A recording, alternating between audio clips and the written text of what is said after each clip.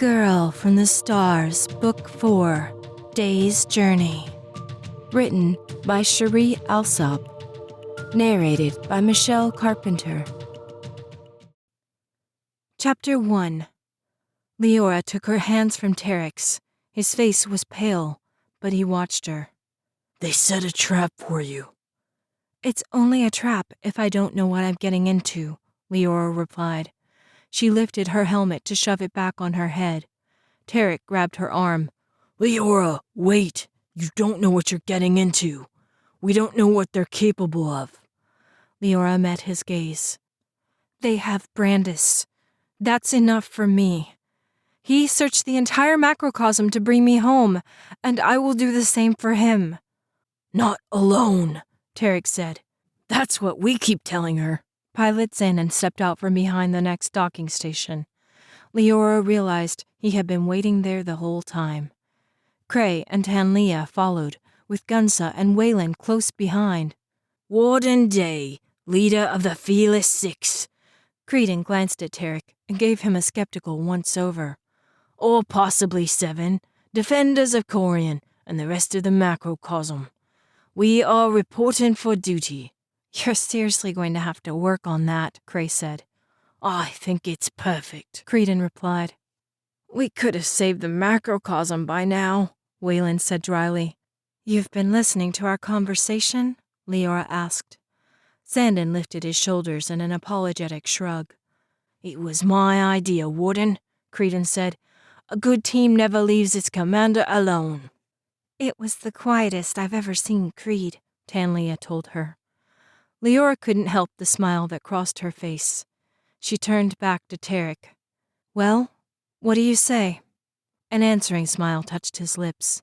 I say I'm putting my money on the Demaclin. Then it's settled, Xandon said. Fuel up, team. We're heading out as soon as the 9s are resupplied. Can we go to the medical wing first? Wayland asked. This bullet is killing me. Then you should have avoided it, Gunsa pointed out, as he and Xandon helped the man limp toward the end of the dock. Maybe if everyone wasn't busy shooting at metal objects, I wouldn't have been hit, Wayland argued. Xandon met Leora's gaze and grinned. He touched a finger to his forehead in a casual salute and turned his attention to helping Wayland along. That's your crew? Tarek asked, his voice filled with skepticism as he watched the ragtag group walk away. Leora nodded with a feeling of pride that brought another smile. That's my crew. They fought well against the Catulans. Her smile faded as the thought of what she needed to do returned. Seeing Tarek back on his feet had banished everything else from her mind. But Brandis was in trouble. The Warden Day Warriors! Creedon shouted from the other end of the hangar. If he put as much thought into the mysteries of the macrocosm as he does our crew name, he'd have solved cold fusion by now, Cray called over her shoulder. At least he's thinking about something, they heard Tanlia reply. That's more than he usually does. We're in trouble, Tarek muttered. Leora lifted a shoulder. Actually, I think we're far better off than we'd be without them. You're putting a lot of faith into untrained merchant guards. Leora glanced back at him. You didn't see them in action. I think you'll be glad to have them along. Tarek put his hand on the ship Leora had flown. The name Day's End stood out sharply along the side. Do I get to fly one of these? Depends. Hiram the Talistan came around the end of the ship and grinned at Tarek. If Leora's father doesn't like you, he won't authorize it. Why wouldn't her father like me? Tarek asked in surprise. I don't know, Hiram replied with a shrug. You're the bad boy, the sulking ship medic who looks like he'd rather kill someone than talk to them. And you're interested in his daughter. He shrugged again. What's there not to like? Tarek caught up to the Talistan. Leora heard him ask, Seriously? Do you really think that's what the senior commandant thinks? Does it matter what he thinks? If I love his daughter, he doesn't get a say, does he? The worry in Tarek's voice held her. Leora couldn't get past how amazing it had felt to see him standing there, in the hangar, out of his coma. He had nearly died when the Nameless Ones attacked him. She paused, then corrected herself. He had actually died. When she reached him, his heart was silent and no breath stirred his lips. She had brought him back by pushing everything she had into him, and it nearly cost both of them their lives. What a strange turn her journey had taken. She had started out fighting for her own survival. Now, entirely against her Demaclan training, she had been willing to give all of it up so that the man she loved would return. She had no regrets. "Officer Day?" She turned to tell the woman that she was no longer an officer. Her heart skipped a beat at the sight in front of her. The woman was impaled on a long claw. Blood dripped from the corner of her mouth, and her hands scrabbled at the metal. "Catulans!" Leora shouted. The huge Catulan dropped the woman to the floor and made a stab at Leora. Leora ducked under the starship she had flown into the dock. When she appeared on the other side, 2 other Catulans were ready for her. They were too high to reach with her knives, and the power sources that were her only option to slay them would be impossible to hit without a gun. "Leora, get out of there!" Tarek shouted. Leora ducked back under the 9 and ran toward the rear of the ship. She reached the end and jumped against the wall, then threw herself backwards. She landed on the ship and took off running across the top. The thought that everyone within her father's hangar would be killed if the Catulans weren't stopped drove her forward. She saw the edge of the big Catulan and changed her angle. At the last step on the 9's wing, she leaped and landed on the Catulan's back. Shots rang out. Yells filled the air. A glance over her shoulder showed 4 more of the machines wreaking havoc in the hangar. Pilots fired shots at them, and bullets whirled through the air. "They're metal!" Creedon shouted. "Stop shooting unless you can hit the power source!" A pained scream tore through the air. The Catulan beneath Leora spun to the left in an attempt to throw her off. Leora grabbed onto anything she could. The metal bit into her hands as she fought to keep her hold. The Catulan was nearly big enough to house a man inside. Its claws reached back at her. The metal was stained with blood that shone bright red in the hangar's light. "Not this time," Leora said. She grabbed onto the arm of the claw and swung down, unsheathing her knife as she did so. Before the Catulan could react, she stabbed her knife into the first power cell she saw. The machine spun in a tight circle. Leora's hand slipped and she dropped the knife. She slid her fingers into a gap in the metal beneath the Catulan and dangled as it fought to dislodge her. Leora spotted the second power cell. She unsheathed her second knife and drove it into the cylindrical tube.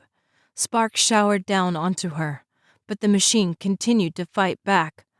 Leora saw a third power cell tucked beneath the one she had just destroyed. She pulled a knife from the sheath at her wrist, but every time she reached for the power cell, the Catulan shook. She knew if she fell, the machine would shred her before she even reached the ground. "Leora!" She looked down at the sound of Tarek's voice. He had his gun out. "Catch!" he shouted. He threw the weapon into the air. The Catulan's claw reached out for the gun. At the last second, Leora kicked the claw away and caught Tarek's weapon. Her other hand slipped free. She fired as she fell. The bullet hit the power cell, and the Catulan exploded. Tarek tried to catch Leora, but a Catulan ran into him at full speed, shoving him against the 9. Leora hit the ground hard and curled into a ball as pieces of the Catulan rained down around her. "Warden Day!" she heard Zandon call out. Fighting to draw a breath, Leora raised her head. 4 more Catulans entered the hangar. She pushed up to her feet. "How many knives do you carry now?" Tarek asked, his voice breathless. He held out the knife he had given her and the one from the SS Kratos' armory. When she took them, he put a foot on the destroyed Catulan and pulled her third knife free. She shoved it into the sheath at her wrist. "Not enough, apparently," she said. A glance showed the still form of the Catulan that had attacked Tarek, lying near the 9. Ahead of them, 2 hangar crew members struggled against the claws of a merciless Catulan. It had torn the fingers from one terrarian, and the Foliant at her side was fighting with a pipe and a wrench. "I'll distract it," Tarek said. He ran around the front. Leora wondered how he planned to get the machine's attention when the body of the Cthulhu she had already slain slammed into the attacker's side. It spun with its claws out, ready to dismember Tarek. He backed up quickly. Leora ran behind the Cthulhu and slid underneath it on her knees. She shoved her knives into the 2 power cells. The Cthulhu shuddered. Leora dove out of the way just before it hit the ground with a resounding thud. Tarek helped Leora rip her knives free. "What are these things?" "Cthulhus!" she shouted over the sound of fighting around the hangar. "They must have followed us back. If we don't stop them all, they'll be back up again in no time." She pointed to the big Cthulhu she had brought down. 2 others were already busy putting it back together. "Xandin, catch!" Creedon ran up to one of the smaller Cthulhus and hit it on the side with a pipe, hard enough to send it flying across the hangar. Tanlia stood ready with a pair of knives. Xandin caught the Cthulhu in his gloved hands, and Tanlia shoved her knives into the underside of the machine. The Cthulhu stopped moving. Xandin let it go and it dropped to the ground. "Heads up!" Creedon shouted. He hit the second Cthulhu to the same place as the first. Xandin and Tanlia dispatched it as quickly as they had the other. "Not bad," Tarek commented. "That's why they're my team," Leora said. "All right, Warden Day, killer of Cthulhus and annihilator of, well, whatever you annihilate," Creedon said. "Let's show these metal heads who's in charge." The others jogged over. Cray looked exhausted, but enthusiastic, with a smear of grease on her cheek and her knives out. Gunsa jumped from foot to foot with a grin that revealed the gap between his 2 front teeth. "Let's do this, boss!" Leora nodded and gave directions as they jogged up the hangar toward the fighting. "Cray, Gunsa, head to the entrance and take down any others that try to enter. Xandin, Tanlia, follow us with the batter routine to take down the smaller ones. Creedon, you're on bat duty. Leave us the big ones that don't fly when you hit them. Where's Waylon?" "I sent him to get his leg fixed," Xandin replied. "He won't be any use to us if he drops dead." "Good call," she told him. "He's probably had his fill of Cthulhus anyways." "I have too," Tanlia said. "Let's remind them that they don't belong in this part of the macrocosm." "They don't belong in any part," Creedon shot back. "You got that right," Xandin replied. They rounded the corner and found 3 small Cthulhus dismantling one of the 9s. "Batter up," Leora said. "Got it covered," Creedon told her. Tarek and Leora ran past the 9 and slowed. "What is that?" Tarek asked. "Have you ever seen one so big?" Leora shook her head. The Cthulhu in the middle of the hangar towered above the starships. There hadn't been one that big attacking the Hyperion. Leora wondered where it had come from. "Maybe they're biding their time," she said. She and Tarek circled where the monstrous machine clawed at a ship whose make was already indecipherable. 3 crew members lay torn apart beneath it, and another cowered before the Cthulhu's claws. "Maybe they were waiting to see where you would go," Tarek replied. Leora's heart slowed. It was entirely possible. Whoever had sent the Cthulhus to attack the SS Hyperion had taken Brandis to ensure that she would follow. Maybe these Cthulhus had been sent in case she didn't. There was one way to find out. "Hey!" she shouted. "What are you doing?" Tarek demanded.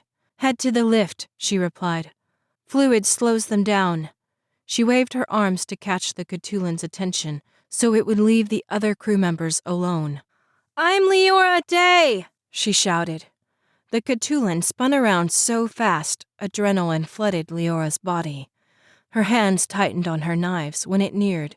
Its claws clicked, and an additional set appeared from flaps on its sides. "As if 2 claws weren't enough," Creedon said, reaching her. "You should get out of here," Leora told him.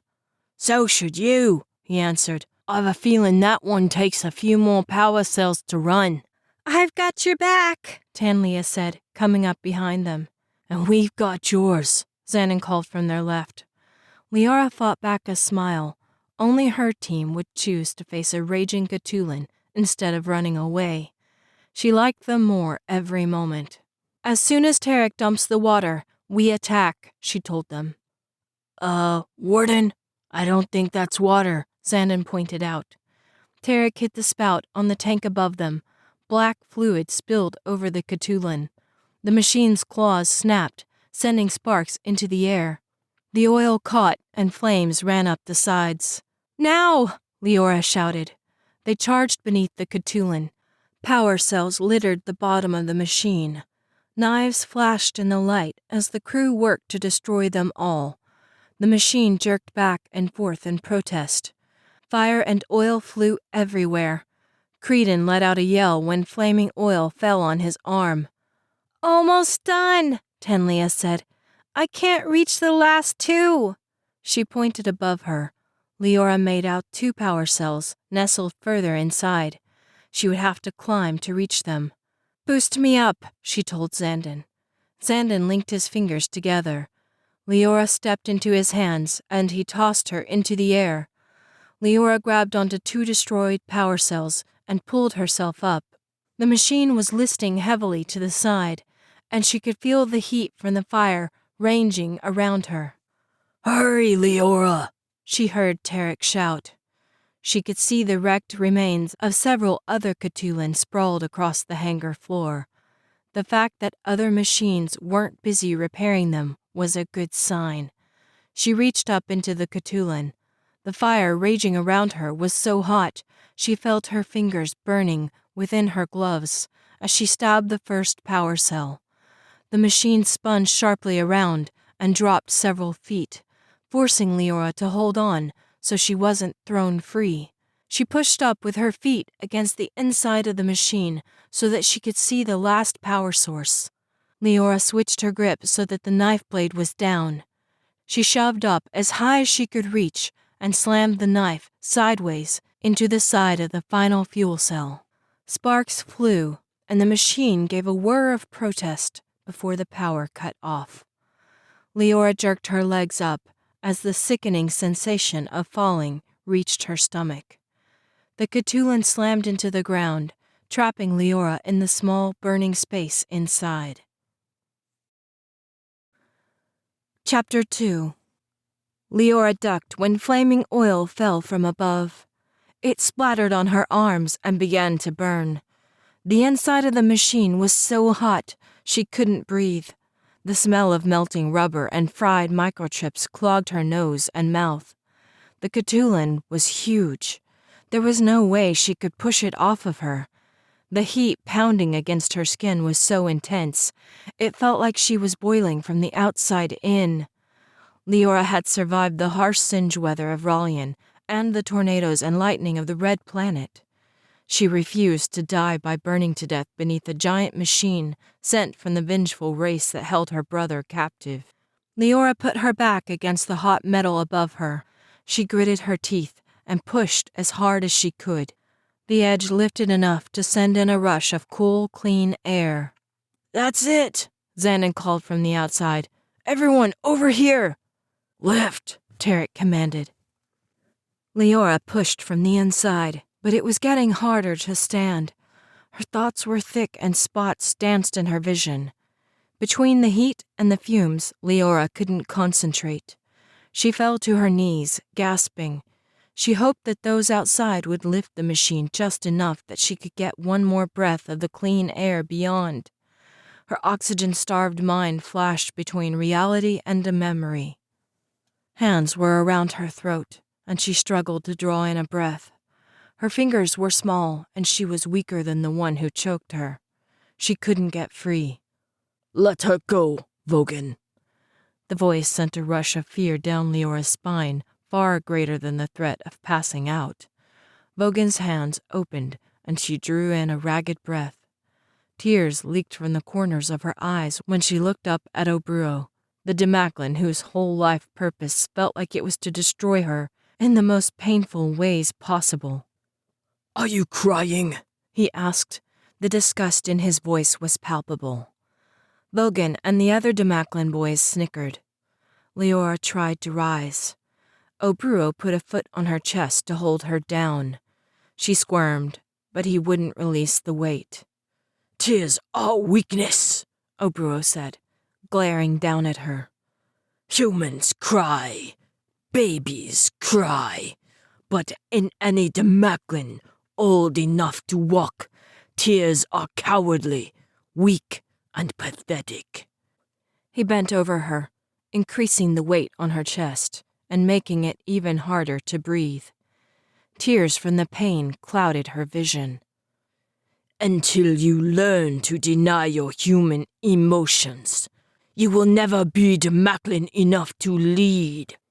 Yes, Chief Obruo, she said, her voice small and much younger than Leora remembered being. "Why are you still crying then?" he demanded. I can't breathe, she said. Obruo grimaced at the way her voice wavered. "You'll never be a true Demaclin," he told her. The pressure let up when Obruo stepped back. Leora took a deep breath of air. "Continue, Vogan." Leora stared up at Obruo. The boy who stood at his side even appeared surprised. Obruo met his shocked expression with a flat look. "Do I need to tell you again?" Vogan shook his head quickly. He knelt beside Leora and, after glancing back up at Obruo, put his hands on her throat once more. "Gain control of your emotions, Leora, or they will be the end of you," Obruo said. He motioned to Vogan. The boy's hands tightened around Leora's throat. She struggled, but his hands were too strong. Black closed in from the edges of her vision, and her head pounded as she fought to take a breath. But Vogan was relentless. The last thing Leora saw before she passed out was Obruo standing above her with his arms crossed, and the closest thing to a pleased expression on his face Leora had ever seen. "Leora!" A hand touched her shoulder. Leora jerked away as her thoughts warred between the memory and reality. The familiar weight of a knife was in her hand. She brought it up to defend herself. A hand caught her wrist. "Easy," Tarek said, his words gentle. His voice was louder when he said, "Give her some space." Leora's eyes stung from the chemical smoke. She blinked, trying to make sense of what had happened. "It's all right," Tarek continued in his easy cadence. "You were trapped under the machine. We had some difficulty getting it off. That thing weighed more than 2 banter ox strapped onto a haffet." "Quiet, Creed. Give them some room," Leora heard Cray say. She sat up slowly. Tarek's hand was a steady pressure against her back. She took a calming breath. The fresh air rushed painfully down her raw throat. "Next time, we come up with a better plan," she forced out. Tarek cracked a smile. "See, I told you we should have made this place Cthulhu-proof," Creedon said. "Shut up," Tanlia replied. "Until today, we didn't know they still existed." "Apparently they do," Xandon said. "And now they know where the home base of the day merchant fleet is. That's a problem," Creedon said. "That's a big problem," Cray echoed. Leora pushed up from the floor. Tarek caught her arm and helped her rise to her feet. Everyone fell silent. "Have they all been stopped?" Leora asked. Standing made her feel a bit more grounded, but her head still swam. She looked around, expecting to see Cthulhu's dismantling ships and slicing through limbs. "We got them all for now, at least," Gunza told her. "But there's no telling if there's more on the way." Several members of her father's flight crews walked toward Leora, their expressions expectant as if they awaited her orders. With her father and Devrin out helping to bring the damaged Hyperion back to Corian, and Brandis further away than she wanted to think about, the workers looked to her for direction. Leora thought quickly. "We need to send out a squadron to alert us if there are sightings," Leora told them. We can't be caught unaware again. I need Senior Commandant Day to be contacted. Notify me as soon as he is available. Also, we need to get these ships repaired, refueled, and resupplied. We're heading out after Brandis as soon as they're ready." "Yes, Warden Day," Gunza said with a fist to his heart in salute. Leora shook her head. "You don't have to do that." "Attention, Warden Day's warriors," Creedon called out. Zen and Cray, Creedon, and the others snapped to attention and held their hands to their hearts in salute. The other workers from the hangar gave hesitant salutes as well. "You guys are ridiculous," Leora told her crew. Xanon cracked a smile and the others laughed. They broke off to carry out Leora's orders. "Following in your father's footsteps," Tarek said. Leora shook her head. "With him and Brandis gone, somebody has to step in before this planet falls apart. It's not really my place." "Of course it's your place," Tarek said, cutting her off. "This is your home, Leora. Truly." He gave a sweep of his hand to indicate Corian. "This is where you belong." His words didn't ring true to her the way she felt like they should. "Corian is my father's planet. As kind as they've been, I don't belong to any of this." She picked up a Cthulhan claw from the scraps on the ground and studied it. "But after all they've done, the best I can do is defend it and bring Brandis home." Leora gripped the claw so hard the metal bit into her hand. If they hurt him, or worse, she didn't know what she would do. He had traveled the macrocosm to find her and bring her home. She had to make sure he was safe, and she wouldn't rest until he was back at Corian. Tarek opened her fingers and removed the claw from her hand. "We'll find him," he told her. "We won't give up until he's here, where he's supposed to be." Leora made herself ask the question that burned in her thoughts. What if they've killed him? Tarek's gaze was calm and steadying as he watched her. "We won't stop until we know for sure. I promise you that." Leora nodded. She stooped to pick up several more pieces of the Cthulhan. A man with a hovering waste crate rushed over. "Warden Day, you don't need to do that," he said. He quickly scooped up the pieces and dumped them into the crate, then zoomed to the next pile. Tarek cracked a smile. "They are efficient." The sound of TDV-9s flying down the tunnel caught their attention. Relief filled Leora at the sight of Devrin and Hiron. Their ships were beat up, but the pilots appeared unscathed. She and Tarek jogged over to where the ships landed. "About time you got here," Tarek said when the hatch opened on Obsidian's wrath. "Tarek!" Devrin shouted. He jumped from the hatch opening to the ground and caught his friend up in a tight hug. "It's good to see you." Tarek chuckled and hugged him back. "Same to you. I thought you were having too much fun killing Cthulhans to come back here, though we had our fair share of metal death machines." Devrin stepped back and looked around the hangar. "You did, didn't you?" Leora nodded. "They must have followed us. I have a crew on watch in case more show up." "I'm sure they will," Devrin replied. "We've been fighting them off the Hyperion long after the pirates ran." "Pirates?" Tarek said. He looked at Leora. "You didn't mention pirates." "There hasn't been time to talk about it," Leora told him. "But that's where Brandis was. The Hyperion got attacked by pirates and Cthulhans, and the Cthulhans took him so I would follow." "So you would follow?" Devrin asked. "What makes you say that?" "It's a long story," Leora replied. "We need to get going. The 9s are being repaired, and as soon as they're done, I'm heading after Brandis." "I'm going too," Tarek said. "Count me in," Hiron told them. "Me too," Devrin echoed. "But first, we need to contact Senior Commandant Day. Your father asked us to reach him as soon as we made it to Corian." "I have people trying to contact him. We should go to my father's office," Leora said. "I know the fastest way." She crossed to a wall and put her hand on the reader. Within minutes, the bald, cheerful human who had been assigned to Leora as her personal escort in Corian rode down the winding tunnel on a hovercraft. "At your service, Leora Day," Malden said with a bow of respect. If he looked surprised at the state of the battle-damaged hangar, he didn't show it. "Thank you, Malden," she replied.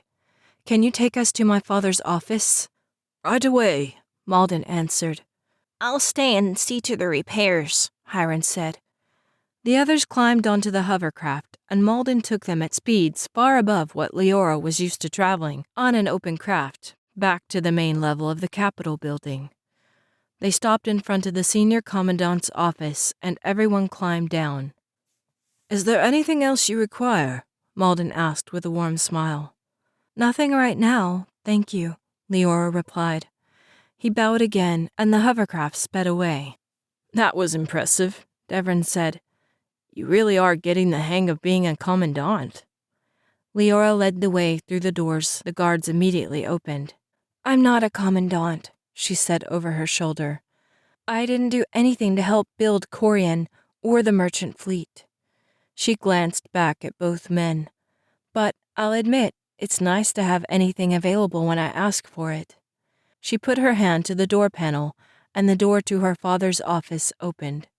"Wow," Tarek said, as if he couldn't help himself. "This is the nicest office I've ever seen," Devon noted, with his gaze on the huge fireplace that took up one entire wall. "The carpet's, well, cushy." Tarek bounced up and down on the balls of his feet to emphasize the point. Leora had to hold in a laugh. She had felt the same awe when she first stepped into the grand room. Hearing it spoken aloud made her feel less out of place. She looked around at a loss as to how to contact her father. "Put your hand on the grid," Devon directed when he caught her searching gaze. "Say your father's name. Since the door panel was already programmed to open for you, I'm assuming he did the same for the communicator."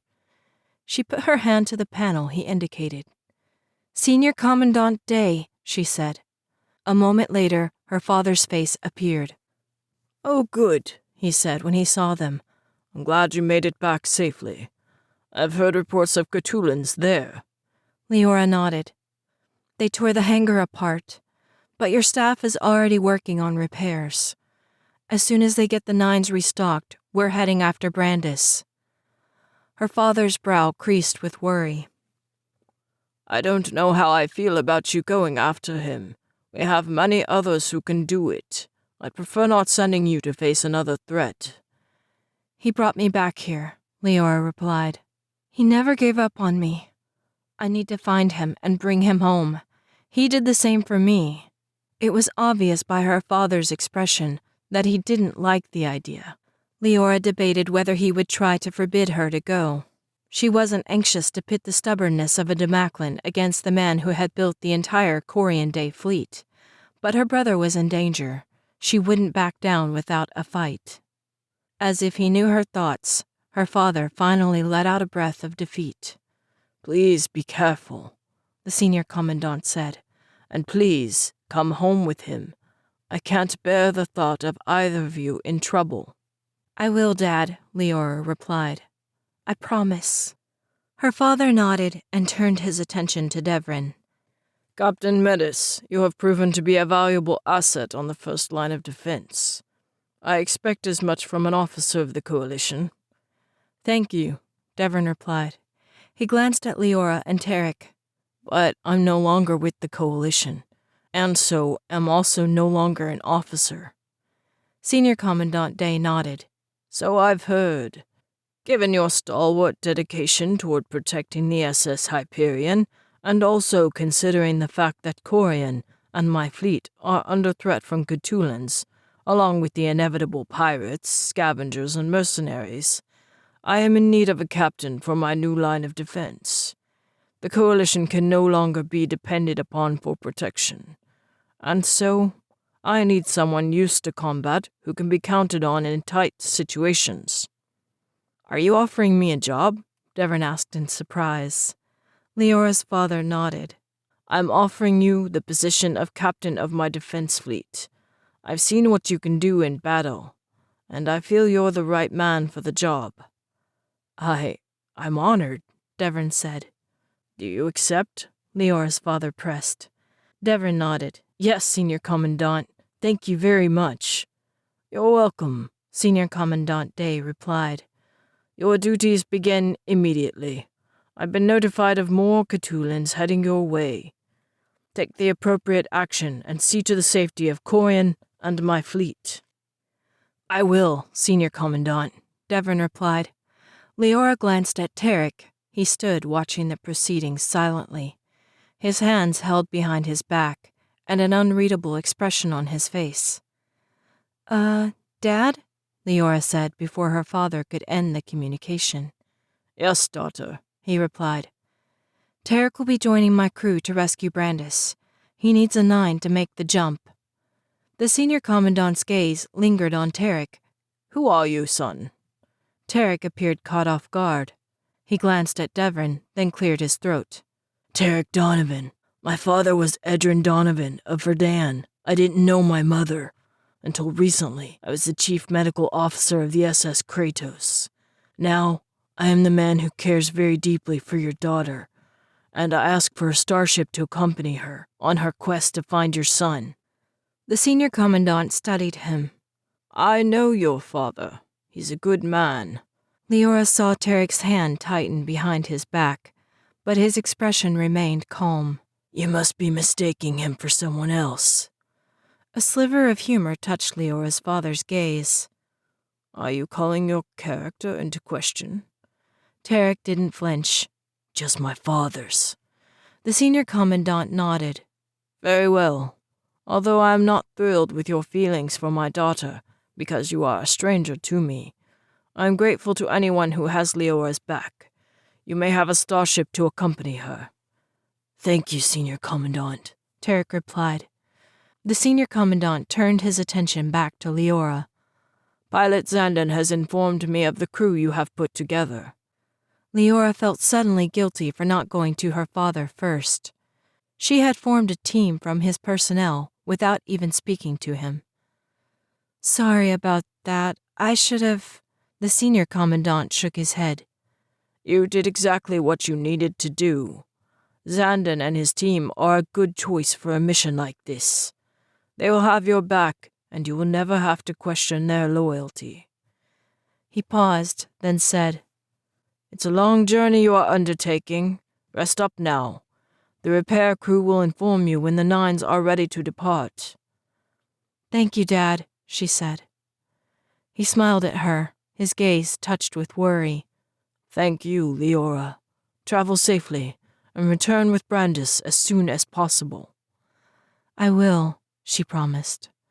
The screen went dark. She looked at Devon, then Tarek. "I guess we're parting ways." It felt strange to leave the captain who had rescued her from the Kirkos. She had experienced so much since that time, and the one constant factor was the presence of the 2 men. To leave one of them behind felt strange. Devon surprised her by giving her a hug, despite how much he knew she hated them. "Take care of yourself, Leora. Be careful out there." He tipped his head at Tarek. "Remember that you have this guy to come back with." "I will," she promised. Devon and Tarek hugged. It made Leora feel sad to watch them. Though they weren't brothers by blood, they had been raised together as such for most of their lives. Seeing them say goodbye gave her a pang of sorrow. If her father hadn't asked Devon to stay and take charge of the new fleet, he would no doubt be flying out at their side. She told herself that they would return as soon as they found Brandis. She only hoped it would be that easy. Chapter 3.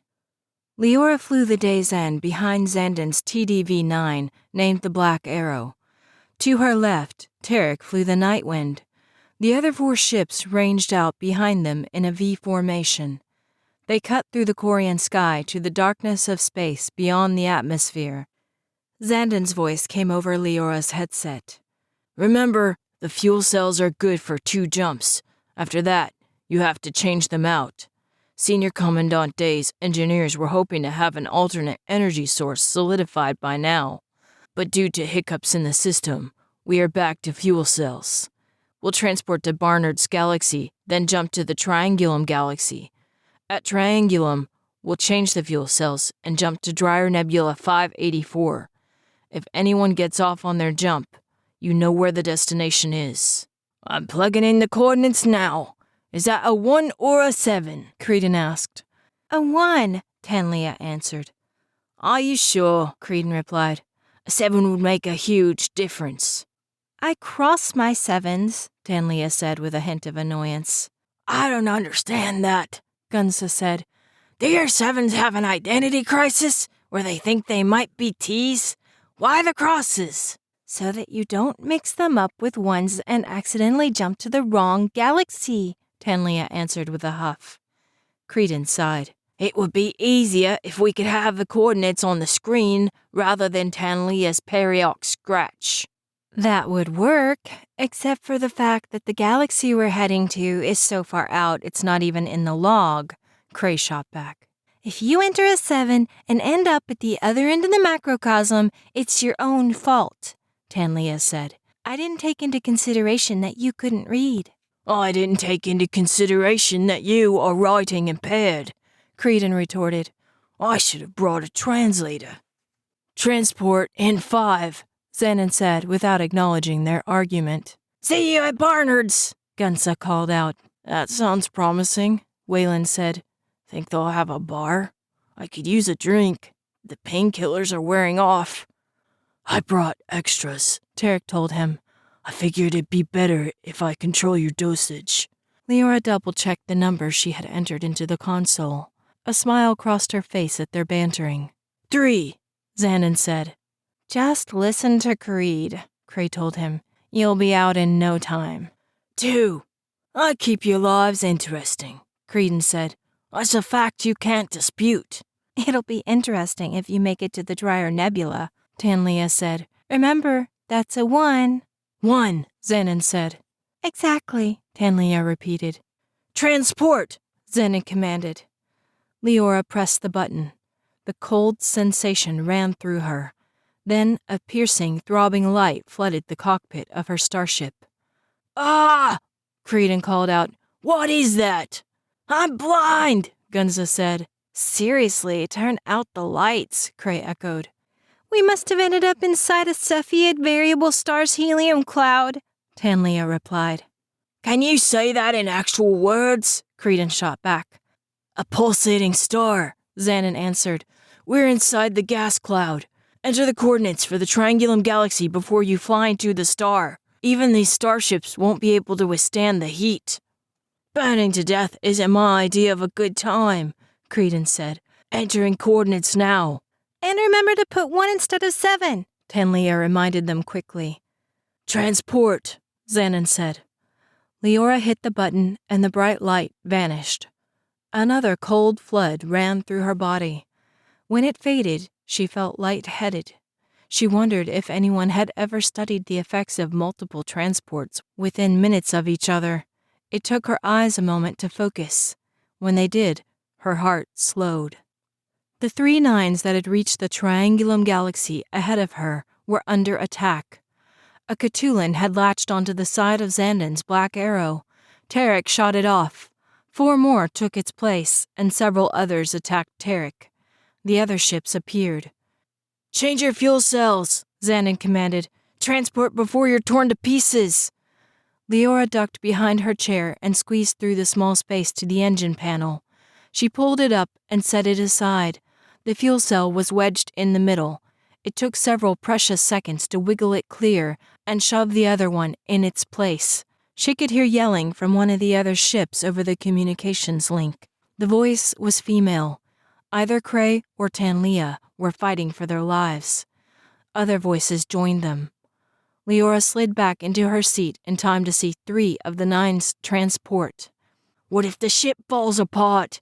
Creedon protested. They'd cut into the hull.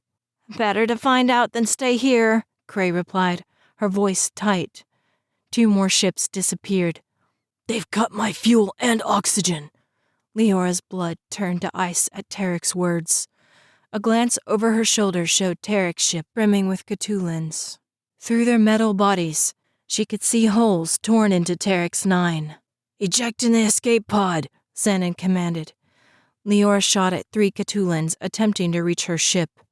2 others landed on Xandon's 9. Their mechanical arms flashed in the light from Leora's starship as they sliced into its hull. "Xandin, you've got 2 on your back," she said. "Angle to the right so I can get a shot." Xandin did as she instructed. She took careful aim and fired. Both Catulans exploded. Several others rushed over and began piecing them back together. Tarek's escape pod blasted from the bottom of the night wind. 2 Catulans went after him. Xandin shot them down. Leora steered her ship to the other side of the small square pod. She could see Tarek through the window. The pod looked barely big enough to hold him. "Xandin, there are half a dozen Catulans on your tail," Tarek said. Leora maneuvered her ship so that she could see the Catulans closing in on Xandin. "Transport to the drier galaxy, Xandin," she told him. "I'll pick up Tarek and we'll follow." "Are you sure?" Xandin asked. "If you don't, you'll be Catulan fodder," Leora replied. "We have the coordinates. We'll meet you there." A moment later, Xandin's ship vanished. All of the Catulans immediately turned their attention to Leora and Tarek. "I don't think that was a good idea," Tarek pointed out. "Worried about the odds?" Leora asked. She carefully steered her ship to just above Tarek's escape pod. "They aren't my favorite," Tarek replied. His voice was tight. Leora pictured him preparing the pod's hatch so he could open it right when she was ready. The moment she hit her hatch release, he would make the jump from one escape pod to the other. "As soon as the hatch is sealed again, I'm hitting the transport control," she said. "Ready?" "Better hurry," Tarek replied. "There are a few Catulans that think the day's end looks pretty enticing." 3, 2, 1, Leora said. She pressed the button, and the ship's controls gave several low beeps to indicate that the hatch was open. The sounds of a scuffle ensued. "What's going on?" Leora asked, her heart racing. She didn't dare leave her seat because every second counted. If too many Catulans got the 9 before she transported, the starship would be torn apart before they could make the jump. Her heart thundered in her chest. "Tarek?" "They got in," he shouted. "Close the hatch," Leora ordered. Tarek gave a grunt of pain. As soon as the beeping stopped, Leora hit the transport button. The ship didn't move. A dozen warnings flashed across the monitors. Leora could see Catulans littering the sides of her 9. A sharp claw grabbed her shoulder. Leora tried to turn around, but she couldn't maneuver in the tight space with the Catulan pinning her. She grabbed her knife and slammed it into the machine's side. It released its hold on her shoulder only to clamp onto her right forearm with both of its mechanical claws. The atmosphere suit gave little protection against the steel claws. Leora turned the best that she could and stabbed her knife into its side again and again. The claws tightened. She let out a cry as the bones in her arm snapped beneath its relentless grip. She could hear Tarek struggling in the escape hatch. An image of him being shredded by Catulans filled her with rage. She gritted her teeth and brought her arm around, slamming the Catulan against the window. Tears of pain ran down her cheeks at the movement. The power cell beneath the Catulan was revealed. Leora drove her knife into it once, twice, 3 times. The Catulan shuddered and then stilled. Unfortunately, its claws were still locked around her arm. Every movement sent a rush of pain up Leora's mangled limb. She worked her knife into the gap between the first claw and with a grunt of agony managed to pry the claw open. She did the same with the second. As soon as the Catulan was free, she kicked it away from her, cradling her arm against her chest. "What's going on?" Tarek asked over the headset. Leora could tell by the tightness of his voice that he was also in pain. "Why aren't we out of here?" "They've cut into the system," Leora replied. "I don't have control." She pressed several buttons, but the 9 didn't respond. Tarek cursed and something slammed into the side of the ship. "I have an idea," he said after a moment. "That's good because I'm not sure what to do," Leora replied. "Send out the pulse." "The EMP?" Leora replied. "Are you sure?" "It'll affect the Catulans." "It'll disable the ship," Leora pointed out. Tarek paused, then said in a taut voice, "The Catulans are destroying this thing from the inside and out. If we wait too long, there won't be a ship or us, for that matter. Xanon will be back to pick us up when we don't appear at the drier galaxy. It'd be nice if something was left of us." Leora brought up the weapons system. She selected the electromagnetic pulse missile and set it to explode immediately. She could feel the scraping along the hull right outside where she sat. They were nearly through. The memory of what Gunsa had said about pilots being torn apart with their ships sent a shudder down her spine. Leora hit the button. The nearly silent explosion occurred as soon as the missile left the hatch. The fine hairs along Leora's arms stood up as silence filled the starship. She realized that all sounds had vanished completely. The electronic whir of the Catulans, the hum of the Nine, even the barely audible hum of her atmosphere suit had stopped. Fear brushed Leora's senses. Of course the EMP would have knocked out her atmosphere suit, along with everything else electronic. The thought made her breathe quickly, even though she knew that in doing so, she was depleting what remained of her oxygen in the suit.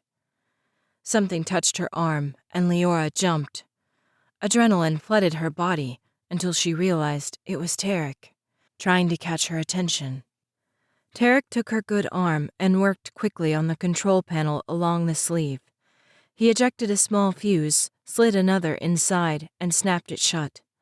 The atmosphere suit gave a beep, and Leora could breathe again. Tarek's mouth moved, but Leora couldn't hear what he was saying. He paused and tapped his helmet. Leora hit the communicator button. "That's better," Tarek said. He gave her a ragged smile. Blood colored the side of his face, and he moved gingerly, as if there were other wounds she couldn't see. "Good to see you."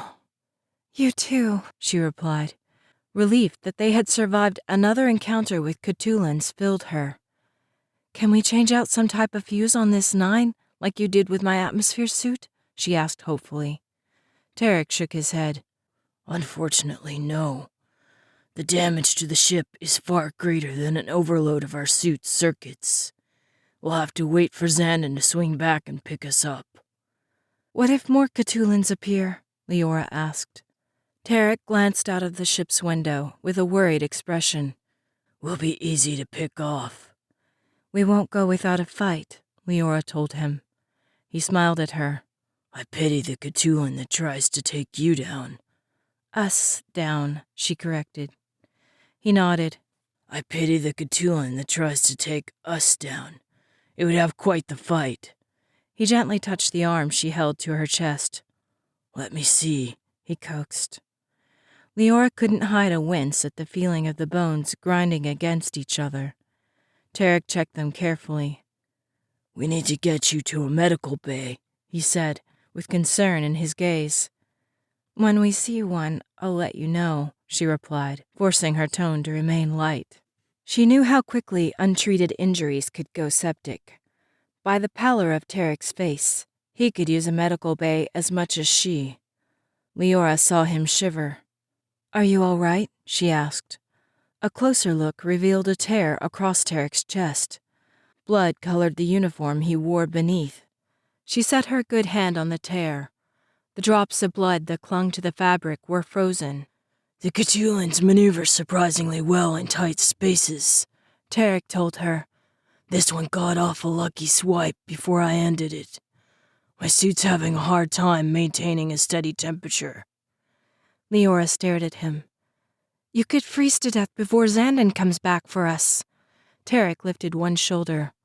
"I'm harder to kill than that." Leora gave him a straight look.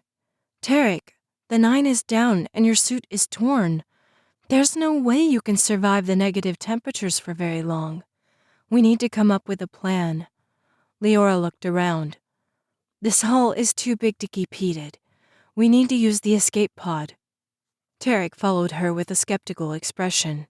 She climbed into the small pod. At her motion, he squeezed in beside her. She shut the hatch above them manually. "We'll use both of the suits to keep the pod as warm as possible," she said. She tried to take off her helmet with one hand. When Tarek realized what she intended to do, he stopped her. Leora, your suit works. Don't mess with it. I'll hold out for as long as I can. His teeth chattered as he spoke. He forced a smile and wrapped his arms across his chest. I'm tougher than I look. Leora shook her head. I'm not about to sit here and watch you freeze to death while I'm warm in my suit. Here, look. Before he could stop her, she managed to turn the helmet and free it from its catch. Her breath fogged in the bone-chilling cold that bit at her exposed skin. She could feel the heat escaping her suit into the small space around them. Put your helmet back on, Tarek insisted. He tried to take it from her to place it back on her head, but she deflected his hands. My suit will keep working to warm the air, Leora told him. It's the best chance we've got. Tarek gritted his teeth and pulled off his helmet as well. He grimaced at the rush of cold. I think this is a terrible idea, he said. Leora nodded. Probably. Her teeth chattered together. She was amazed at how quickly the chill was getting to her. But together, we might have a chance.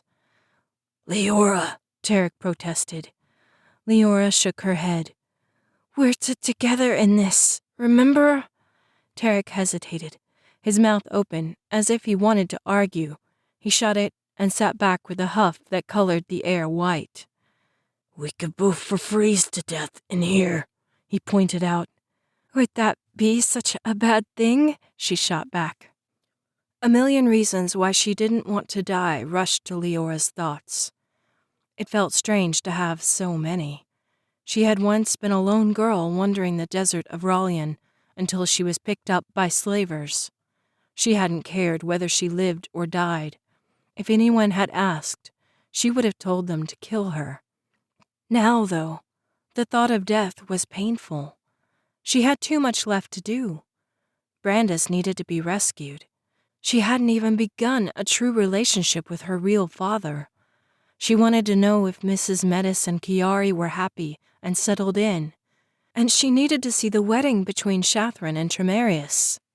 That would be a terrible thing, Tarek told her.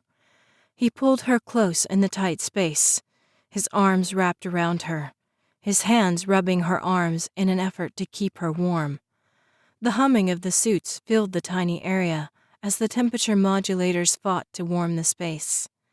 To Leora, it felt too little to make much of a difference. The cold became a piercing pain to every part of her body. She couldn't stop shivering, and she felt Tarek shaking as he held her, his chin resting on her head and his arms wrapped around hers. They should be here any minute, Tarek said, his teeth clicking together with each word. Any minute, Leora replied. She kept her eyes shut, afraid that they would freeze in the extreme cold. I'm giving him a piece of my mind, Tarek said. Leora tried to laugh, but the effort was too great. She merely nodded. She felt Tarek's head settle heavily on her shoulder. She leaned her head to the side and wished she could smell his warm masculine scent. With the cold, it was impossible for even her sense of smell to work. The thought that she was sad she couldn't smell him made her wish she could laugh.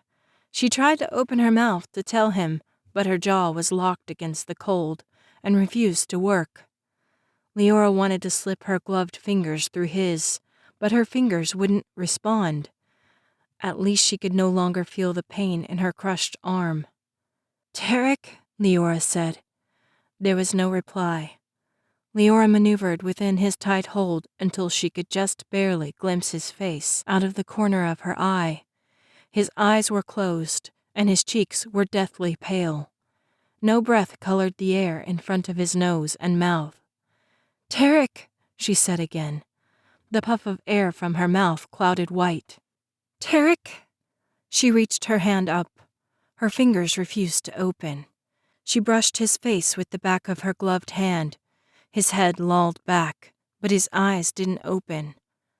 A tear escaped Leora's eye and froze at the edge of her eyelashes. Leora closed her eyes, and her breath escaped her in a sigh. The memory Tarek had shown her when she first reached the hangar surfaced. It felt more real than the escape pod they waited in. Leora let it wash over her. It was from Tarek's point of view, yet it felt as though she was the one in the memory. Tarek fought to reach the orbs on Rallion.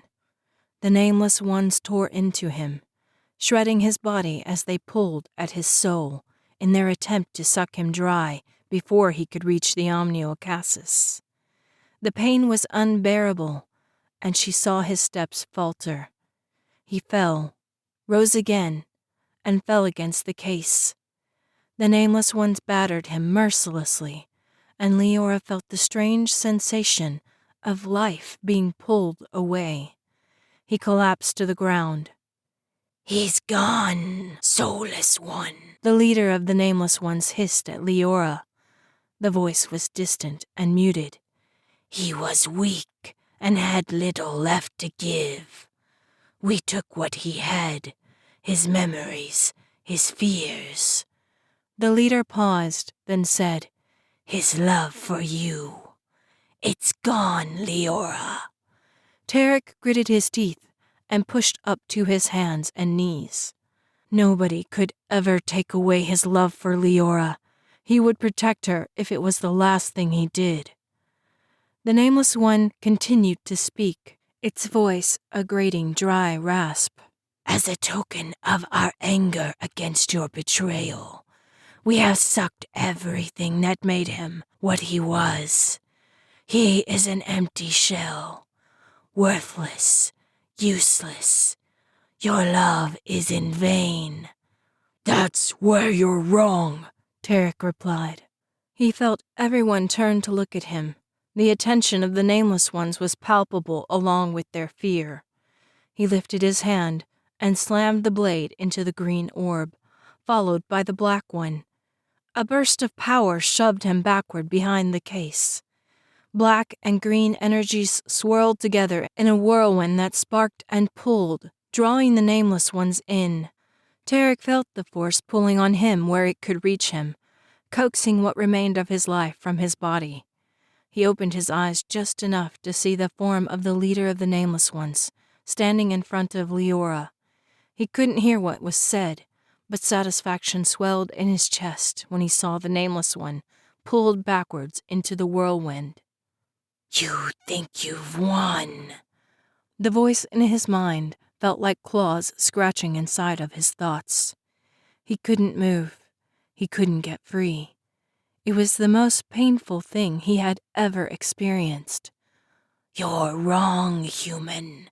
You'll pay. You'll see." An image surfaced in Tarek's thoughts. It was of an oblong planet, encircled by red and blue rings. Other smaller spheres circled slowly, caught in the great planet's gravitational pull. The image dove through the clouded atmosphere to the surface where liquid bubbled, then hardened into thick lumps of red rock. A sulfur scent filled Leora's nose, and a dome met her gaze. The image took her to the top, where voices reached her ears. "They eliminated the gateway, Master," a voice said. "The Saturn were supposed to ensure that didn't happen." The voice that replied spoke the tones in thoughts instead of words. "The Saturn failed," the first voice said. "The orbs were destroyed." "You told me that the Coalition's greed would ensure that the Omniocassis was used. They would destroy a galaxy, and that would open the gateway. We need access to their planets." There was a pause and a crash. A moment later, a Catulan burst from the side of the dome. One of its claws hung crookedly, and it listed to one side as it flew away. "These machines are useless to me." The voice grew stronger. "Who destroyed the orbs?" "The Catulans have brought the name Leora Day." A grunt sounded, followed by the words, "Bring this Leora Day to me. If she refuses to come along in peace, make her an offer she can't refuse." Leora was aware of someone lifting her. She opened her eyes to see that her helmet was on. Tarek must have placed it back on her head. He leaned against the wall. Frost showed on his blue lips, and his eyes were closed. Leora reached for him. The hand she was using to stabilize herself gave out, and she fell against his chest. She couldn't hear his heartbeat. She struggled to say his name, but her body was so cold it wouldn't respond to her demands. She felt herself slipping away. The cold faded. The pain became a memory, and she sunk into unconsciousness with Tarek's name on her lips. Chapter 4. Leora's eyes flew open. Half-formed visions of a freezing escape pod contorted into a round room with a bed in the middle. There wasn't a single source of light, yet the room held a warm glow that seemed to come from the walls themselves. Shimmering bands held Leora's arms across her chest. She struggled, and pain coursed up her right arm. A glance at it showed a metal case around her forearm, where it had been crushed. Leora had no idea what state her arm was in. She wondered if Tarek was in better condition. Thoughts of Tarek brought her last memory of him to the forefront. His lips had been blue in the freezing cold of the escape pod, and when she leaned against his chest, there hadn't been a heartbeat. Leora struggled against her bonds. The need to make sure Tarek was all right coursed through her with a strength that muted the pain the movements brought. Her knives were gone, along with her Vintican clothing. In its place, she wore a simple beige shirt and pants of willow wool. She had nothing with which to break the hold the bonds had on her. She tried to slip her arms free, but couldn't make any progress against the strange energy. A door opened, and Leora stilled. She thought of it as a door only because no other word matched. Nothing had slid aside or been pushed or pulled. Instead, the oval had simply appeared in the wall where there had been nothing before. Leora's heart slowed at the sight of the being that stepped through. She had never seen such a race before. The being was so slender and tall that the oval door was barely able to accommodate him or her. White, delicate robes covered a bald head with skin just as pale. Large green eyes looked down at her from a skull whose only other adornment was 2 tiny holes that appeared to be nostrils. 4 sets of hands branched from the being's wrapped torso. The hands ended in fingers so long and slender they were half again as long as the arms. The subtle white robes with which the being was wrapped ended just above the ground and gave a soft shushing noise when the being stepped into the room on feet that appeared too small to support such a tall form. Upon seeing her awake, the being folded both sets of arms in a gesture that was simple yet guarded. The being bowed a graceful neck, the motion elegant and filled with deference. "I am most happy to see you awake." Leora stared. The words had come from a gap at the base of the being's neck that opened when it spoke, and the voice carried masculine tones. The being tipped his head to one side. "Am I saying the words wrong? I fear my Berveric is rusty." As much as Leora wanted to stay silent, she had to know where Tarek was. "Where is my friend?" The being's huge eyes changed from green to yellow, and he said, "I am glad we can communicate." Leora had no patience for pleasantries. Being strapped to a table with an angrily throbbing arm and no way of knowing what condition Tarek was in filled her with a rage she could barely hold back. She had to break the strange energy bonds somehow. She struggled against them again. The being pressed a button on the bed with a slender finger and the bonds disappeared. Leora pushed to a sitting position, ready to defend herself. She looked up to see the being watching her again, his hands crossed and eyes green once more. "Where is my friend?" she demanded. The being's eyes took on a greenish-blue shading. "Your friend?" Leora fought back the urge to shout. She pushed up from the table and set her bare feet on the warm floor. She leaned against the table when her legs refused to hold. "You were nearly dead when the Cheree found you," the being said. "Your body needs rest." "I know what I need," Leora snapped. "Where is Tarek?" The being's eyes shifted to completely blue. "Unfortunately, there was no other viable life form in your pod." Leora stared at him, attempting to understand what he meant. "Of course there was. Tarek was with me. He's human, with black hair, a bit taller than me. His eyes feel like they see clear through you." She knew she was babbling. She never babbled, but the meaning of the being's words poked at her like a dagger in a festering wound. She refused to let them sink in. "He has to be here." The being merely watched her with his enormous eyes colored in a blue so deep Leora had only seen the shade in the depths of the oceans of Gliese, where they destroyed the orb. "I give you my sorry," he said. "Your friend was not alive when the Cheree found you." Leora grasped onto the words that didn't matter. "The Cheree? Who is that?" The being bowed his long, pale neck once more. "We are the Cheree." Leora didn't care about his reply. She pushed away from the bed and willed through desperation for her legs to hold. "I need to see the pod. I need to know what happened." "The shred boxes destroyed it," the Cheree replied. His lack of expression bothered Leora. An image flashed through her mind of Tarek's body being torn apart by Catulans, destroyed the way they had annihilated his ship. Her arm throbbed at the reminder of being gripped in unforgiving claws. Tarek's blood froze as his tattered body floated through the vast depths of space. "No," Leora said. "He's alive. I know he is." She ran for the door. The hole in the wall let her pass into a long white hallway. A glance behind her showed the Cheree following on his tiny feet, his eyes yellow and eerily long fingers still linked in front of his chest. "Take me to him," Leora demanded. She turned in her half-jog and her feet moved slower than her thoughts. She tripped and fell toward the floor. Through the fog of just awakening from a long sleep, Leora put out an arm to break her landing. Despite her training, the said to do so was a terrible idea. When her body hit the floor, sharp, angry pain coursed up her damaged arm.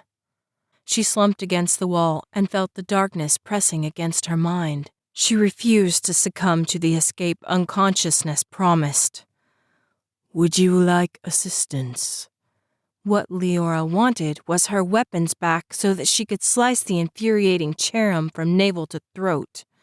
Instinct warned her that violence wouldn't get her what she wanted. Sometimes she hated her instincts. "I'm fine," she lied. She pushed slowly back to her feet. Weakness from nearly freezing to death made her movements sluggish. Through sheer strength of will, she stood upright and put on an expression of calm. Inside, Leora's thoughts tumbled against each other. Was Tarek truly dead? She refused to believe it. Yet how could he have survived the extreme temperatures? She had survived, but he had put her helmet on. His atmosphere suit had been torn. There had been no way to keep his temperature regulated. A sob of despair welled up in Leora's chest. She met the Cheree's greenish-blue gaze and forced the emotions away. She had to put on a front of calm. She had to find out where she was and why they had rescued her. Once she had a stable foundation to work with, she could sort through the truth. She willed her Macklin training to the forefront and took a breath to center herself. Tarek's face remained in her mind, his eyes closed and frost from his breath clinging to his lips. "Where am I?" she asked. The Berveric came more easily to her tongue. Thanks to Shigeru's careful tutoring, language had become more of an art than a skill. She merely had to find the cadence to unlock the careful schooling she had received in the belly of the slaver ship so many years ago.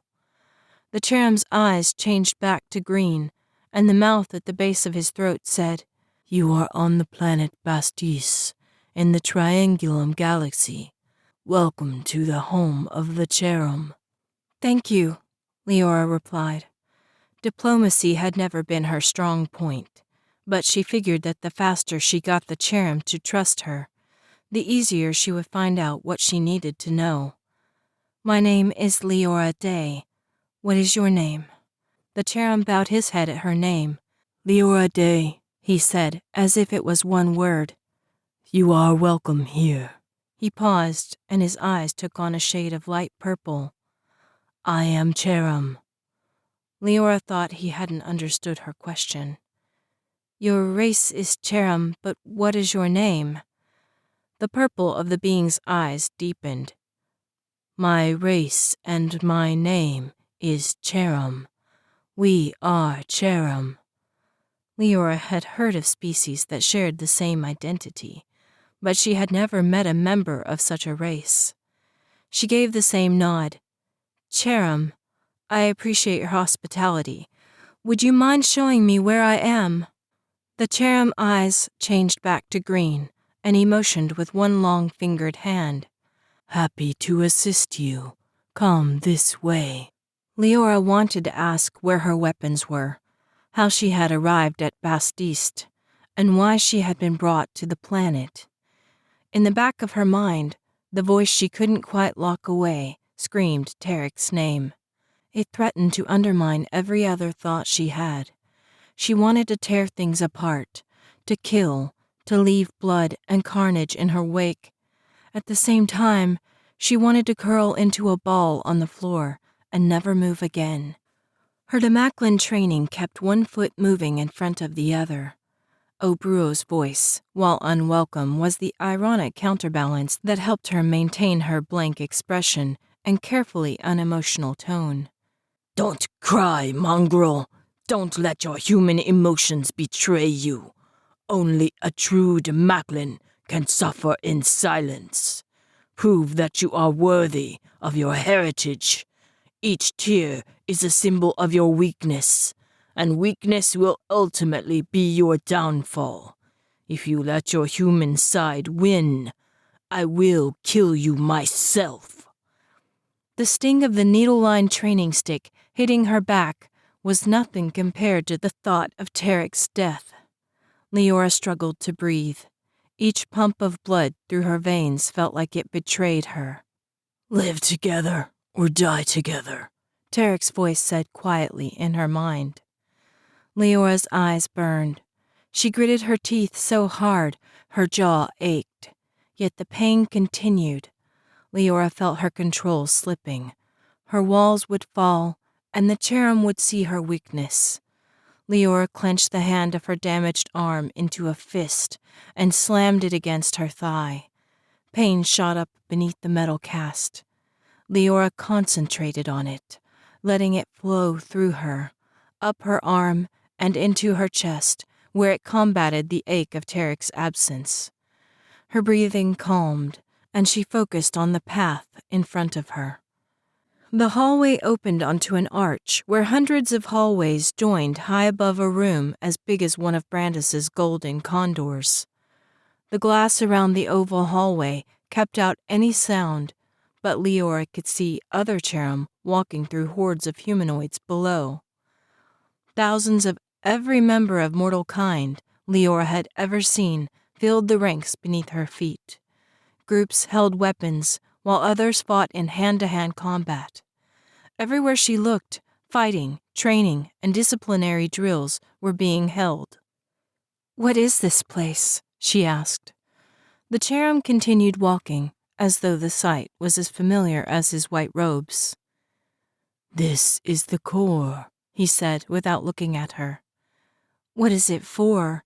Leora pressed. They will protect us from the Voss, the Cherem answered simply. Leora kept herself from asking what the Voss was. From the looks of the battle training below, the enemy was dangerous. One of Obruo's mantras came to her mind.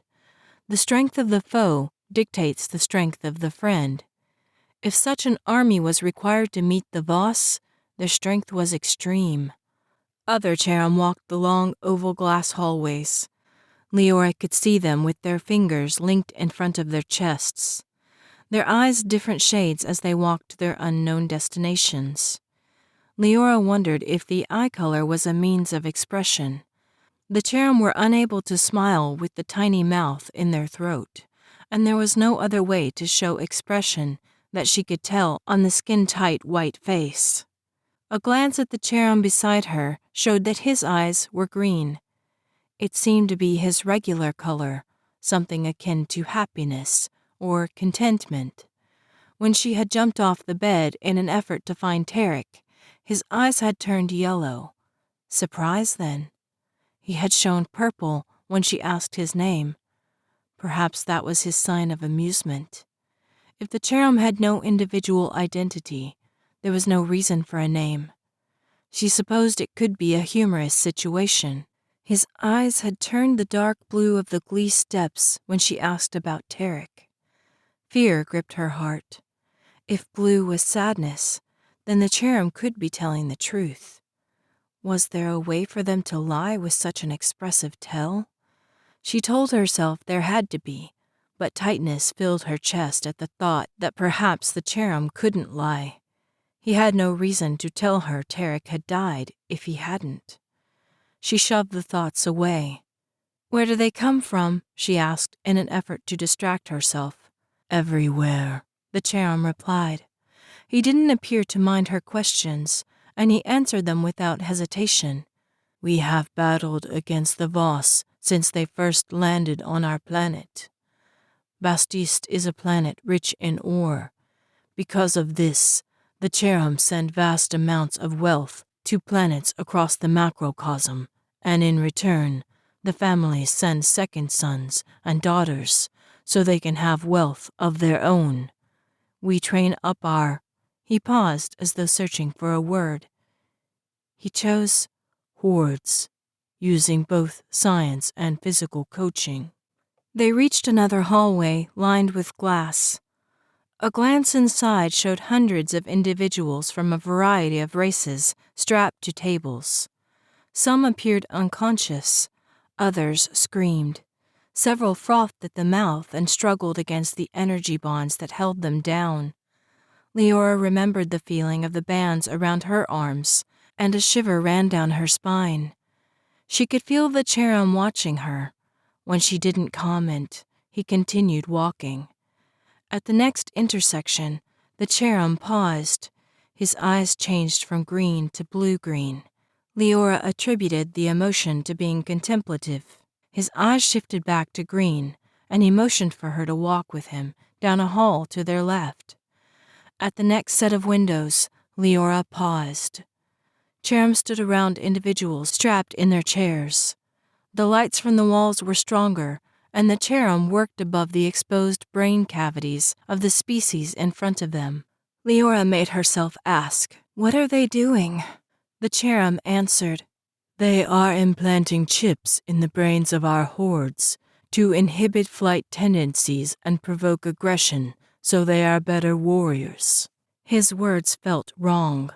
Leora had grown up in a violence-dictated society.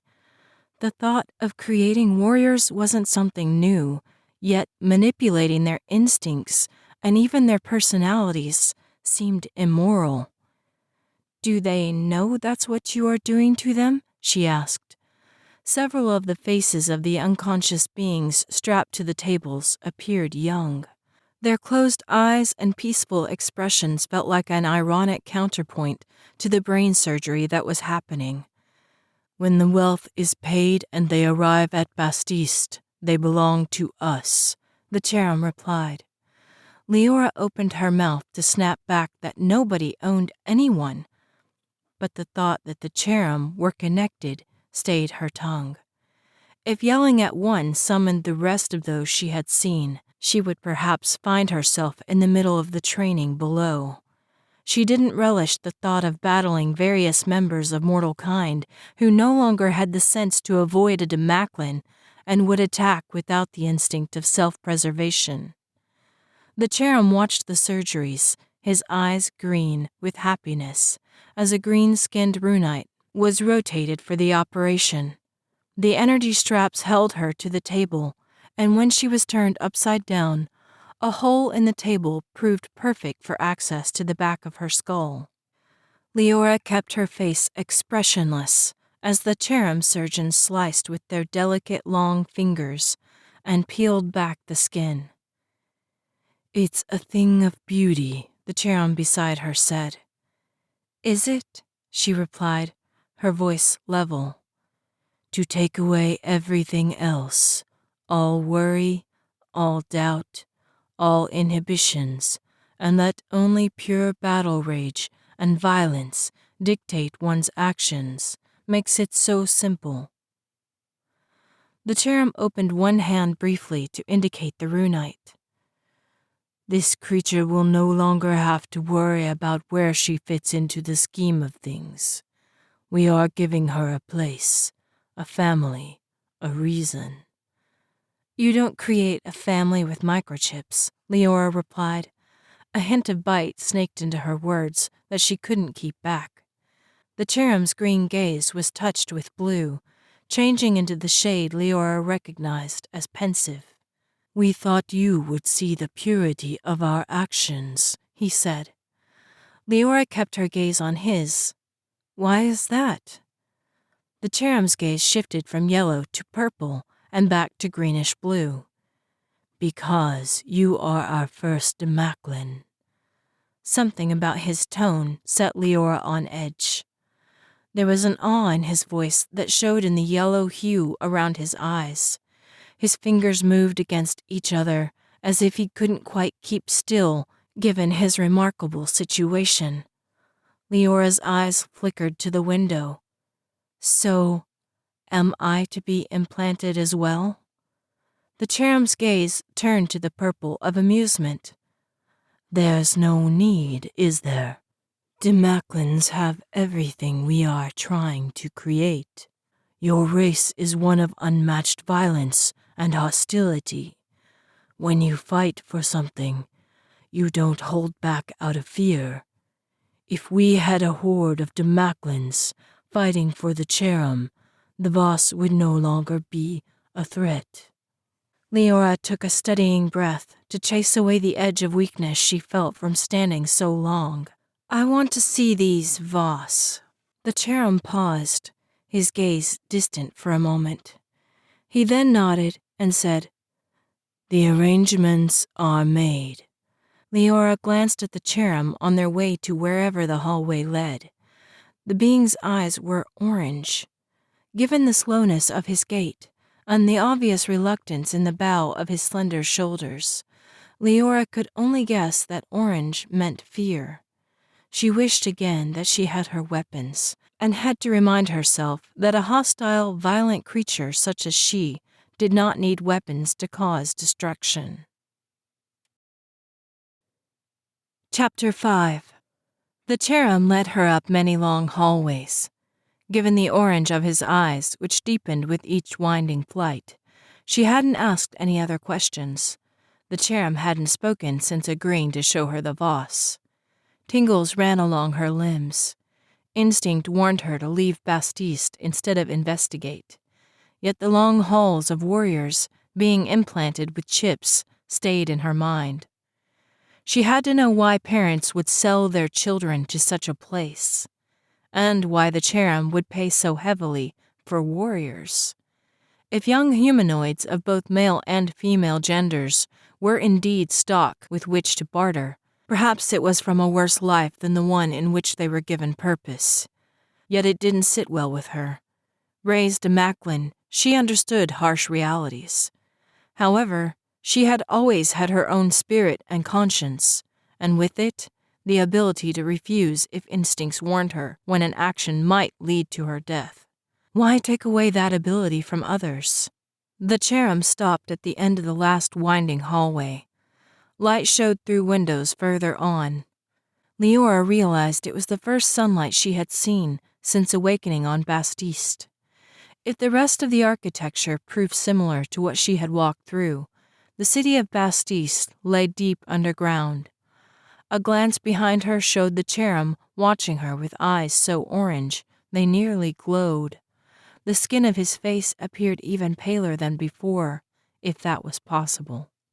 His long-fingered hands held onto the rounded edge of the wall, as if he was afraid of being pulled into the hallway against his will. "Care for a stroll in the sunlight?" Leora asked. It was foolish, she knew, but somehow she couldn't help herself. It was something Tarek would have said. The reminder of him sent a pang through her so sharp she sucked in a breath. "It's not the sunlight, but what the sunlight brings that we fear," the cherub admitted. "Your answers await you at the end of the hall." With that, he left her. She could hear the swift shush of his robes as he hurried back down the winding hallways far faster than they had come. Leora was used to people running from her. The fact that the cherub had walked beside her and then ran at the nearness of the vase bothered her. She listened until his footsteps were gone, then continued along the only path she had available. She paused in the sunlight. The wash of it across her skin felt colder than other suns, yet she welcomed the way the warmth sunk into her bare arms. The landscape out the window appeared lifeless. Yellow sand, as far as she could see, rose in hills and sunk in valleys before the window. Nothing stirred beneath the sun's harsh rays. It was as though she looked out at a dead land. A chill ran up Leora's arms, and for a moment, it felt like fingers tracing along her skin. "Tarek." The word whispered from her lips before she realized she had formed it.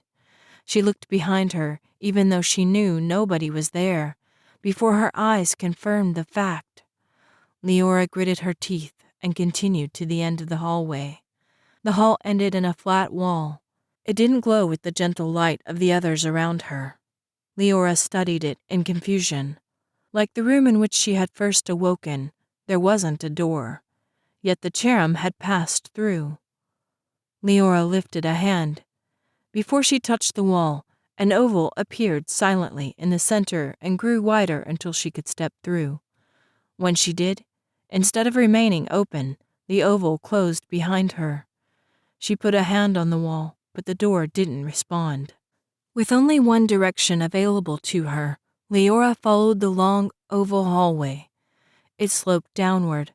She had the impression that she had covered the same distance as she had at the cherub's side by the time she finished. Why there wasn't a shortcut through the building was a warning. She knew by the fear in the cherub's eyes that her visit to the vase would be more than that. The cherub valued strength and destroyed weakness, much in the way of the Demaclin. If their whole goal was to create an army of microchipped warriors with the same mindset as a Demaclin, their interest in finding one of her race made sense. It would be a test then. She had survived many of Obruo's tests, yet those trials came from tradition. Here, on Bastiste, she faced the unknown. The hall ended at another wall. Leora knew it would open if she raised a hand to it. Tingles ran along her skin, trepidation at what lay beyond. She was alone on a strange planet in a distant galaxy. As far as she knew, nobody who cared about her knew she was there. The feeling of emptiness in her chest used to be one that she held on to for strength. Instead, she felt a rise of despair. If she died in the room beyond the door, there would be nobody to tell her brother that she had tried to find him. There would be no one to tell her father that she was touched by how much he cared. And there was nobody to mourn both her and Tarek, the brief glimmers of love between them, and a simple promise that meant more to her than the entire macrocosm. With a tight throat, Leora lifted her hand to the wall. The oval opened, and she stepped into a long, wide room. The door closed behind her. The ceiling rose far above her head, and roughly a story up, the room was ringed by huge panes of glass. Leora's heart slowed at the sight of hundreds of the cherub race watching through the windows. Their eyes showed every color of emotion: green, purple, orange, blue, and yellow. If she had looked for the cherub who led her from her room, she wouldn't have found him, because every being looked the same, from their height to their simple white robes, to the 4 long-fingered hands linked together in front of their chests. They didn't move. They barely appeared to breathe. Their attention was complete. It was an eerie feeling to stand there and let the silence wash over her. Leora knew she wasn't safe. There was no way her presence alone would call for such an audience. She crossed to the center of the room and waited, her hands behind her back, and a brief wish once again for the familiar presence of the knives in her hands. She had become dependent on them, the surety of their cold, steady weight, blades sharp enough to slice through bone with barely a pause. One had come from the SS Kratos, one as a gift from Tarek, and the wrist set from her father. She would get them back. A dozen ovals opened around the large room at once. The Voss didn't appear at all like Leora had expected. She had thought that they would be humanoid, fighting for the right to Bastiste as the Cherem did. Instead, the Voss were anything but human. They were creatures who rushed into the light of the room on 6 legs that ended in padded clawed toes. Long tails lashed back and forth, and orange scales covered their bodies. They were low to the ground and faster than anything Leora had fought before. Longer than a human, the Voss darted around the room, hissing and spitting at her. Each hiss revealed rows of teeth that hooked inward to keep whatever prey the creature caught from escaping. When they spat, black saliva landed on the floor. It bubbled and steamed, leaving divots in the hard surface. Leora was hard-pressed to avoid the spitting. The Voss darted around her, spitting and hissing, reaching for her with claws that tried to pull her into their hook-toothed mouths. The claws caught her arms, shredding her beige shirt. She missed her Ventican clothing. It would have protected her from their merciless talons. As it was, rents marked her legs until blood colored the fabric. A mouth caught her arm. Fortunately, the metal cast took the brunt of the teeth, but yanking the damaged limb free tore a cry of pain from Leora. She spun back and forth in an effort to keep them all in sight. As soon as she twisted one way, a Voss would dash on nearly silent feet toward her back. Only spinning back around to face it would chase the Voss away. But within seconds of entering the chamber, the Voss were losing their skittishness. It was only a matter of time before they lost all sense of fear. The Cherem above anticipated a losing battle. That much was sure. There was no way they expected one Demaclin to take on a dozen of the creatures that had them cowering behind their walls of safety. Leora's gaze tightened. She would give them a reason to cower. The next time a Voss charged toward her back, Leora let it come. At the last possible second, when the sound of claws was so close she could feel the vibrations through the soles of her bare feet, Leora spun. The Voss, caught by surprise, slid on the smooth floor.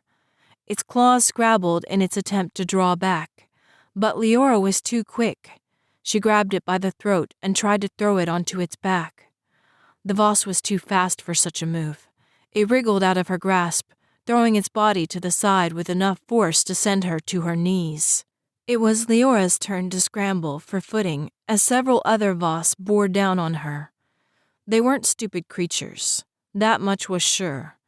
After Leora attempted to throttle the first, the others kept out of reach behind her.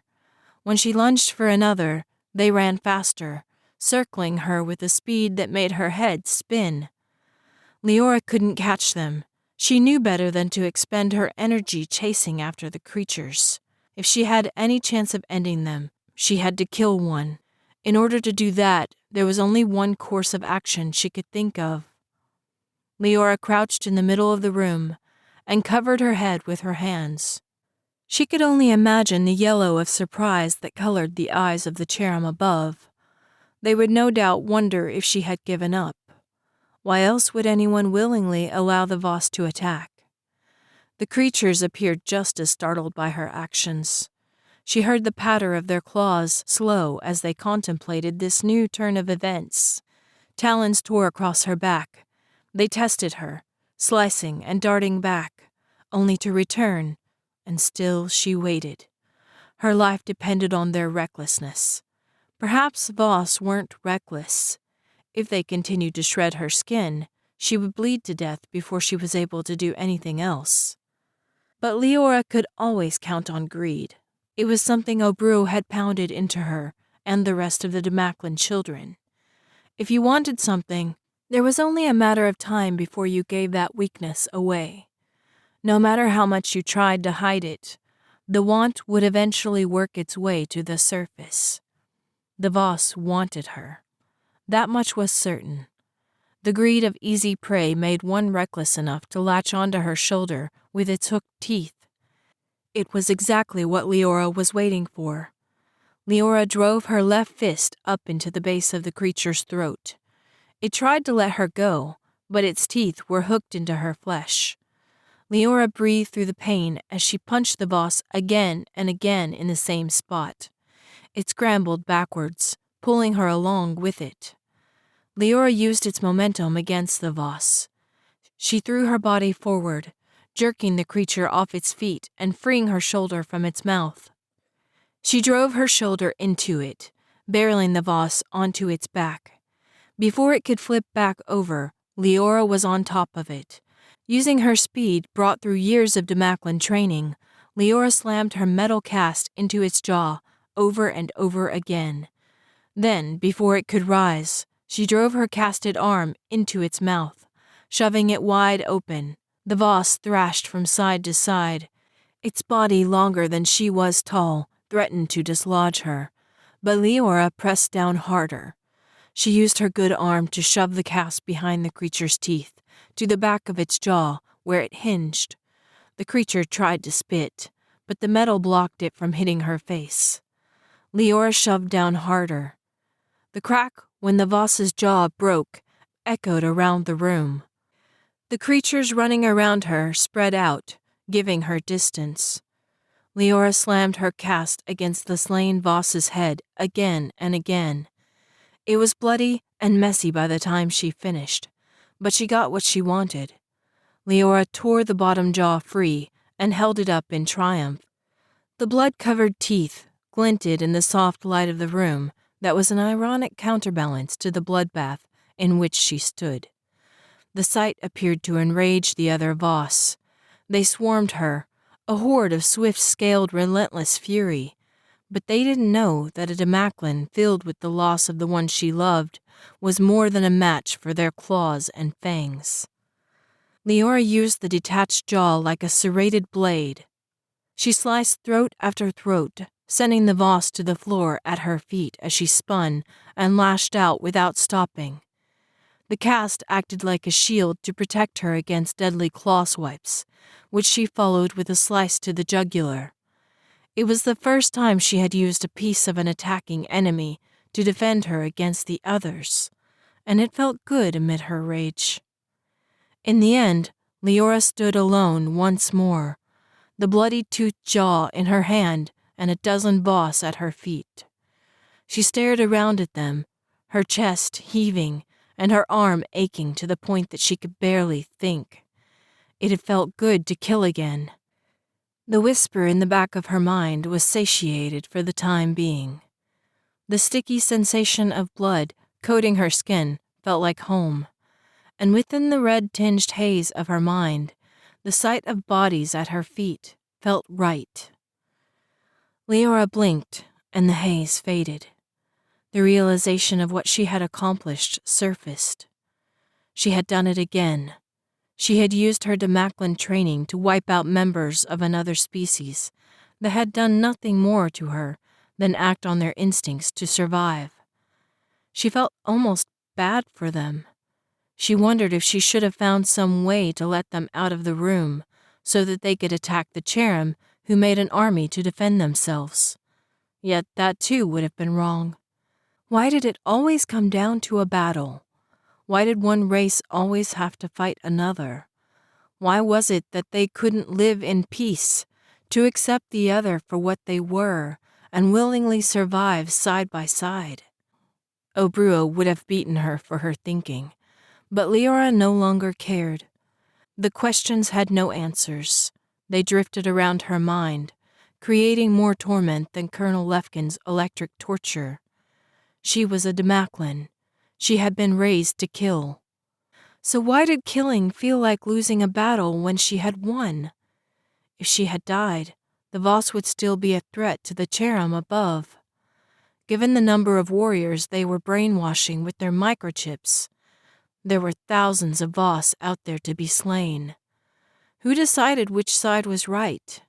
Maybe it wasn't her battle to fight. Leora looked up. Hundreds of Cherem watched her in silence, surprise and awe coloring their eyes yellow. As she watched, their gazes changed color. It wasn't from yellow to green, from surprise to happiness, or perhaps the purple of amusement. She even expected the greenish blue of thoughtfulness. She had, in fact, slain a dozen of their mortal enemies. Instead, the eyes of the Cherem above shifted from yellow to an angry, heated red, so fierce they glowed from every pane of glass above her. A tremor ran through Leora's body. Perhaps she was supposed to have died, to prove that the Voss could defeat even one as terrifying as a Demaclin. Maybe she had gotten it all wrong. Perhaps the creatures she had slain weren't the Voss at all. If that was the case, then what were the Voss? Looking up, Leora realized the answer with a rush of cold that stole her breath. She was staring at the Voss. The false Cherem, with their red eyes and abnormally long fingers, shifted form in her sight. Instead of looking up at hundreds of pale-skinned, tall, four-armed Cherem, she stared at the same number of Voss. Their scaled skin, padded toes, and hooked mouths bared in snarls. No wonder the Cherem had let her walk through the hallway alone. He hadn't led her into a tiny arena. He had given her over to their side, where they waited to tear the Cherem apart. No wonder the Cherem built an army. If the Voss could look like them, they needed warriors filled with rage and without instincts, an army that would never back down, even if the foe looked like a friend. Leora tore another jaw from a nearby Voss. She could hear the cracking of the glass above. Minute fractures as the creatures pounded against the panes with their clawed feet, creating spider-webbed veins in the windows. Leora braced herself for the attack she knew would come. Glass shattered and rained down. Leora's grip on the jawbones tightened. She bent her knees and met the rush head on. Chapter 6. When Leora walked back to the wall, the oval doorway opened without a sound. She stepped through it in a daze. Cherem were there to meet her. Real Cherem this time. When she couldn't open her hands from her grip on the jawbones, their delicate fingers worked them free. The jaws from the Voss hit the floor with matching thuds she felt through the soles of her bloody feet. Another Cherem scooped them up. Gentle hands guided her back up the hallway. When her legs refused to carry her, the long-fingered hands picked her up so that she felt as though she was floating. She reached the circle room where she had awoken on Bastiste and was set gently back on the bed. "Tarek," she whispered. "We'll get him," a Cherem answered. Leora tried to make sense of the words. Exhaustion made her limbs so heavy she couldn't move. She felt as though she sunk into the bed instead of lying on top of it. Soft hands tended her wounds from the Voss's claws and teeth, yet she felt no pain. "Leora?" The voice was enough to bring tears to her eyes. She tipped her head to the side and forced her eyelids open. Through the liquid of tears, she saw Tarek run toward her. "Leora," he said. His hand touched her cheek. When he took his fingers away, she saw the red that colored them. "They told me you were sleeping," Tarek told her. "They wouldn't let me see you. I fought them, but they wouldn't let me out of my room. I was a prisoner." The anguish in his light blue eyes was bright. "They told me you were dead," Leora said. Her voice was just above a whisper. She realized with a start that the Cherem were gone. Somehow they had tended to her wounds and left her there without her realizing it. She couldn't decide if she was asleep or awake. Had the battle against the Voss been a dream? If so, why did her body ache? "They told you I was dead?"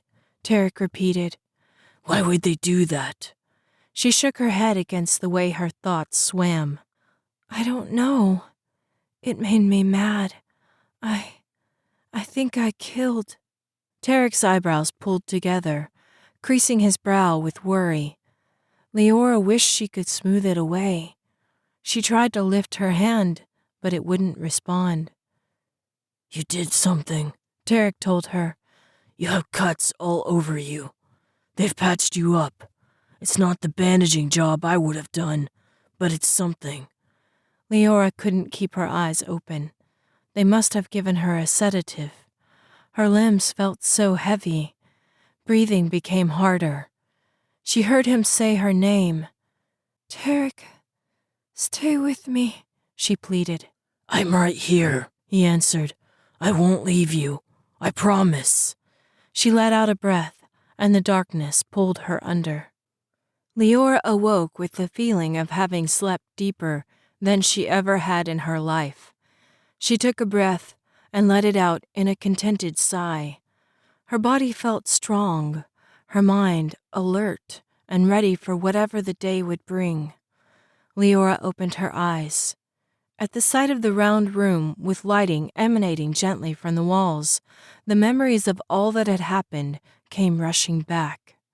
She sat up with a jerk, her muscles tensing with the adrenaline that flowed through her system. "Whoa, easy." The strong hands that touched her arms were capable of far more force than the gentle pressure that eased her back down. She looked into Tarek's face, drinking in the strong lines, the tangled black hair that fell in front of his piercing gaze, and the tight line of his lips that said he was worried. You're alive, she breathed. He nodded and pressed his lips to her forehead. When he drew his head back, the deep lines of his brow had eased. "I could say the same thing about you," he told her. Leora pushed up to a sitting position. He helped her, but he needn't have. The pain of the fight was gone. Even the cast on her arm had been removed, and when she turned her wrist, no ache followed. What happened? She asked. Tarek took a seat on the small bed next to her. He studied his hands for a moment. His thumb traced a scar that ran from the back of his wrist to his first knuckle. He smoothed it a few times as though searching for what he wanted to say. "I wish I knew," he finally replied. He looked at her. "I wish I had answers for you. What they've told me is confusing at best. They said they gave you something that would heal you, and you slept so long, I was afraid you wouldn't wake up." He gestured toward the wall, where she knew the oval door appeared. "These beings call you their friend. They said you gave them back their home." He gave her a wry smile. "My Berveric is very rusty, so I think I try their patience when I keep asking for an explanation." Leora studied her bare feet. She kept seeing them covered in sticky red liquid. I fought the Voss. She saw Tarek turn toward her out of the corner of her eye. "What are the Voss?" The Cherem's enemy, she told him. The memories solidified as she said the words. It helped to say them out loud. They're creating an army to fight against these creatures that threaten their existence. Apparently, they found a way into this building, the Cherem's home. The walls kept them apart. She turned to see what effect her next words would have on him. I asked them to show me what the Voss were. A smile touched the edges of Tarek's lips even as he shook his head. "Of course you did." I went into a room and the Voss attacked. They were fast and had sharp claws. After I won, I thought the Cherem who were watching would be happy. But then I realized my mistake. It wasn't the Cherem who watched me fight. It was more Voss disguised as Cherem. They could change form, and when I figured it out, they changed back and attacked. Leora fell silent. The blood of the battle still coated her skin, even though it had been wiped clean. She couldn't see a single drop, but she felt as though she was still covered from head to toe in the sticky copper-scented liquid. They said you gave them their home back, Tarek repeated. I didn't fight for them, Leora replied. The truth of her words gripped her heart in ice. What did you fight for? For you, Leora replied. She looked at him, and the way he watched her made her feel as if he saw her tattered soul. They told me you had died in the escape pod. They said the Catulans shredded your body. They said... Her words faded as her voice left her. Why would they say that? Tarek asked. Maybe they know the truth about Demaclans, Leora answered. It was a few minutes before Tarek broke the silence to ask, What truth is that? Leora studied her hands. She could see the impressions of the bloody jawbones on her palms. She blinked, and the image vanished. Demaclans live for the fight. When they told me you died, they left me with only one thing, the need to fight, to kill, to destroy everything around me, the way I have been raised to do. You were raised for more than that, Tarek told her. Leora turned to face him with the intent of protesting his words, but his lips met hers. She kissed him deeply, holding him to remind herself of what she had thought was lost. She memorized the pressure of his lips against hers, the way his hands held her possessively, yet with a gentleness that said he would never force her to be with him. She ran her fingers through his hair, memorizing his scent, the day-old scruff on his cheeks, the curls of hair at the base of his neck.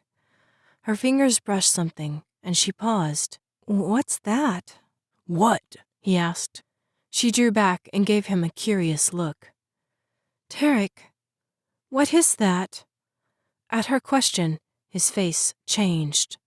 For a moment, Leora feared that Avos had pretended to be Tarek. His features twisted into anger so extreme, it made her muscles tense. His eyes became piercing, threatening slits, and his hands closed on her arms like vice grips. Tarek, Leora said. She struggled to break free, but his grip tightened. I'll kill you, he growled in a voice she barely recognized. He picked her up and threw her across the room. Instinct took over. Leora rolled when she hit the floor. She came back to her feet. Tarek barreled into her when she rose. Leora fell backwards with the force of his momentum and kicked out to send him over her head. She rolled up to her feet again and spun in time to meet his enraged rush. The fury that colored his gaze was like nothing she had ever seen in him before. His blue eyes were nearly white with ire, and when he attacked, it was with his full force, nothing held back, as if he wished to tear her limb from limb and leave her broken on the floor. Tarek! She shouted. What's wrong with you? He didn't answer. She blocked blow after blow, using speed to deflect a punch that would have knocked her into the wall, and spinning to avoid a kick that could have broken her ribs. She dodged a punch, kick, chop, and grapple in quick successions, conserving her energy and sidestepping just far enough to avoid a fist to her jaw that would have spun her completely around should it have landed. Speed won over brute strength. She kept just out of Tarek's reach, tiring him out until he could barely lift his fists. Even then, she knew if he caught her, he had the strength to squeeze the life out of her. She watched him cautiously as he leaned against the wall, gasping for breath, his head lowered like a banta ox whose horns had become too heavy for its head. Leora went with the only resort she could think of. She feinted left, and when he made a lunge for her, she darted back to the right and spun, grappling his neck and squeezing tight from behind him. Tarek clawed at her arms. She held on. He slammed her against the wall, but the attempt was weak. He fell to his knees, and she continued to hold. It killed her to feel him gasping for breath. He didn't cry out, didn't say her name. He merely fell forward. Eventually, he stopped struggling, his face red and eyes finally closed in unconsciousness. Leora stared down at him. The claw marks on her arms from his fingernails were nothing compared to the pain she felt at choking him out that way. She dropped to her knees next to him and ran her fingers through his dark hair. Pushing the locks aside, Leora found a wound that matched those from the cherem blade as they inserted their microchips. Leora looked around for anything she could use to cut the healing line open. Finding none, she attempted to pry it with her fingers. "You'll kill him if you remove it." A snarl lifted Leora's lips when she looked at the cherem who stood in the circle doorway. She didn't know if it was the same cherem who had led her to the Voss before. They looked completely identical.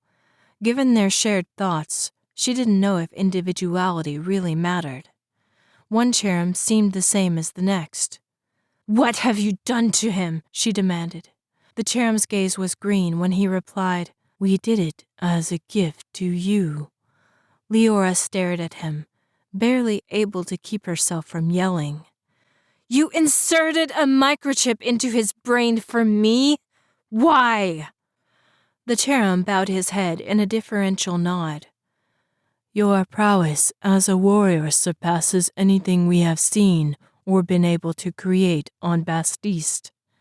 As such, you deserve a companion who can match the fury, if not the skill."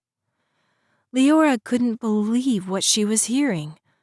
"I killed Voss for you, so you turned my friend into one of your death slaves?" The cherem nodded, his expression still green with happiness, but circled with yellow as if he couldn't understand her anger. "You're welcome." Leora reached him in 2 steps and pinned the cherem to the wall by his long, skinny neck. "What's wrong with you?" she demanded. "He was fine the way he was. Humans are supposed to have a conscience. They're supposed to have the sense not to get themselves killed or to go around killing without remorse." "He's not human anymore," the cherem said, his eyes yellow with surprise. Leora glared at him. "Tarek is still human." The cherem's gaze changed to greenish blue. "We find your lack of gratitude disturbing." "I find your presumptions disturbing," Leora replied in a shout. "How dare you play puppet master with someone I care about? You've seen what I can do." "And you've seen why we do what we do," the cherem replied, his voice level. Leora regarded him steadily, her chest heaving and hand aching to tighten its hold on his throat. "What do you mean by that?" "We do nothing." Leora was surprised by his comment. Her eyes narrowed and she growled, "Explain yourself." The cherem met her gaze. "We are defenseless. Our halls were filled with Voss, yet we are not built to fight them. We are geniuses by macrocosm standards, yet we cannot wield weapons with these hands." He held out his fingers, showing her the lack of muscles within his white-skinned arms and hands. "We must create armies to defend ourselves. We must operate in order to survive. We harness fury to protect our walls. We destroy inhibition in order to maintain our race." His eyes were green-blue when he said, "Demaklins do the same. Humans do the same. No one is ready to lay down and die. The strong survive, so we create strength." Leora loosened her grip a little. Pinning the cherem against the wall had shown her the truth of his words. He weighed nothing, skin and bones with barely enough muscle to perform light daily activities. They were a weak race, not built for defense at all. Their hope lay in piggybacking on the strength of others. She attempted to understand. "You said they choose to come to you? Their families send them." The cherub nodded. For many, the chance to be a warrior is one worth leaving their families for. Once they earn their price, they are free to go. Leora relaxed her grip, but couldn't quite release him. How do they earn their price? They kill Voss, the cherub replied. Leora looked over her shoulder at Tarek. He lay motionless on the floor. Can you remove the chip? She asked. The cherub shook his head. Not without killing him. Leora took a breath in through her nose and let it out through her mouth. When she spoke again, her voice was soft enough that the cherub had to lean forward to hear her. You had no right to do that to him. He didn't do anything to you, and he is not a part of your battle with the Voss. It wasn't his choice. You had no right. The cherub's eyes flooded through a rainbow of shades. They ended with blue, reminding Leora of the sorrow he had shown when he told her Tarek was dead. You lied to me, she said. The cherub's face lowered. We were wrong to do so. Why did you? She asked, letting her hand fall from his throat. The want to fight had left her, but she had to know why they had done the things they had. The cherub spread his long fingers, taking in both Leora and Tarek. When we found you in the pod, you were holding each other. It was obvious you cared for each other. Yet we've been told that a Demaklin who fights alone is a most fearsome creature indeed, and that is what we needed. You needed me to clear your halls. The cherub lifted one thin shoulder. It was a test. Leora watched him. A test for what? We needed a leader for our army, and your timing was too perfect to be a coincidence. Leora shook her head. I'm not leading your army. Tarek and I are leaving, and you can't stop me. The cherub's gaze turned purple. He was amused. Don't you wonder why we let him come back to you instead of killing him? Leora didn't want to know why. She waited in silence, standing between the cherub and the man she loved, who had tried to kill her with the rage of a savage beast. The tone with which the cherub spoke sent chills through her. She knew there was more to their actions. A race without the ability to defend itself is a desperate one. She had already seen the lengths they would go to in order to create their army. She didn't want to know how she figured into their equation. Love and fear counterbalance each other, the cherub said. A Demaklin alone might clear the halls, but a Demaklin in love? He paused and his eyes turned green. What a fierce creature indeed. How far will you go to protect your human? How many lives will you take to save the one you love? Leora spoke the truth she saw in the cherub's gaze. All of them. The cherub bowed his head in acknowledgement to her words. Clear Bastisse of the Voss, and we will remove the chip from Tarek's brain. Leora held his gaze. You said removing the chip would kill him. The cherub lifted his hand.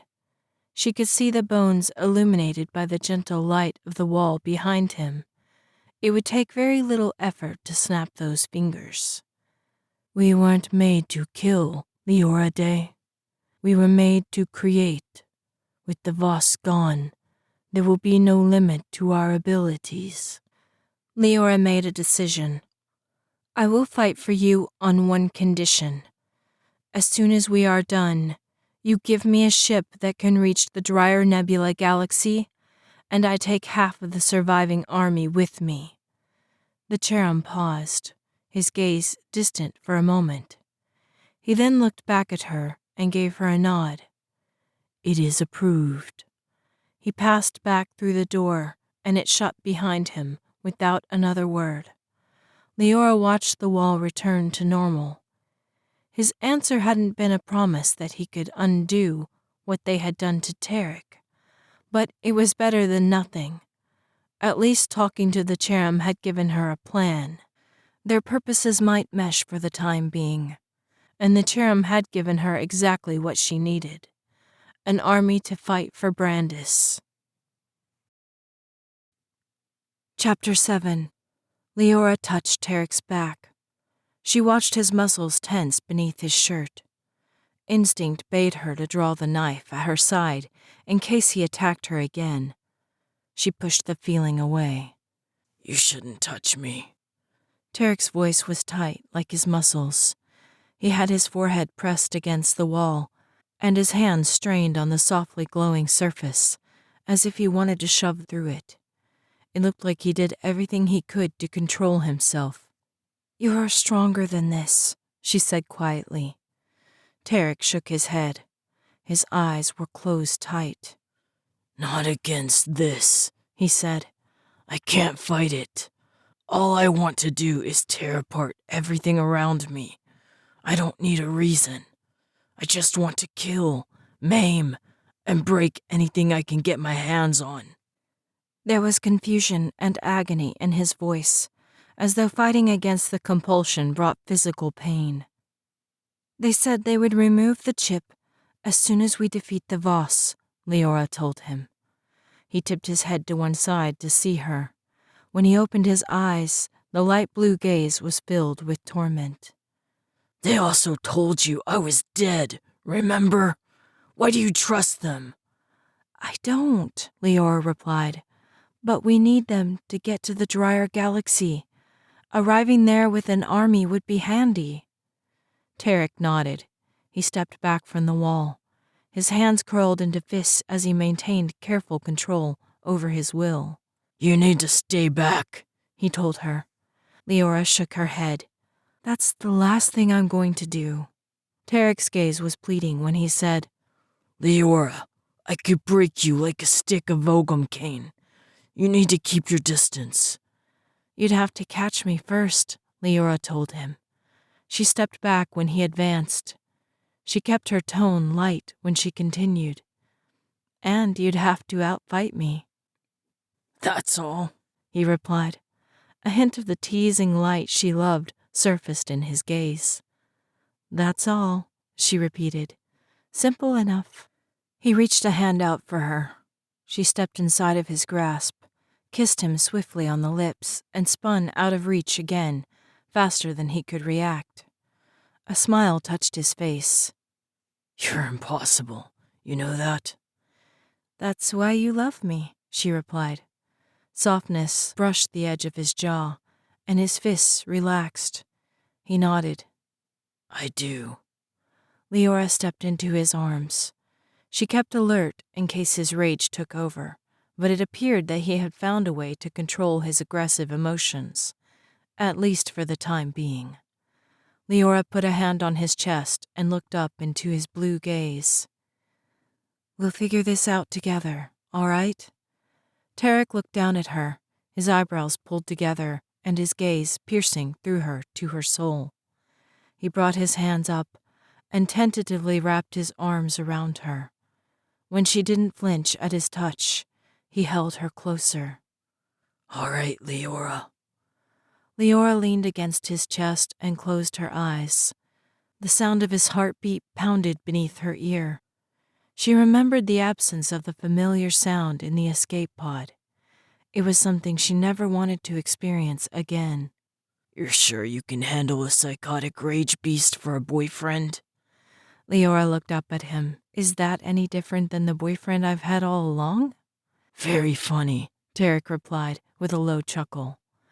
Leora was quiet for a moment before she said, "Tarek, if there's anyone in this macrocosm that understands bloodlust and aggression, it's me. That's a battle I've fought my entire life. There's a reason everyone fears a Demaclin." Tarek let out a slow breath. "Yes, but do the Demaclin fear themselves?" The question lingered in the air between them. The door opened before Leora could come up with an answer. "They are ready," the cherub announced. Tarek glared at him when they passed.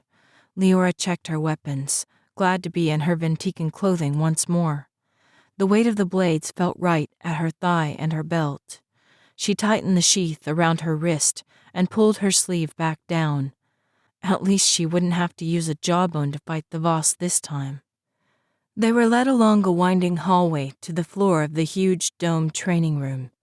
Rows upon rows of the cherub's army spread out before them, each holding a staff tipped by a serrated blade. "You don't have guns?" Leora asked. "The Voss are simple-minded creatures. We don't feel that guns will be necessary against our army." "Of course not," Tarek muttered from Leora's other side. She glanced at him. He watched the warriors before them with a guarded expression. Leora felt the same way. Heading out into Bastiste's vast desert with a violent, anger-enhanced army felt like a bad idea. Unfortunately, it was the only option they had at the moment.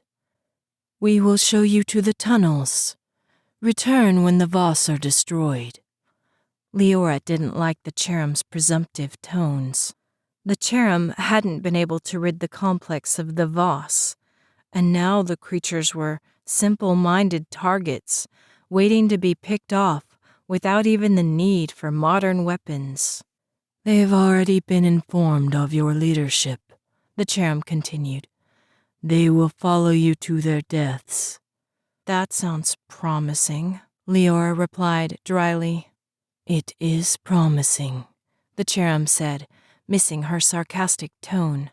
Tarek let out a single low chuckle on her other side. Leora elbowed him. His eyes flashed with anger, and her muscles tensed in anticipation of attack. Tarek looked away, his fists clenched and gaze haunted.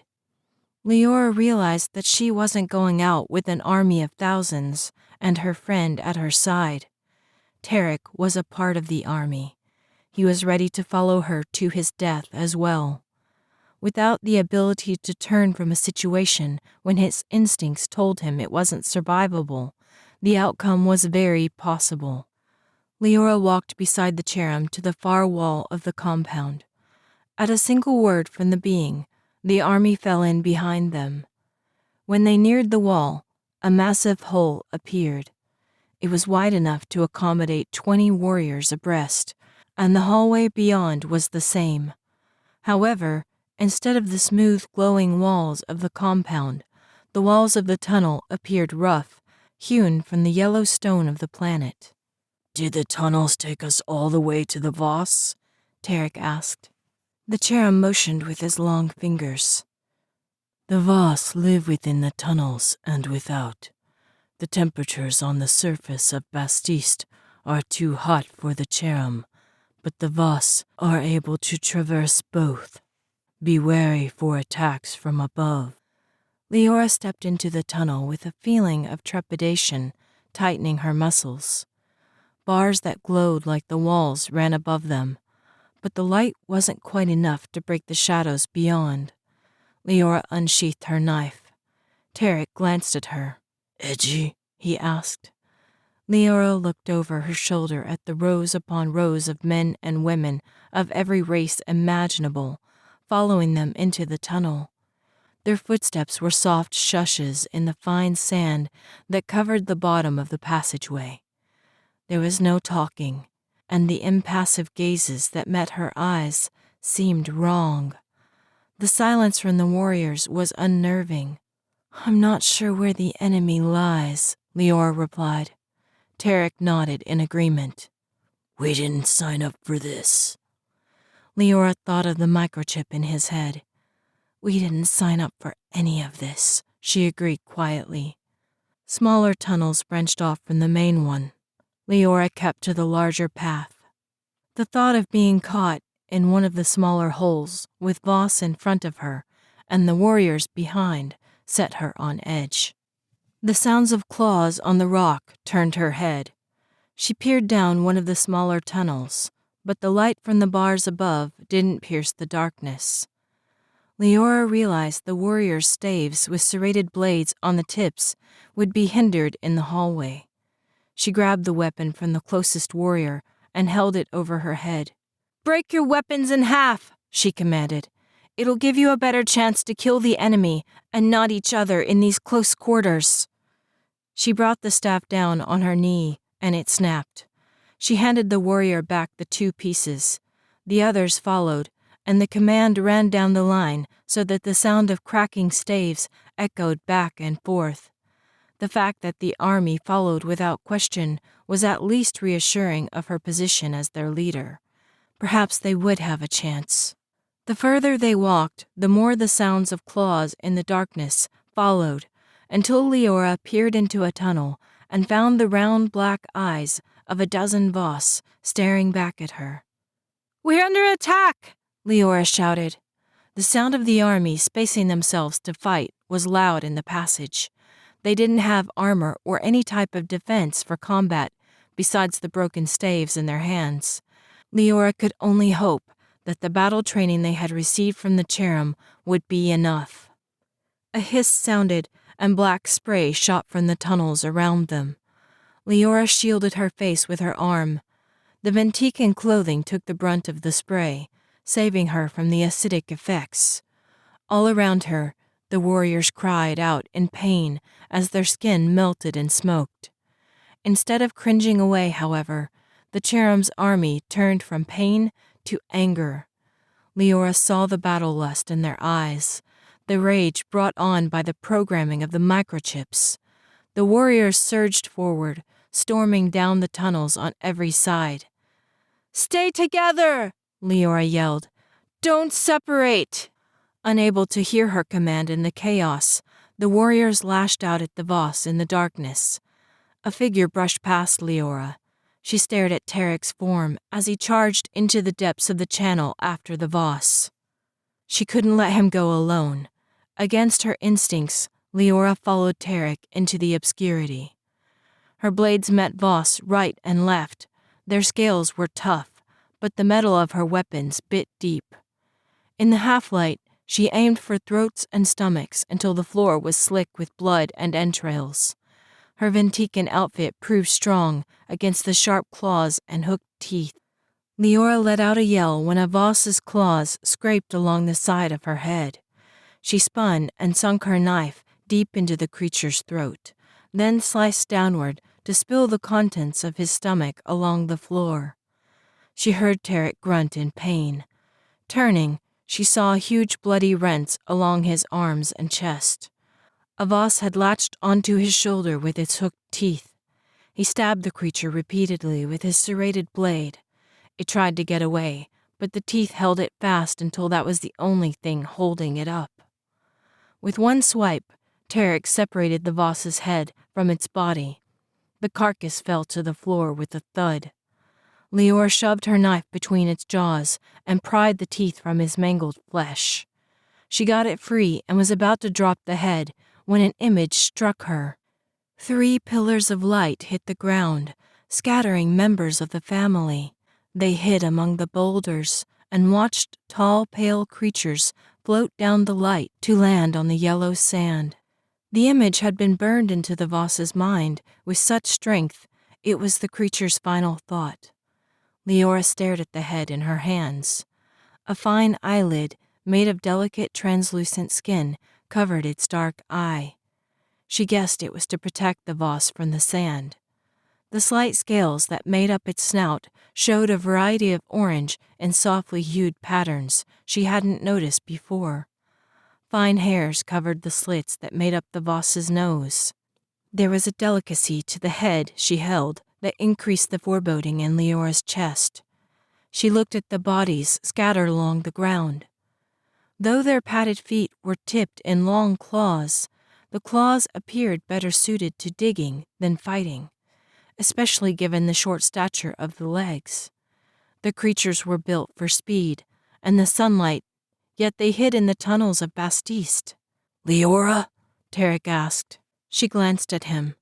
Blood from the fight colored his face.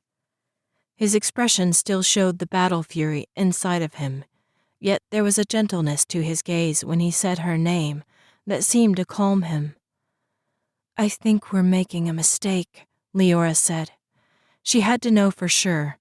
She set the head down carefully beside its body and took off back up the way they had come. "What do you mean?" Tarek asked, catching up. "I think we're fighting for the wrong side," Leora said, above the din of the battle. She saw Tarek stop short out of the corner of her eye, but she didn't slow. She had to verify what she thought, and there was only one way to be sure. She reached the opening into the larger tunnel to see the warriors in the midst of combat against the Voss. Blood was everywhere. Bodies of both the Cherem's army and the Voss lay in every direction. Tarek reached her side. "What do you need me to do?" "I need a Voss, a live one," she told him. Without showing any emotion about the enormity of the task, Tarek reached the closest battle and bulldozed a warrior fighting one of the Voss. As soon as Tarek reached his feet again, he tackled the creature, pinning its legs beneath it. The Voss writhed, its tail thrashing and black liquid splattering the wall he pinned it against. Tarek didn't release his hold. Leora dropped to her knees next to the creature and put her hands on its head. The Voss immediately stopped moving. Leora searched through its thoughts. She didn't know what she was looking for. The mind of the Voss appeared similar to the Felis from Verdan, but there was an intelligence to its patterning that surprised her. The thoughts were coherent, the memories bright. Leora searched until she found what she was looking for. The complex was built in less than a week by the army of creatures the Tall Ones commanded. Any attempts to communicate were rebuked. A member of the family was slain, her head skewered on a staff outside the compound. Others were sent, and the number of heads grew. The Tall Ones were not there to live in peace. They would destroy anyone who attempted to stop their progress. The family fell back, but the Tall Ones directed skirmishes to pick off those they could. The impact of loss made the family desperate. The father sent half of them to attack. They weren't heard from again. Fearing that the absent members of their family were trapped within the compound, the father commanded them to advance and wait in the tunnels until the time came to attack and defend their right to their home. Leora took her hands away. Horror filled her. "We're fighting the wrong people," she said to Tarek. "The Cherem are taking this planet by force. They're killing anything in their path." Tarek backed up a few steps and Leora let the Voss go. It watched her, its eyes not blinking, and muscles tense as though it was ready to run if need be. Leora pushed her thoughts toward it. She showed the Cherem complex and the rows upon rows of warriors. She showed it the Cherem, meek and quiet as they put microchips in the heads of their army. "I need to know why the Cherem are here," Leora said. If the Cherem were indeed taking the planet by force, she had to understand the reasoning behind it before she allowed the army to slay more of the Voss. "How do we stop them?" Tarek asked. Leora followed his gaze to the slaughter that continued down the tunnels. The Voss and the warriors were both taking heavy losses. Leora didn't know how to protect them from each other, but she had to try. She closed her eyes and pushed. The Voss didn't speak in a language she could understand or emulate. So instead, she chose to go with emotions. Using her adrenaline-fueled strength, she forced feelings of peace and acceptance down the tunnel and along the branching paths. The minds of the warriors she touched met her with confusion. The anger and aggression caused by the microchips were hard to combat. She answered with feelings of contentment and amity.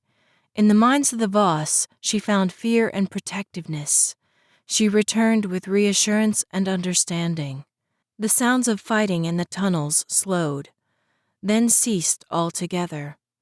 Leora barely dared to open her eyes. It took all of her concentration to keep up the push.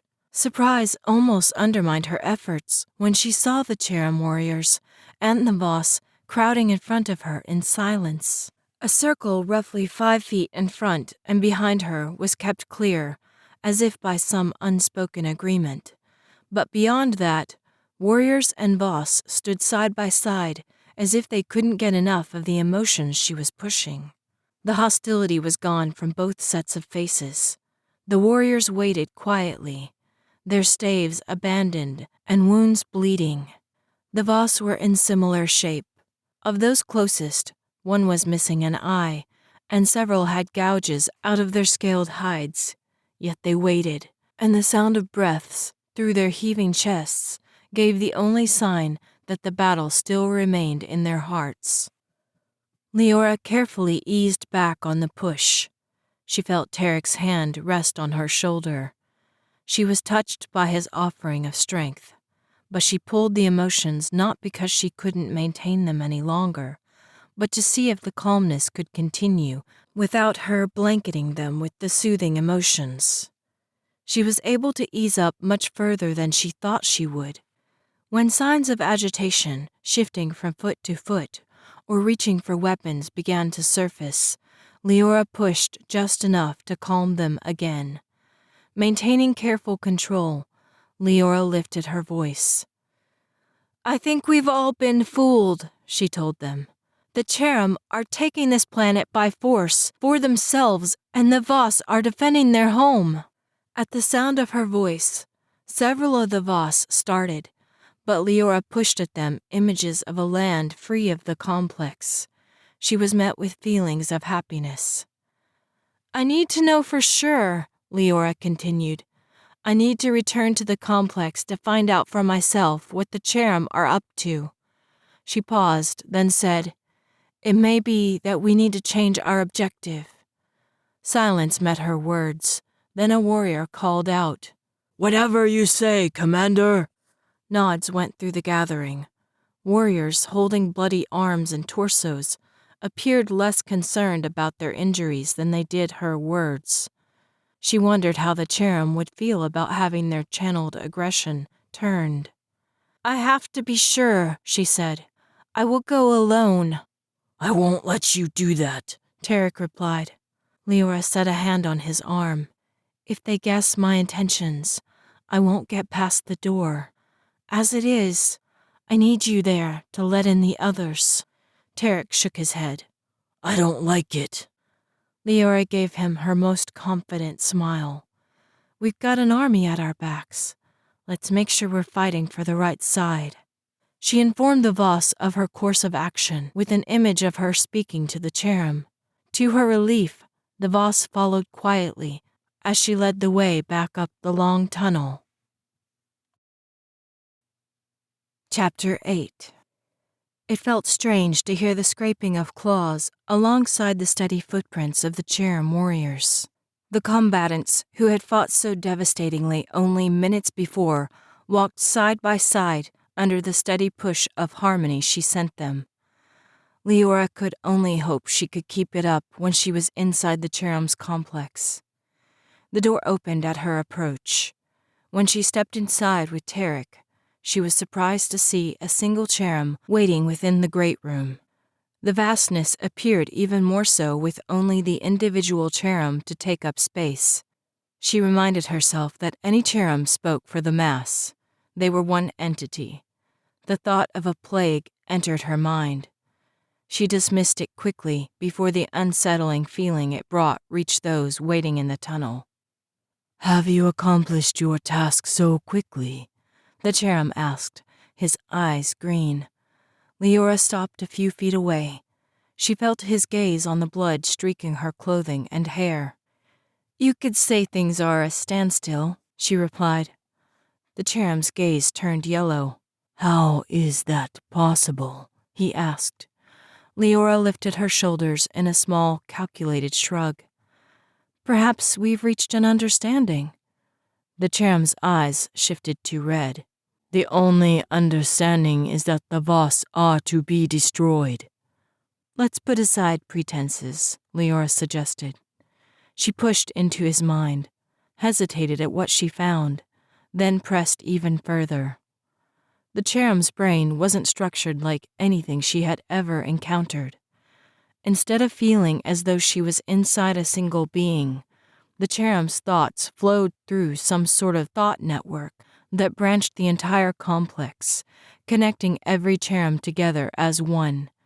She could feel them all at the same time, the identical need for sustenance, safety, and knowledge, the unattached composure with which they viewed implanting the army to fight for them, the want to be the superior race. Leora's heart slowed when she found the memory bank. She began to sort through the recollections, and with each one, her emotions became harder to maintain.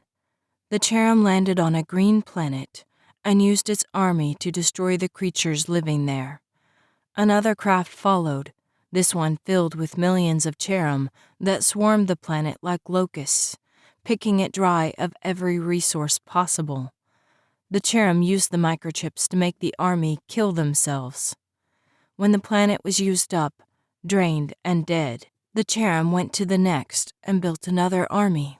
Images of trading resources for warriors interspersed remembrances of watching the army destroy everything in its path and then kill themselves so the cherub craft could come and suck the planet dry of any valuable ore, food, water, or other valuables left by slaying the host species.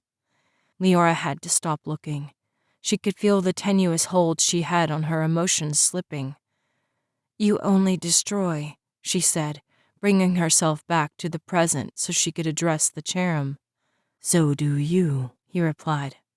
The statement, delivered in calm tones, made her furious. "You wipe out families, races, for your own well-being," she stated. "A trait I admire of the Demaclin," the cherub replied. Leora's hands clenched into fists. "I may be a killer, but even I know that life has a purpose. I don't destroy it lightly."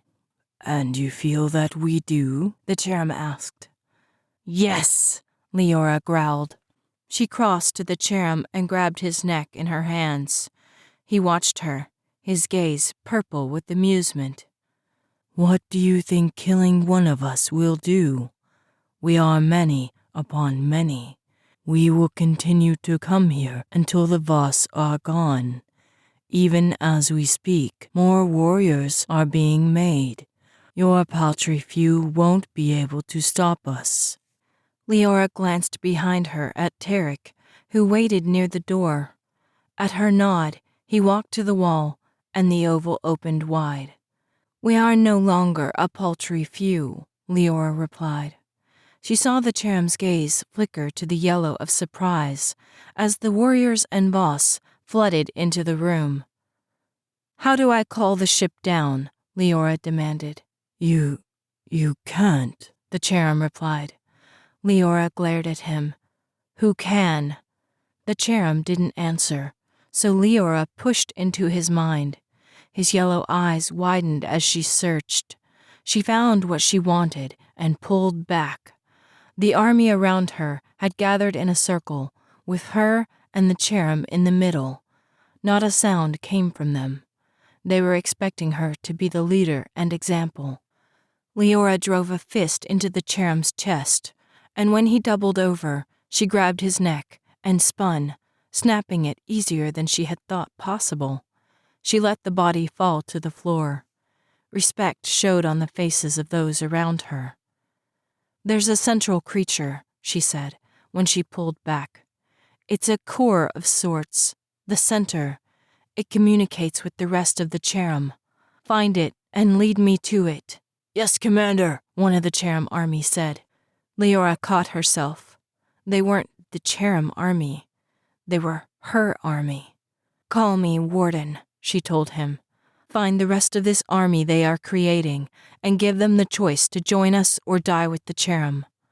The warrior who had spoken saluted with one clawed hand and took off down the closest hallway. The others flowed after him.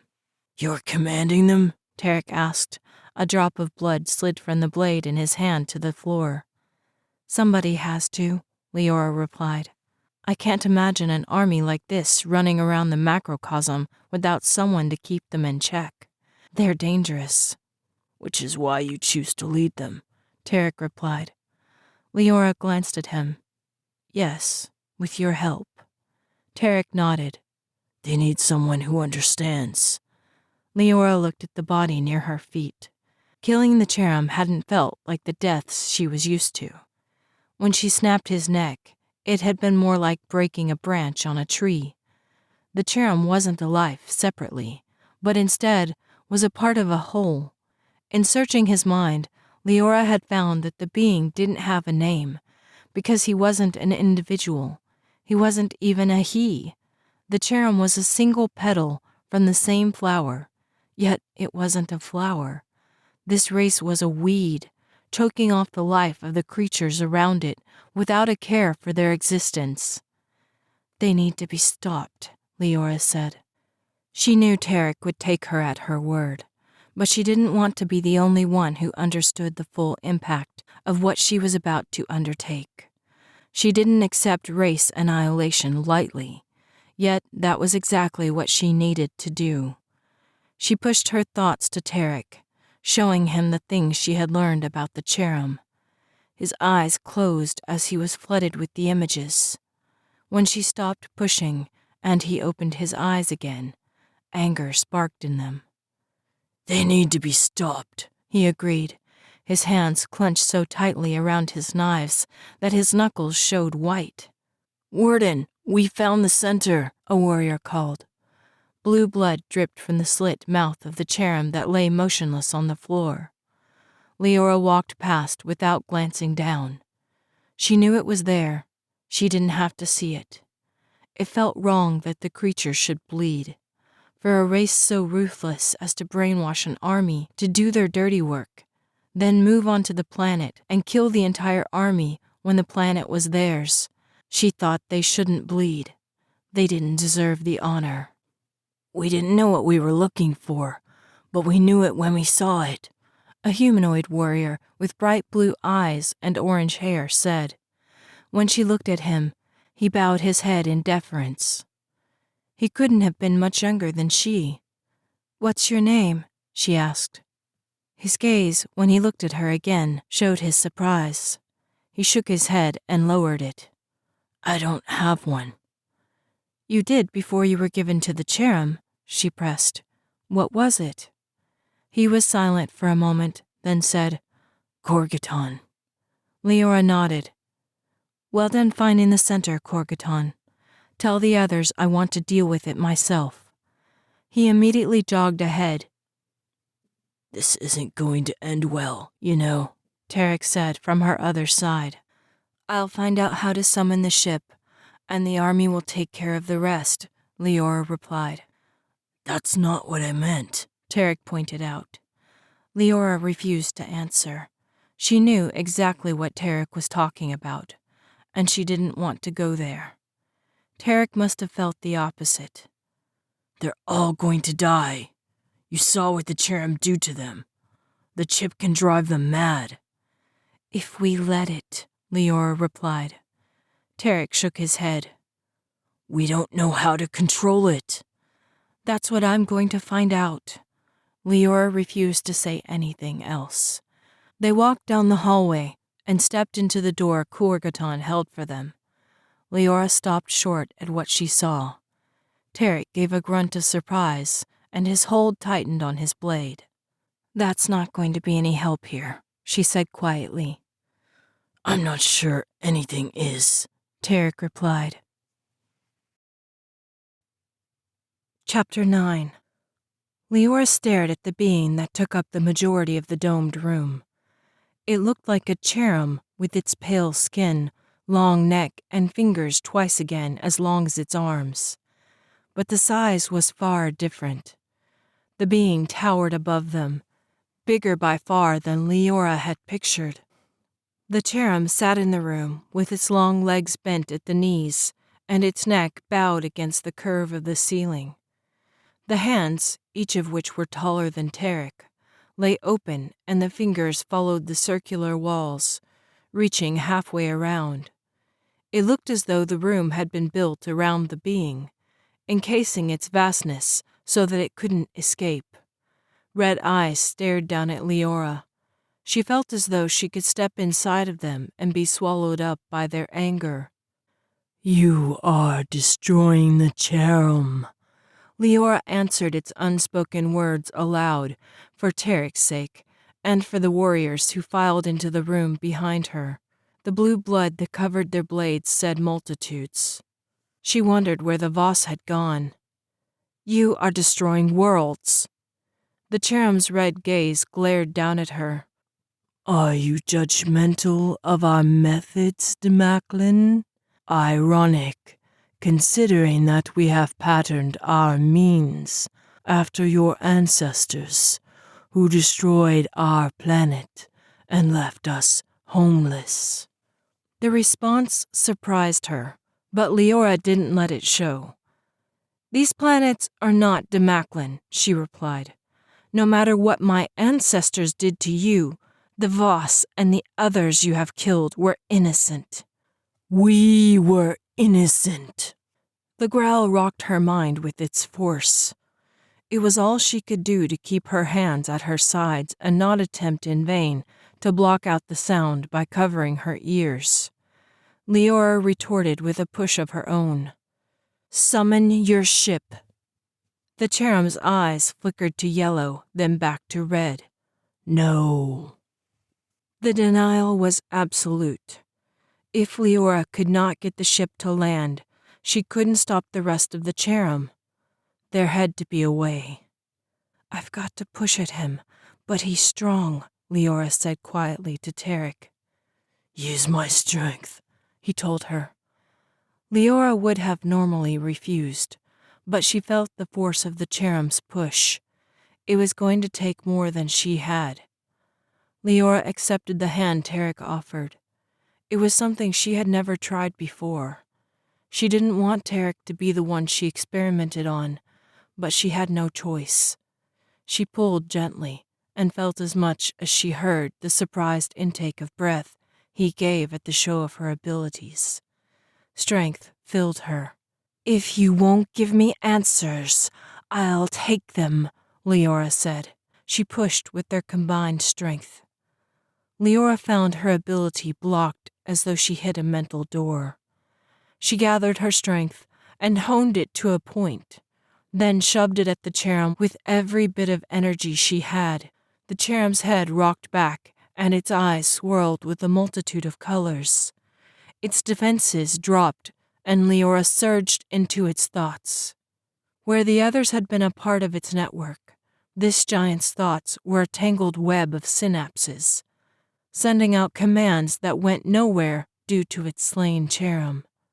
It was obvious the loss of the being's underlings had taken a toll. Leora found a wide path where the majority of the Cherem's thoughts pooled. She followed it along a winding tapestry of images and memories, sorting through them as quickly as she could. She paused. A great spacecraft, unlike anything she had seen before, surfaced in the Cherem's mind. It was filled with thoughts of clan. There weren't exactly the emotions she associated with family, but it was more like how she felt about the Demaclin race. She belonged.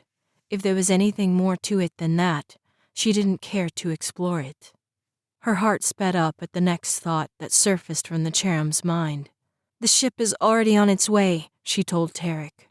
"Get out of my head," the Cherem thought and shouted at her. Leora stumbled back from the force of the command. Tarek caught her before she fell. The connection vanished. Leora looked up into the huge being's eyes, which showed angry dark red.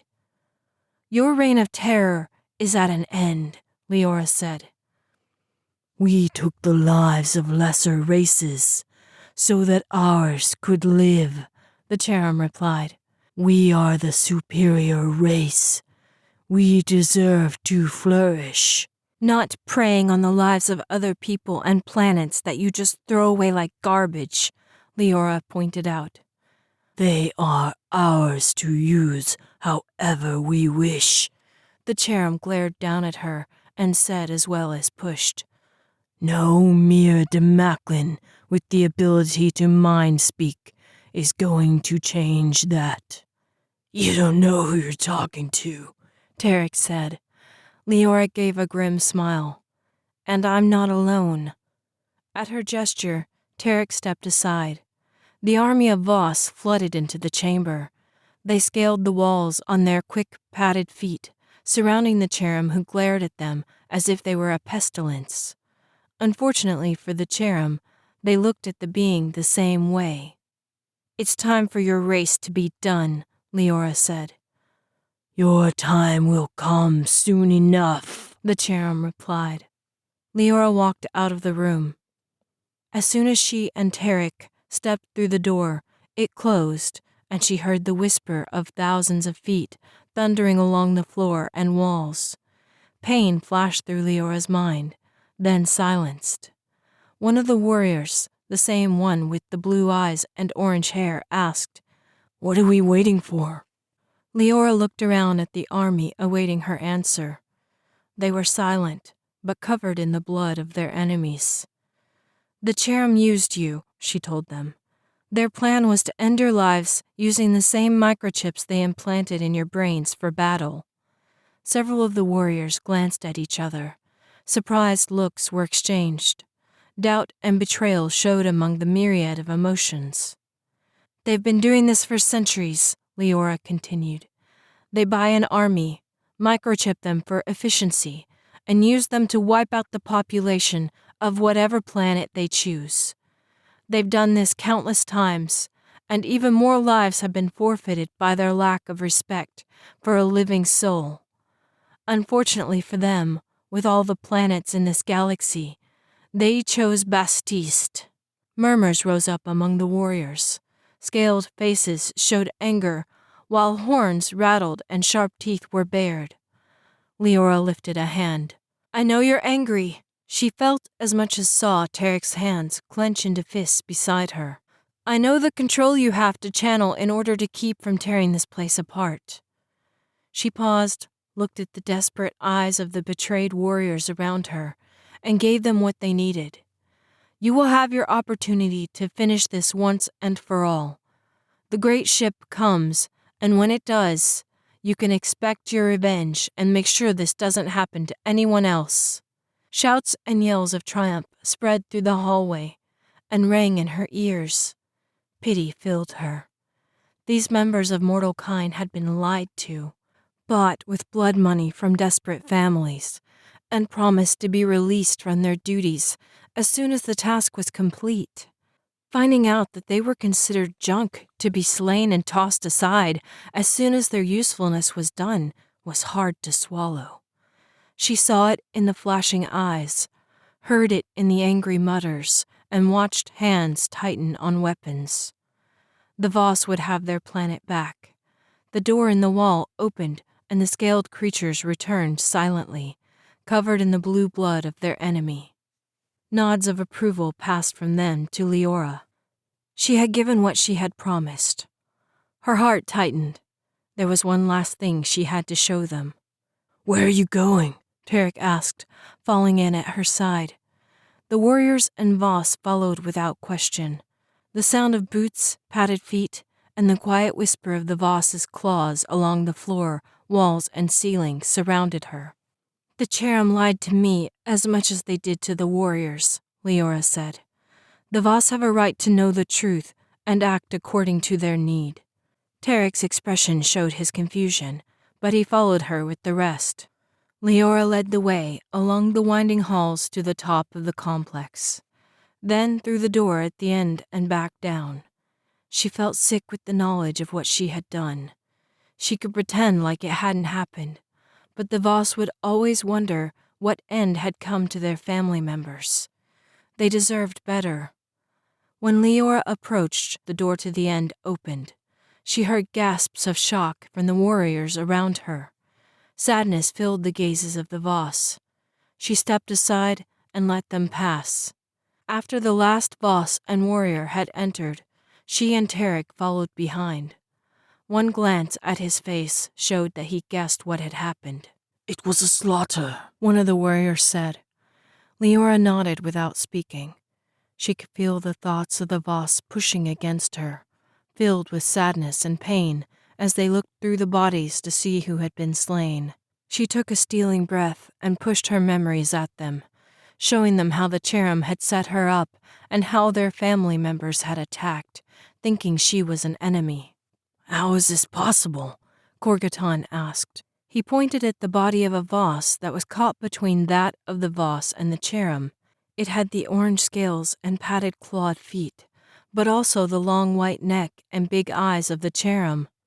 The Voss can change form, she replied. When I came in here, they were disguised as Cherem. They attacked me, thinking I was with the Cherem, even though the Cherem had sent me in here to die. What army did you use to fight them? Korgatan asked. Leora shook her head. Her quiet words sounded loud to her ears. It was just me. The shocked silence that fell over the crowd was complete. Only the Voss who didn't understand what they were saying continued to shuffle from body to body, taking note of their fallen comrades. The sorrow in their round black eyes ate at Leora. She had thought they would be angry and perhaps attack her as she deserved. Instead, the sight of the bodies had taken the fight from them, leaving only sorrow in its wake. You are one of us, Korgatan said. It would have been the easy way out. Throwing blame onto a microchip in her brain that induced rage would have been met with acceptance, an acceptance she didn't deserve. Leora shook her head again. Tarek's hand slipped into hers, and he squeezed her fingers with a reassuring pressure. I'm not one of you. I don't have a microchip from the Cherem. So you could have stopped? A girl with long green hair and yellow skin asked. Leora lowered her gaze from the girl's searching red eyes. I am a Demaklin. My race is a brutal one. It's in my blood. Right or wrong, it's who I am. I could have stopped, maybe, but I didn't want to. Tarek lifted a hand to still the talking that followed. Leora Day is a Demaklin, and more. She is also human, and as such, she holds the qualities necessary to lead you against the Cherem and seek your revenge. He waved a hand, indicating the fallen Voss. She was deceived just as you have been, and she is equipped to bring you the justice you and the countless planets and warriors that have fallen deserve. Will you give her that chance? The silence that followed was charged with uncertainty. Even the Voss paused in their sifting through the bodies, as though they felt the crackle of energy that meant a change was about to happen. Korgatan, the warrior's chosen mouthpiece, stepped forward. You saved us from them, he said. He spread a hand tipped with blue fingernails, indicating the bodies around the room. Any one of us could have done this. Or been killed doing this, the green-haired girl pointed out. Korgatan nodded and lifted his voice so that all of the warriors could hear. Alone, we are angry and helpless to act in the face of that anger. With Warden Day, we have a chance to regain some of our dignity and fight for our lives back. She chose to take a stand, and because of that, we have a chance. Who will follow her? Every warrior in the room roared a reply. The Voss scattered and regrouped on the wall behind Leora, a scaled army fueled with rage at the loss of their loved ones. When will the ship arrive? Tarek asked. It took Leora a moment to realize he had spoken. She tore her gaze away from the warriors around her and gave the human her full attention. What did you ask? Tarek repeated. When will the Cherem's ship land on Bastiste? Leora thought of the images from the Cherem. It was no longer in contact with them before we reached the chamber. The atmosphere interferes with the signal. The ship will be landing at any moment. Is there a chance it warned them about what happened here? The green-haired girl asked. Leora shook her head. There wasn't a chance with the interference. They didn't appear to have the need to be in constant contact, so the element of surprise is still ours. Tarek nodded. We need to use it to our best advantage. I have an idea. Tarek first told Leora his plan.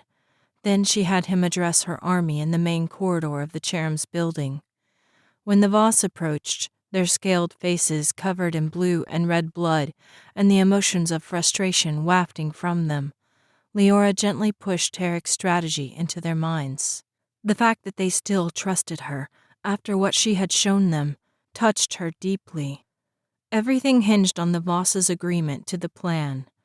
Luckily, the Voss didn't appear to relish the idea of allowing more Cherem to overrun their planet until both their race and Bastiste were destroyed. They changed shape the way they had when Leora first attacked, in the other half of the building. Guilt filled her at the thought that she had slain so many of their race. She swore to do whatever she could to see the rest of them survived both her presence and the Cherem's. The ship landed in a plume of yellow dust. Leora watched from her position behind several boulders that were hot to the touch. When a drop of perspiration fell on them, a puff of steam rose up. The Voss, in the form of Cherem, stood in rows the way she had seen them do in the giant Cherem's mind. They didn't flinch when the yellow dirt washed over them in a cloud. She could feel thoughts pounding against her from the Cherem in the ship, but she didn't answer in the hopes that silence would have more of a chance to bring them out than a stranger's answer. Leora's strategy proved correct. A great door opened on the side of the pale blue ship in the circular way they did in the complex. The oval widened and a ramp slid forward. The Cherem within the ship hurried down on their tiny feet, content with the knowledge that the race of the planet had been destroyed, as well as the army. Tools showed in many of the long-fingered hands, instruments to best analyze the planet, so they might attain the greatest wealth from Bastiste. The Cherem who reached the ground first paused at the lack of response from the others. Leora felt pushing again from another center on the ship. She wondered how many more of the controlling beings were hidden within the blue walls. She was determined to find them all.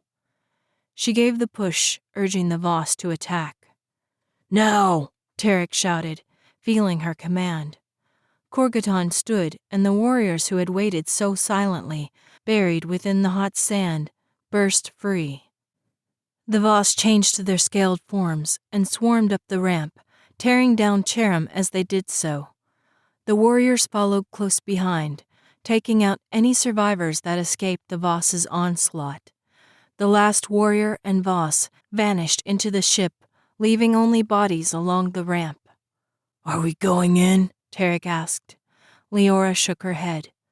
This is their fight. Justice is done. She walked back slowly toward the Cherem compound. Tarek stood for a moment longer by the yellow rocks, then joined her. Together they crossed into the quiet building, Leora haunted by the images of the Voss she had slain, and Tarek fighting to control the urge to attack the fallen bodies around them, venting his futile rage on the corpses responsible for turning his thoughts into that of an infuriated beast instead of a human. Chapter 10. You really need to eat something, Tarek said. Leora looked up to see him watching her from the other cushion. Thanks to the Cherem's strange body composition, there wasn't a kitchen or mess hall on the ship. Instead, there were rooms upon rooms with only cushions on the floors. Dispensers on the walls emitted a sticky gruel that was only one flavor and reminded Leora very much of the orange liquid from the swamp of Verdun. I don't know if I would call this edible, Leora replied. She realized Tarek had finished his gruel. You seem to like it. Tarek turned the cup over in his hands. He studied the interior, as if he had never seen it before. I don't remember if I liked it or not. Leora gave him a curious look. You just ate it. Tarek nodded. His eyes narrowed slightly as he looked at the blue mug he held. Yes, but it didn't matter to me whether I liked it. It was sustenance, so I ate it. He seemed bothered by his words. Leora tried to make light of it. Your body needed nourishment. Eventually, any of us will eat whatever's available to get that. Tarek shook his head. It's different. He paused, then said, "It's all different." He waved a hand, indicating the room in which they sat. "The walls could be covered in O'Toole's paintings, and I wouldn't care." That wouldn't bother her, Leora began. "But it bothers me," Tarek replied. "I love O'Toole's paintings." He hesitated, then said, "Or I loved them. I don't think I'd give them a second thought anymore." Leora rose to her knees and studied him. Tarek, it's okay if you don't care about the flavor of your food or paintings on the walls. You're still Tarek. "I'm not so sure." Leora's heart ached at his words. What do you mean? Tarek took her hand. Leora had missed the simple gesture more than she thought. She felt herself leaning closer just to be near him. He met her gaze, his eyes intent. "Leora, what makes you who you are is the drive in your heart, the way you never stop fighting, and the passion with which you free oppressed creatures around you." He brought his free hand to her cheek, his gaze filled with tumultuous emotions. "The way each time you smile looks like the first, as though you're ready to burst out laughing, but don't know if you should." He sat back. "You are alive with light and energy, with drive, and with the kind of fervor that makes you a leader, even if you don't try to be." His words brought a small smile to her lips. Tarek, you're the same way. He shook his head and withdrew his hands, leaving her skin cold where he had touched her. "I was the same way," he corrected quietly. He looked at his hands. She knew them so well, the scars as well as the strength. They were hands that could crush skulls and shoot a gun with such accuracy. She had never seen their match. Yet he could also caress her skin with a touch so gentle, it felt as though the wing of a Venus wisp traced her face. He would stitch together skin that had been ravaged by a Zemarian's blades, and in the next moment remove shrapnel close enough to a crew member's heart that any wrong move could end a life. His hands closed into fists so tight the skin on his knuckles turned white, highlighting the scars. "I only want to kill. I don't care about taste or colors." His gaze begged her to understand. The desperation in his eyes ate at her. "I don't feel the way I used to." Leora took one of his hands in hers. He resisted, but when she pulled gently, he gave in. She opened his fingers softly. The fact that she had as many scars on her hands wasn't lost on her. Without a word, she turned his hand and placed it over her heart. "Do you feel that?" she asked quietly. "My heart beats because of you." Tarek closed his eyes, and for a moment, silence settled around them. He opened his eyes again, and she saw love amid the frustration in his gaze. She leaned closer and pressed her lips against his. He moved his hand to her neck, pulling her gently to him as he kissed her back. "I love you, Tarek," she whispered. He let out a breath that was more of a sigh and leaned his forehead against hers. His eyes closed and he stilled.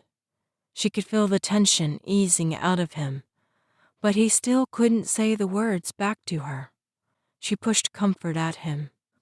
"I'll do anything it takes to help you return to where you feel like yourself again," she promised. He nodded without opening his eyes. The starship lifted into the sky.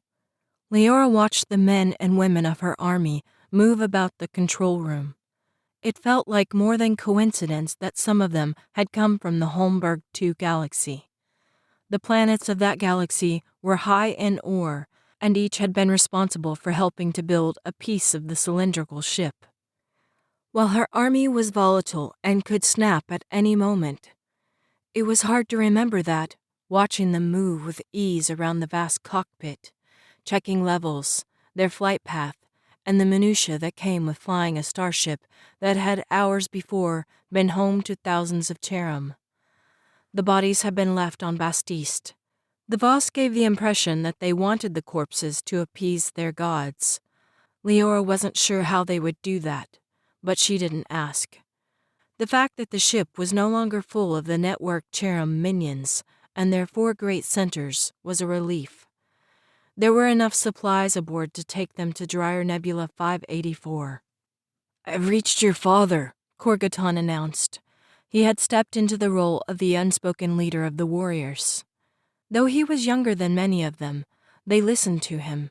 Leora respected the quiet way he instructed the men and women at her command, without ordering them to do anything he wouldn't do. At Leora's nod, Senior Commandant Day's image appeared on the screen.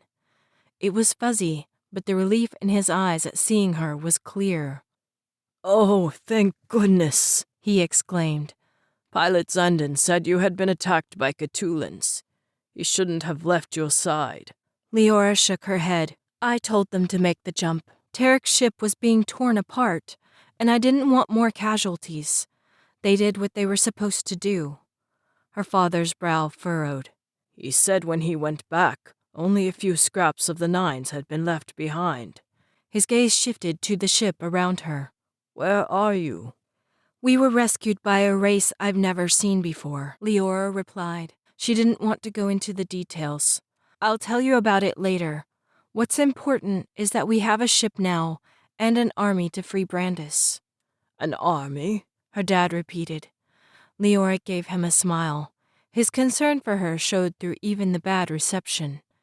"Dad, I'm fine. Honest. We're on our way to the Dryer Galaxy. We'll meet up with Zandon and the others and free Brandis. I'll let you know when we're on our way home." An answering smile brushed the Commandant's lips, but it faded. He met her gaze, and for a moment, it felt like it was just her and her father talking alone in the room. "Leora, I worry about you every moment you're not here. I shouldn't have let you go on this mission. It's too dangerous. Pilot Zandon was afraid you and Tarek had both been killed." He took a breath, then said, "Is it too much to ask for you to come home and let the others save your brother?" There was a catch in her father's voice. He was afraid of losing both of his children. "We might not know each other too well yet," Leora began. "But you know I have a stubborn streak." "That's for sure," Tarek said at her side. Her father nodded with a small smile. "I'm afraid you may have gotten that from me." Leora knew he would never command her to come home.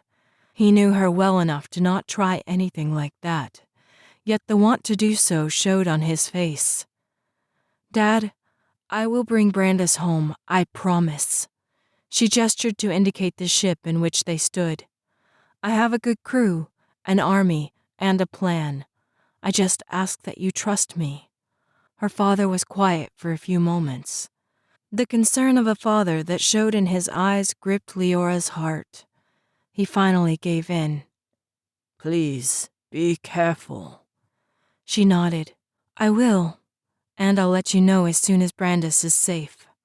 "Let me know when both of you are on your way home," her father replied.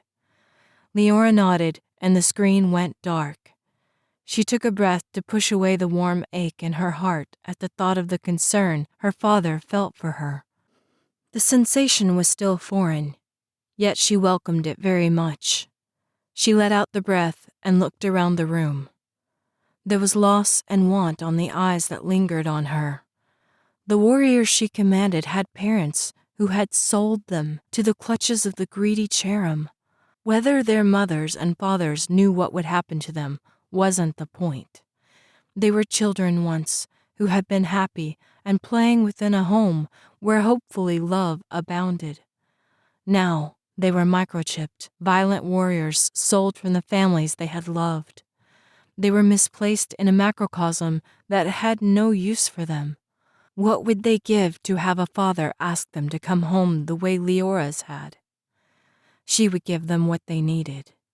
Pressing her hand to the intercom so that the men and women in the other parts of the starship could hear, she said, "Warriors of the Bastiste army, we go to war against the beings that took my brother and are holding him captive in their attempt to capture me. I fly into their trap knowingly." She looked around at those in the cockpit. "I promise you that if you help me free my brother, you will find a home and a job protecting the planet of Corian and the Day Merchant Fleet. Relief showed in the gazes that looked up at where she stood on the raised dais in the middle of the control room. She met each of them in turn. I have no doubt that this is going to be difficult. The beings have plotted to attack the Milky Way galaxy and annihilate the millions of lives there. When we reach the drier galaxy, a battle is certain, and the outcome has the impact to affect the lives of even the families from which you came. Fight beside me to protect the ones you have loved and left behind. Help me free my brothers and end those who threaten to destroy everything in their path with even more malicious intent than the Cherem. Fight beside me, and I promise you that after it is over, each of you will have a home and a position of honor as a peacekeeper of the planet Corian in the Tucana Dwarf Galaxy. A cheer went through the control room. She could hear it down the hallways and see the warriors on the monitors of the engine room and armory talking excitedly to each other. She took her hand away and couldn't help the smile that crossed her face. That was smart, Tarek said quietly from her side. Leora looked at him. I meant every word of it. He nodded. Of course you did. It's what you do. What do I do? She asked. He smiled down at her. You take caged lost souls and free them. They weren't caged, Leora replied. Tarek nodded at the men and women below them who had turned back to their positions in the room. There was a different light to the fire in their eyes and a straightening of shoulders. Tarek put a hand to the back of his head and rubbed the place where the microchip had been implanted. They were caged. Trust me. The look of frustration in Tarek's eyes said he knew exactly what he was talking about. At least I always know who I'm fighting for. Leora took his hand. She wanted to ease the anger she saw in his gaze. He had been altered against his will, implanted without having the chance to fight back. You gave them something worth fighting for. A way to channel at least some of this hostility that never seems to fade. Tarek continued. They can't go back home. They can't hope to live a normal life. They wouldn't be welcome there anyway. Not like this. So you gave them the chance at another life. We all need second chances, Leora said. She wanted to erase the haunted look in his gaze. She missed the mischievous cast in his eyes and the smile that brushed his lips when he glanced in her direction. She would do anything to bring that back. A ghost of that smile touched the corners of his mouth. At least now, we have a chance. She smiled back at him. We always had a chance. I've reached Pilot Zandon, Korgaton called over his shoulder. Pull him up, Leora replied. You must have a dozen lives, Zandon said as soon as his face appeared on the main screen. I thought we lost both of you back there. It was a close thing, Leora told him. But you followed my orders. You would have had no fault if we hadn't survived. I don't think your father would agree. He'd probably strand us all on Korathal, Zandon said. As it was, we've been waiting here, hoping beyond hope that you would contact us so we don't get reassigned to freeze to death or be eaten by Goroths. I hope he would have a little more patience than leaving you on that ice planet, Leora replied with a small chuckle. Just the same, I'm happy we're alive. We're getting ready to make the jump to Dryer. Tell me what we can expect. Zandon's expression tightened. There are Cthulhans everywhere, he reported. If whatever order they are waiting for goes through, we're fodder for a Galded. But they haven't attacked. It's like they know you haven't arrived yet. I'm sure that's exactly what it is, Leora replied. I have a feeling things are going to change very quickly. Do you have any indication of where they're keeping Brandis? Without a doubt. Zandon's gaze moved to one of his windows. There are 1 billion planets in this galaxy, yet only one with its own private Cthulhan army. I've named it Ovo because of its oblong shape. It also has 3 moons, which appear to be very well guarded. I wouldn't be surprised if they turn out to be Cthulhans themselves. Leora glanced at Tarek. He looked as ready as she did to get out of the Triangulum galaxy. She had no doubt the Bastiste warriors felt the same way. "Tell the others to be ready," Leora told Xandon. "I need a path cut to Ovo. This army needs to be on the ground to fight. The sooner we can land on the planet where they're holding Brandis, the better." "You have an army?" Xandon replied with confusion showing on his face. "How did you have time for that?" Leora shook her head. "Long story. I'll tell you later, if we survive." "I'll take you up on that," Xandon said. "Ready when you are, Warden." Leora looked around the control room. Even with the amount of warriors she knew filled the halls below, she had seen what the Cthulhans could do. She didn't want to make the same mistake as the Cherem and throw away lives so easily. Korgadon met her gaze, his blue eyes bright with anticipation. "We're ready when you are, Warden." She let out a breath and nodded. "Right. Let's go." The ship jumped forward, and Leora's breath caught at the wash of cold. As soon as the screens cleared, they could make out the Nines firing at Cthulhans that closed in from every side. Leora's heartbeat slowed at the sight of the oblong planet. Red and blue rings encircled it, just like in the memory Tarek had shown her from the day they defeated the Nameless Ones. It had to be the right place. "Get us to the oblong planet," Leora instructed Korgaton's team. "Do whatever is necessary to land on Ovo." "Yes, Warden," several men and women replied at the same time. The ship shook as it was attacked on every side. She could see the Nines fighting desperately to clear the machines away, but others took their places as soon as they were destroyed. The monitors showed the great Cherem ship being taken apart piece by piece, faster than the Nines could react. "We've lost the shielding on the starboard side," Korgaton called out. "Power is being drained from the main lines," a woman with purple leaves instead of hair said over her shoulder. Leora kept silent. The warriors knew the ship better than she. If they couldn't land it, she wouldn't have a chance. "The planet is surrounded by Cthulhans," another said. "We'll have to crash our way through." "Head straight into them," Leora commanded. A creature whose gender Leora couldn't identify through the thick green fur that covered its body put a hand to the control screen and announced over the communications system, "Brace for impact." They hit a wall of Cthulhans thick enough to jar even the massive ship. Tarek held onto Leora to keep her upright. She watched in the monitors as huge holes appeared in the sides of the Cherem craft, where the Cthulhans attacked in response. Screams and shouts came over the system. "They're inside," a warrior informed them from deeper in the ship. "Fight with everything you've got," Korgaton ordered over the communications system. The debris cleared and Leora saw the surface of the oblong planet. Mountains of dark, hardened liquid gave way to valleys so deep they weren't penetrated by the light of the nearest star. Leora knew without a doubt that the scent of the vapor that rose into the air from the valleys was one of sulfur. The top of the highest mountain had been leveled, and a dome with a glass room glowed from within.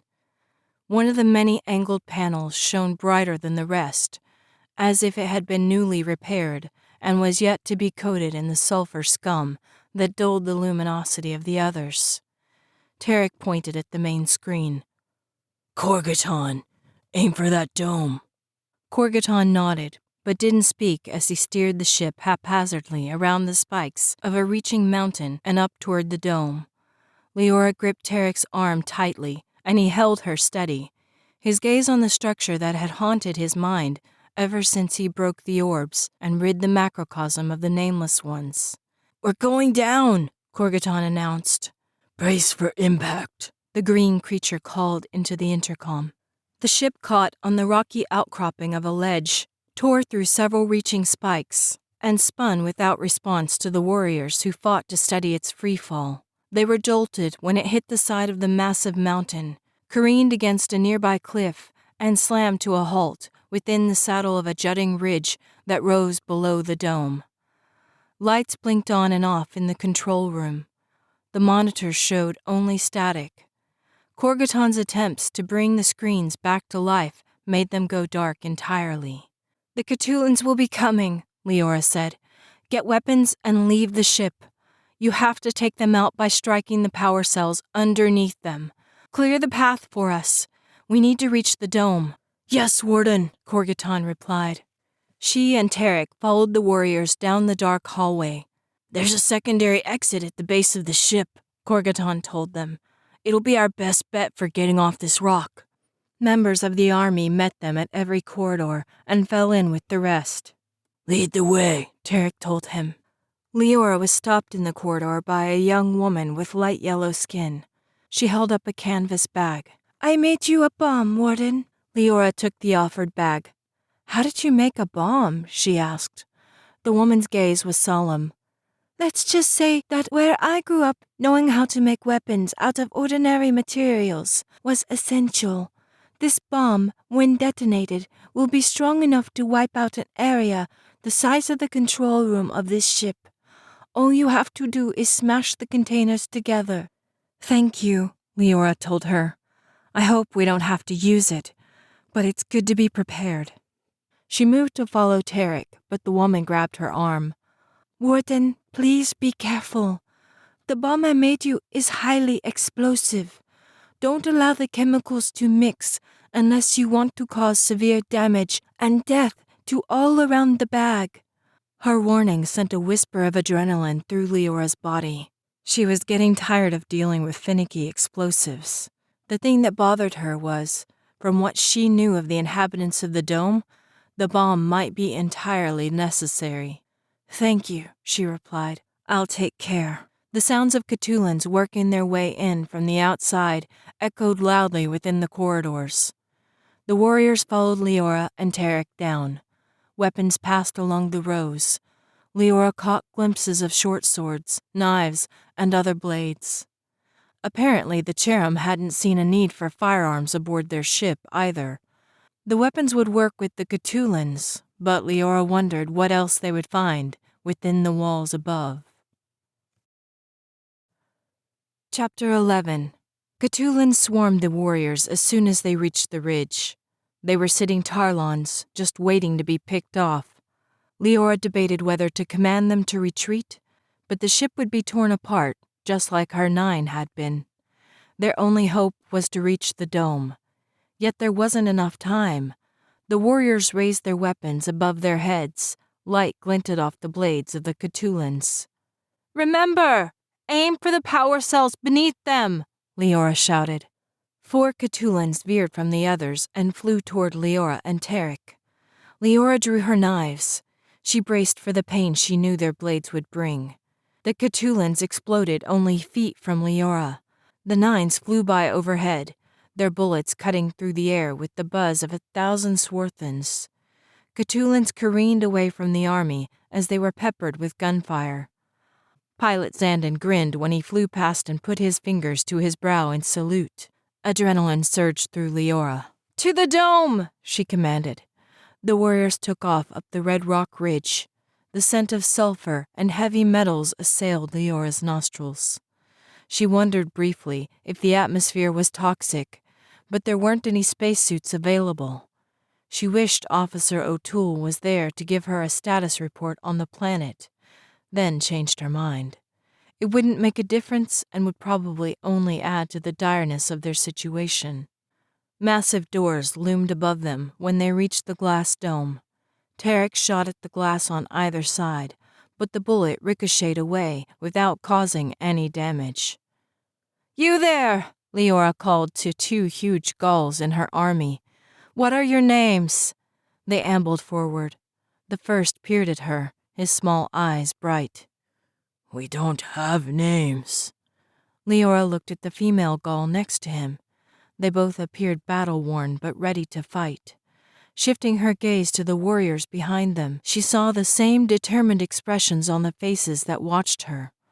Overhead, the screaming cries of the 9s racing through the sky after the Catulans were broken by the peppered sounds of gunfire. "You have names," she said, looking back at the Gauls. "You are soldiers from your home, brave, strong, and individual." She glanced at the other members of her army. There were hundreds of them.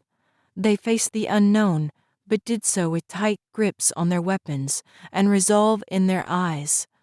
Gulls stood beside humans, Ventikans waited beside Calypsans, and members of other races she didn't know looked ready to fight at her command. They were a young army, christened by their battle, with the cherem that had created them. Whatever waited behind the massive doors of the dome that towered high above would meet a fight worthy of the term. "Remember who you are," she told them. "Remember your names. We fight as brothers and sisters." She gave the gulls an expectant look. "Cran," the male said. "Via," the female told Leora. A smile touched the gull's face. It was as if saying her name gave the gull her identity back. "Cran, Via," Leora repeated. "Knock down the doors." Cran smiled, showing his flat teeth. "With pleasure." Both gulls lowered their horned heads and ran at the dome. When they struck, the massive doors cracked inward but still stood. The gulls backed up and ran again. "Cthulhans!" one of the warriors shouted. Leora looked up to see a dozen of them bearing down on the army. Behind her, a resounding crash signaled that the doors were open. "Korgaton, take 6 warriors and stop the Cthulhans. We don't need them coming at us from behind." The orange-haired humanoid put a fist to his heart in answer to Leora's command. "The rest of you, watch your backs. Defend your comrades and don't stop fighting. I don't know what we're about to face, but we'll get through it together," Leora shouted. She ran into the dome with Tarek at her side. The rest of the warriors filed into the dark expanse. The floor was rough, as if made of the same hardened rock as the ridge. Leora didn't know why the light from outside didn't penetrate the glass above them, but nothing filtered through. Tarek switched on his gunlight, illuminating a dark, empty cavern. The army slowed. A glance up showed massive black stalactites reaching down from the ceiling above. Stalagmites filled the floor, except for a small path toward the opposite end where Tarek's light failed to touch. The sounds of Korgaton and the others fighting the Cthulhans echoed inside. Leora's senses thrummed, and she looked from side to side as they made their way through the giant pillars. Her instincts crawled with the sensation of danger. There was no doubt in her mind that the innocuous room was anything but that. A subtle sound caught her ear. Leora stared into the darkness on her right side, willing her eyes to focus. It had sounded like a drip of water falling from the ceiling above to hit a stalagmite below. Yet it was louder, more full, as though the substance that fell wasn't pure liquid. As if in answer to her thoughts, darkness massed at the top of the closest stalagmite. Another drip sounded, then another. The substance pooled and straightened, forming into creatures Leora had never seen before. They were small, reaching to just below her waist, with the multitude of arms that ended in spikes. The one closest to her met her gaze, with huge yellow eyes that reflected golden in Tarek's light. It opened its mouth, and the upper half of its head hinged back so that its jaws could form a complete circle of serrated teeth. "Ready your weapons," Tarek called out. Leora tightened her grip on her knives as the creature leaped forward. Out of the corner of her eye, she saw hundreds of others do the same.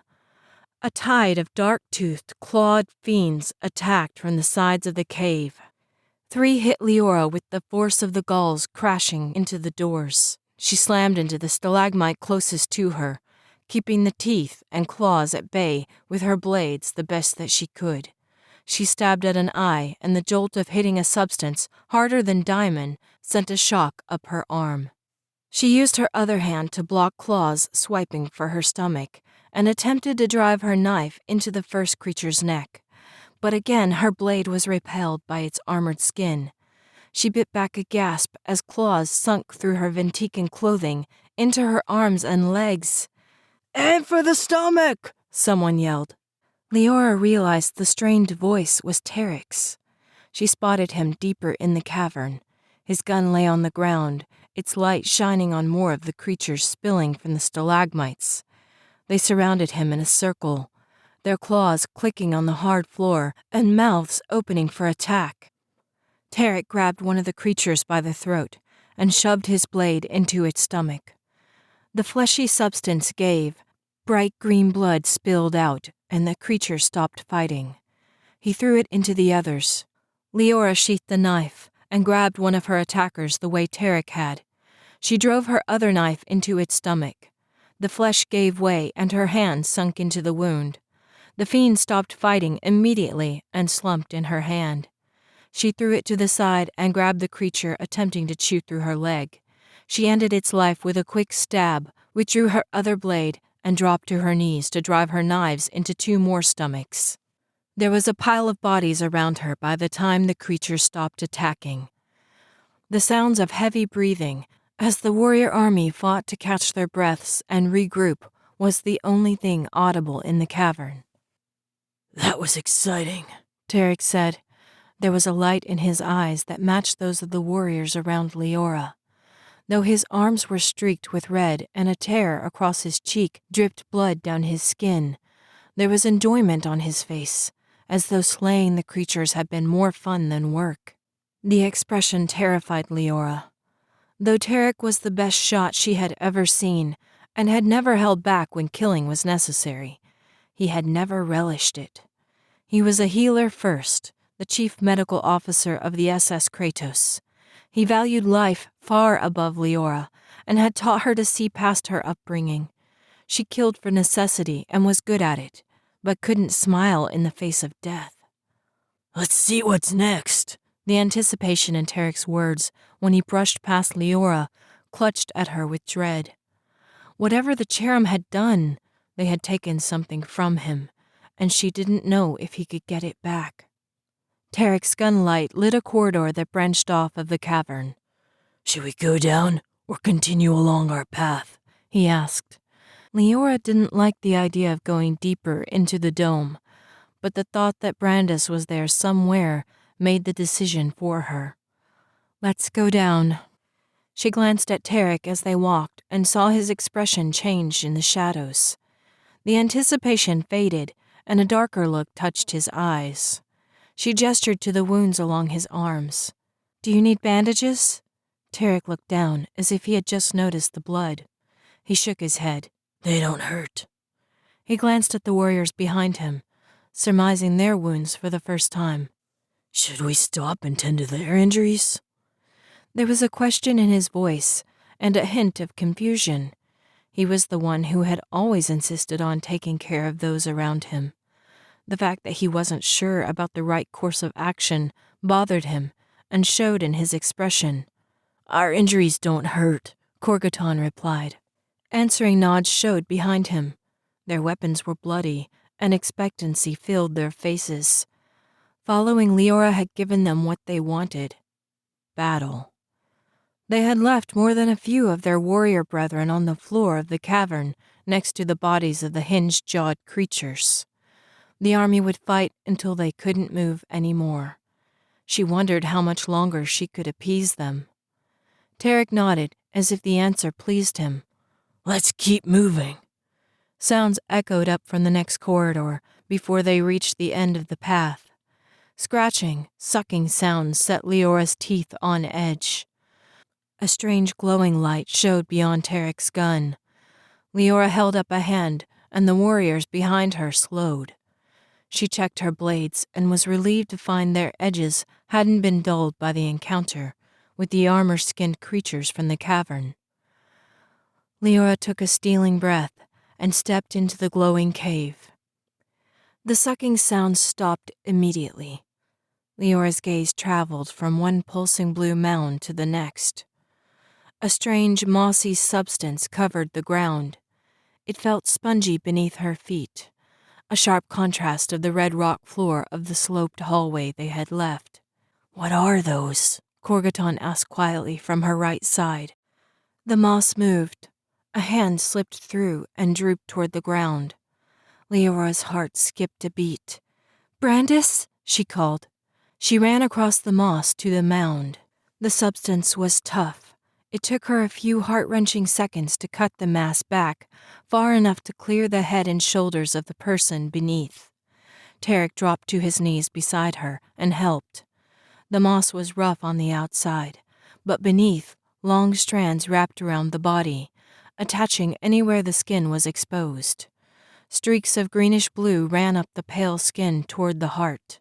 His chest rose shallowly. "It's not Brandis," Tarek told Leora when he was able to clear the head from the moss.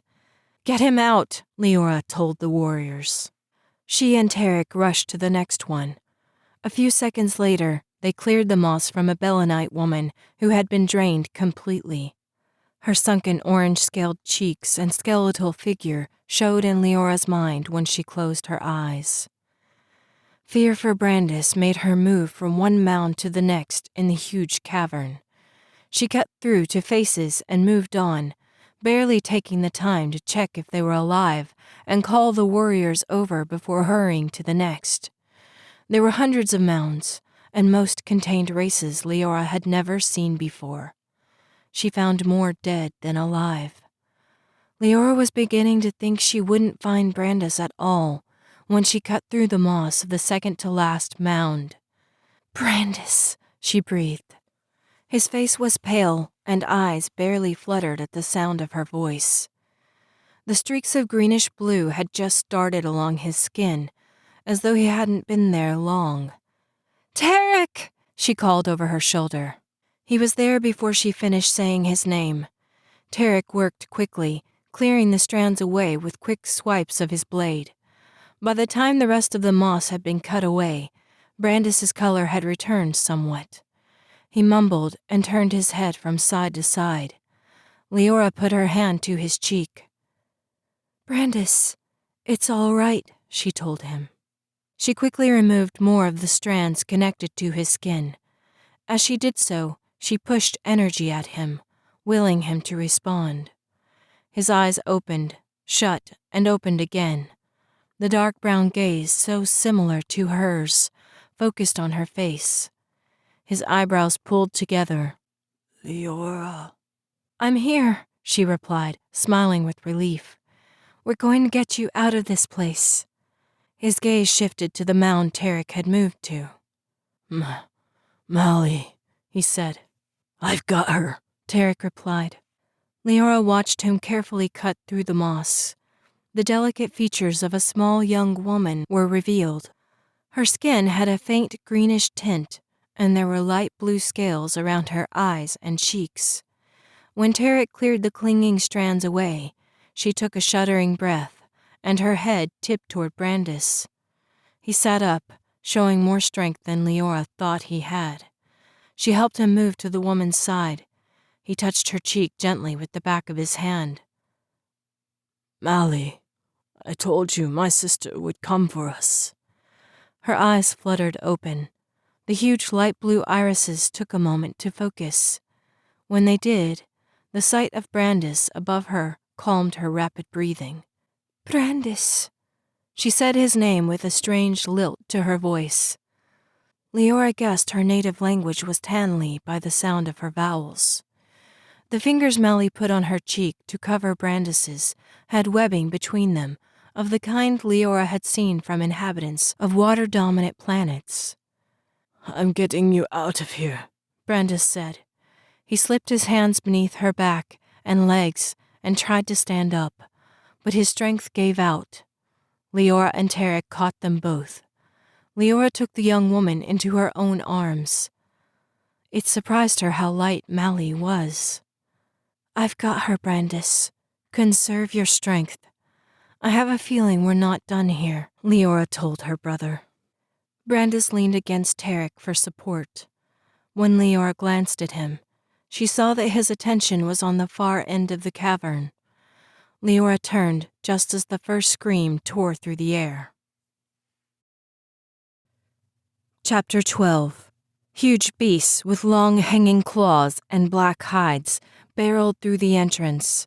Their claws tore into warriors right and left, ripping torsos in half. Those who carried the men and women they had freed from the mossy mounds tried to escape, but the beasts cut them down with roars of rage. Leora set Mally gently on the ground, and Brandis crouched protectively over her. Leora slipped out of her backpack and set it against the cavern wall near them.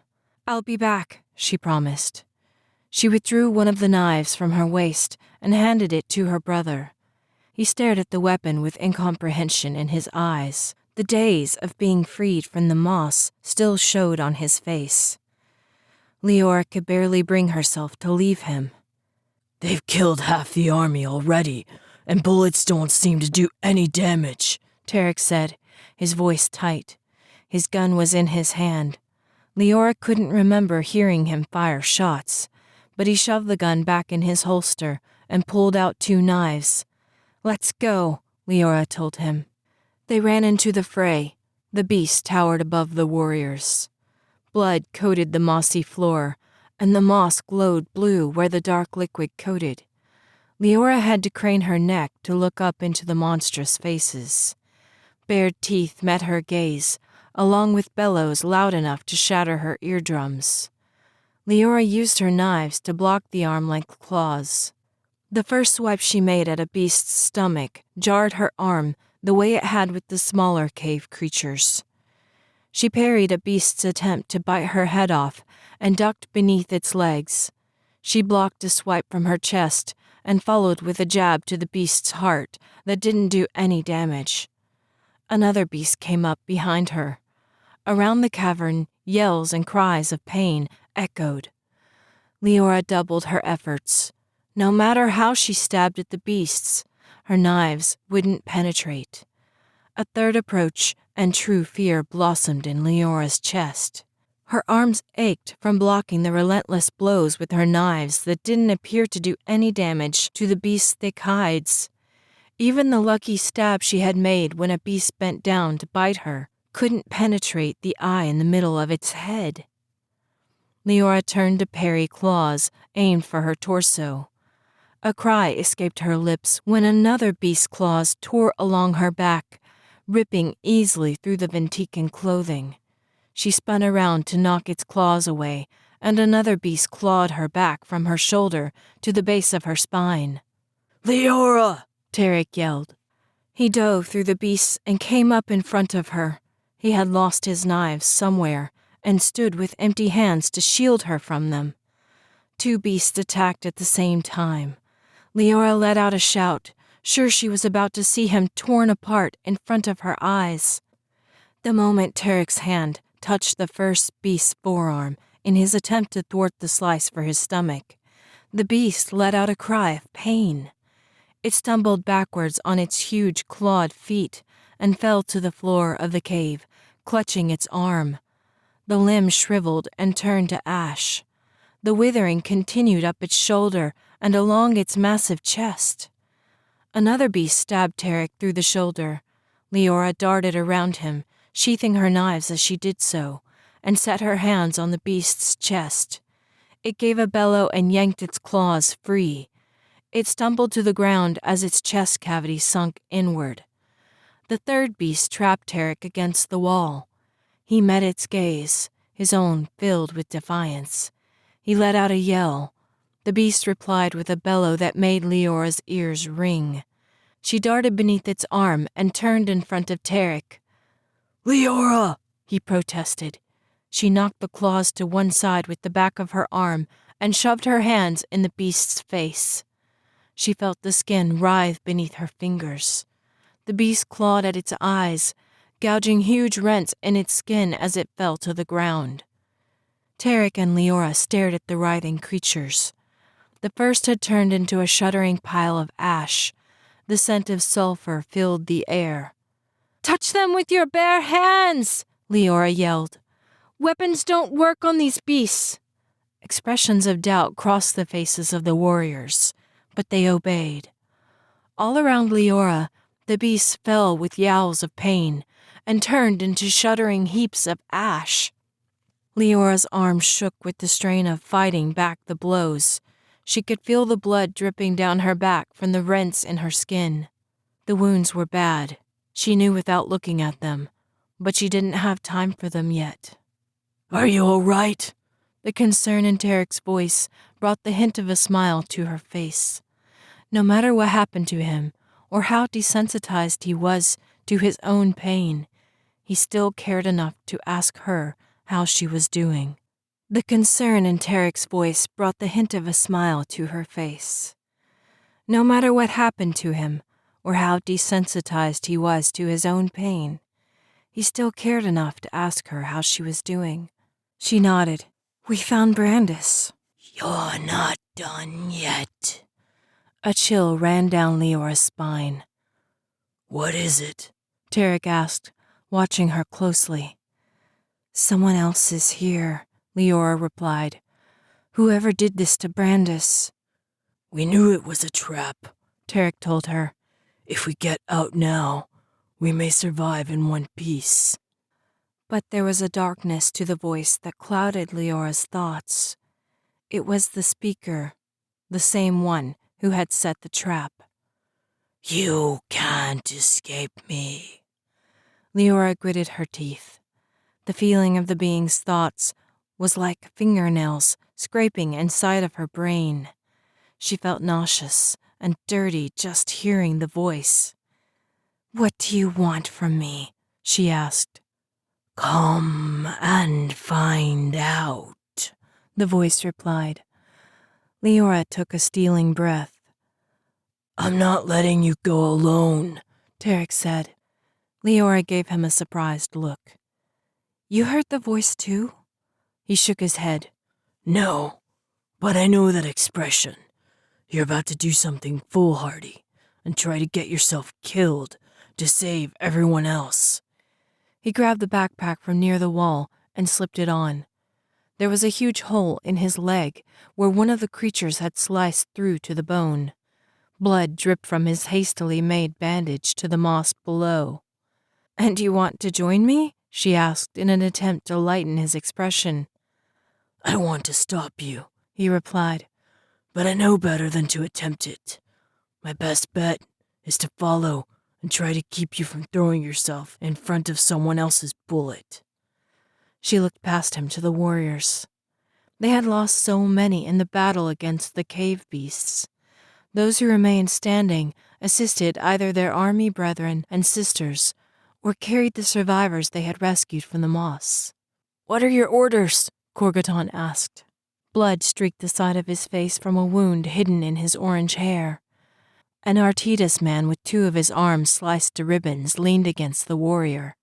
If what Leora felt from the voice was true, it wanted pain and fear for any within its reach. She needed to get her brother and her army as far away from the being who spoke in her head as possible.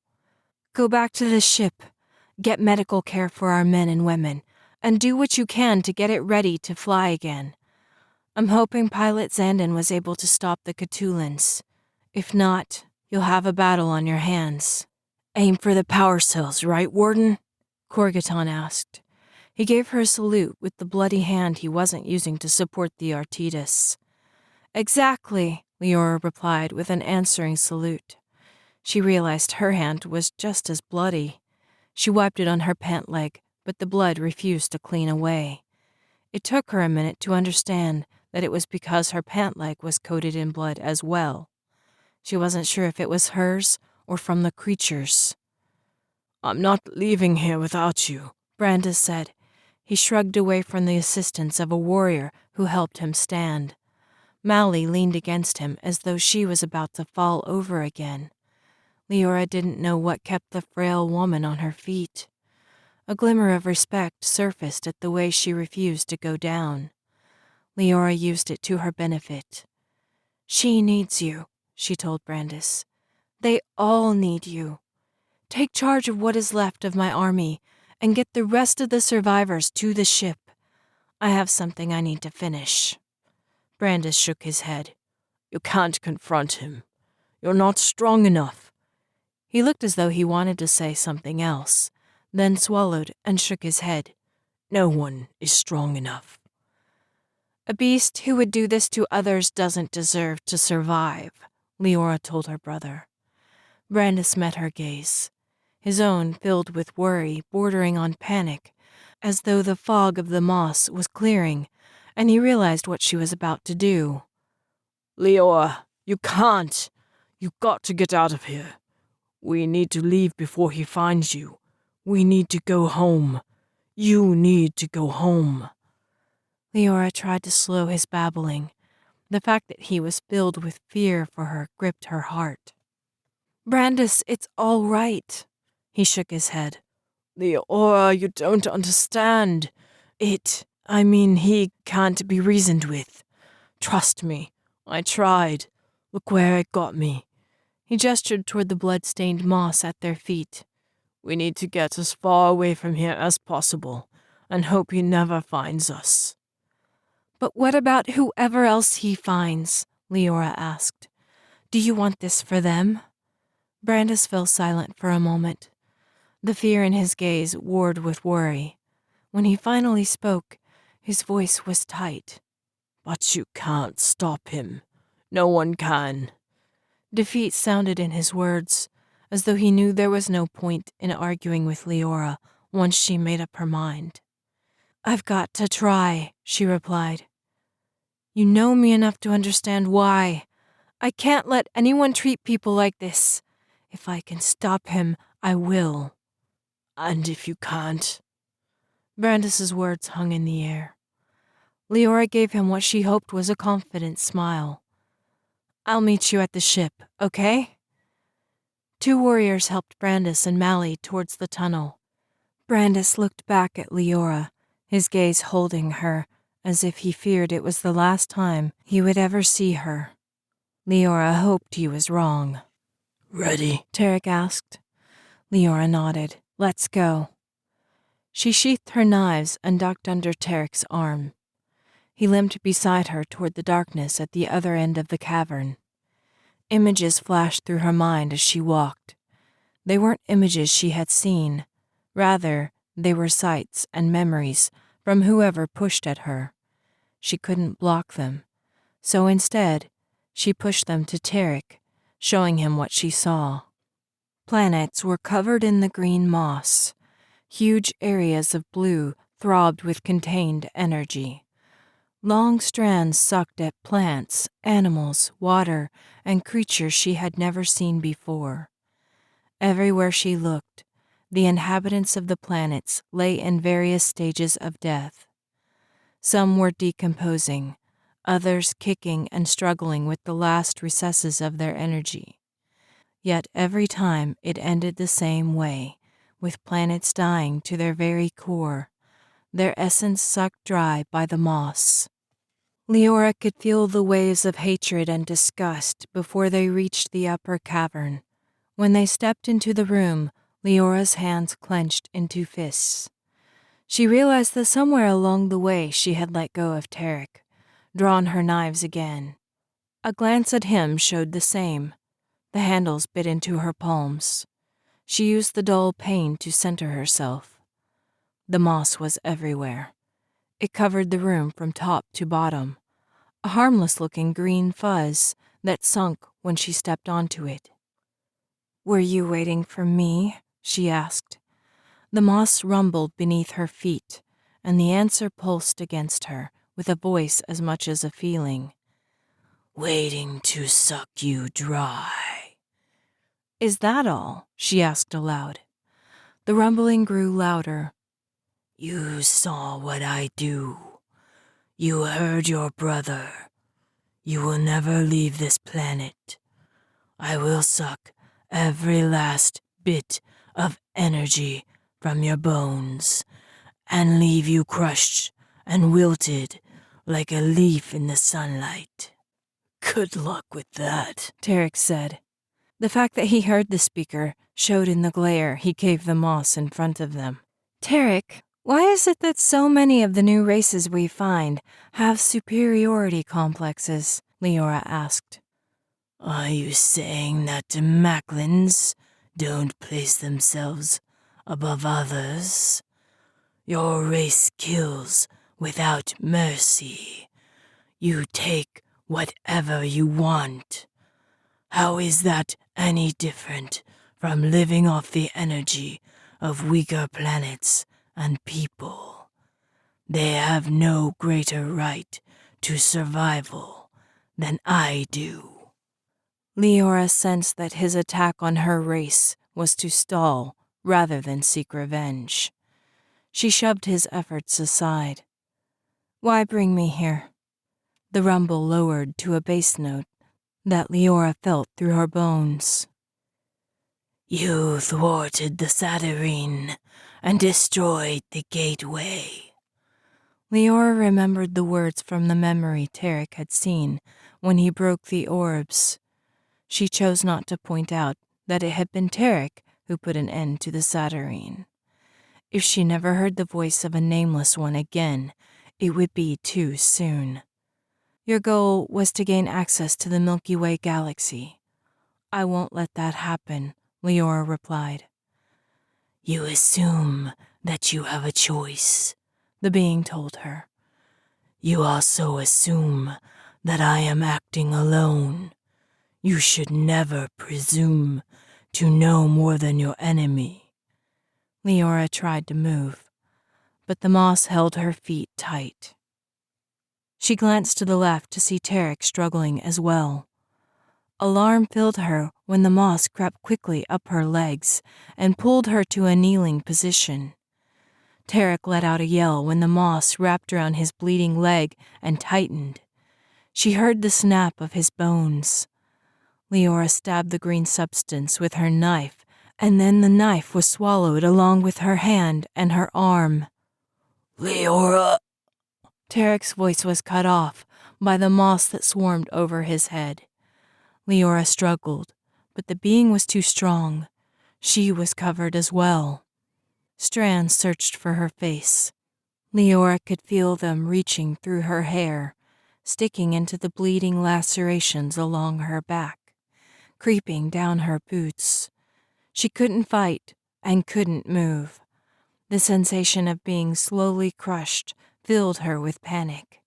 She couldn't bring her knives up to cut the moss away. She wanted to yell to the warriors, but when she opened her mouth, the strands snaked inside. Her breath caught in her throat when the moss pulsed, pulling the energy from her body. Leora's first instinct was to push back, to refuse. The strands doubled their efforts, and she felt them pulling anyway.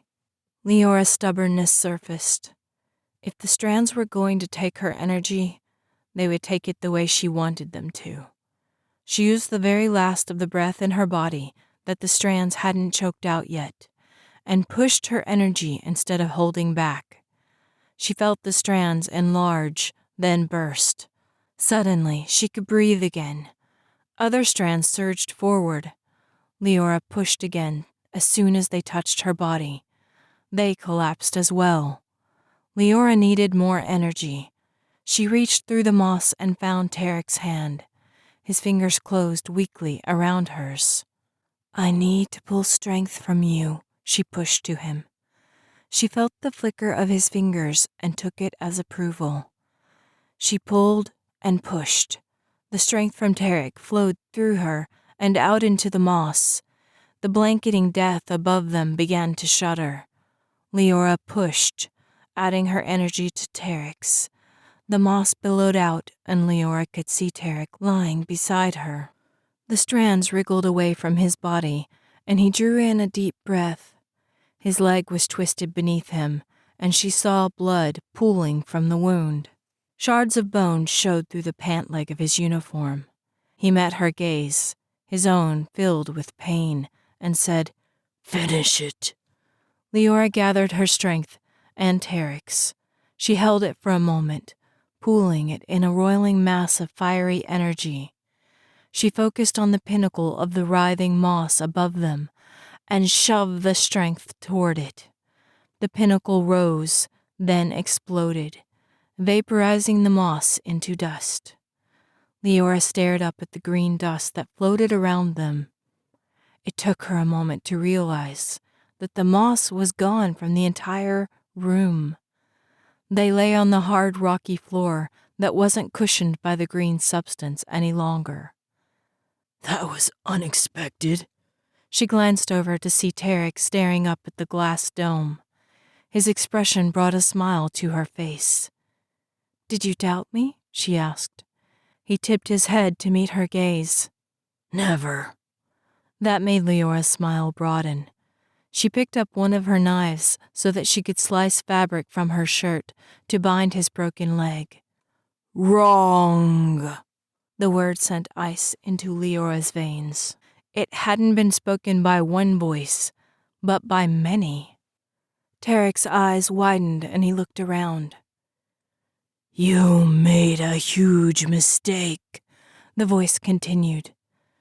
Now, instead of one planet devourer, you have made thousands. We would thank you if we didn't see by your expressions that you did it by accident. What a tragic mistake you just made. A rumble of satisfaction filled the air. We don't need our gateway any longer. You have provided a ship with which we can travel the galaxies. The Catulans are already hiding within, ready to tear apart your warriors as soon as they enter.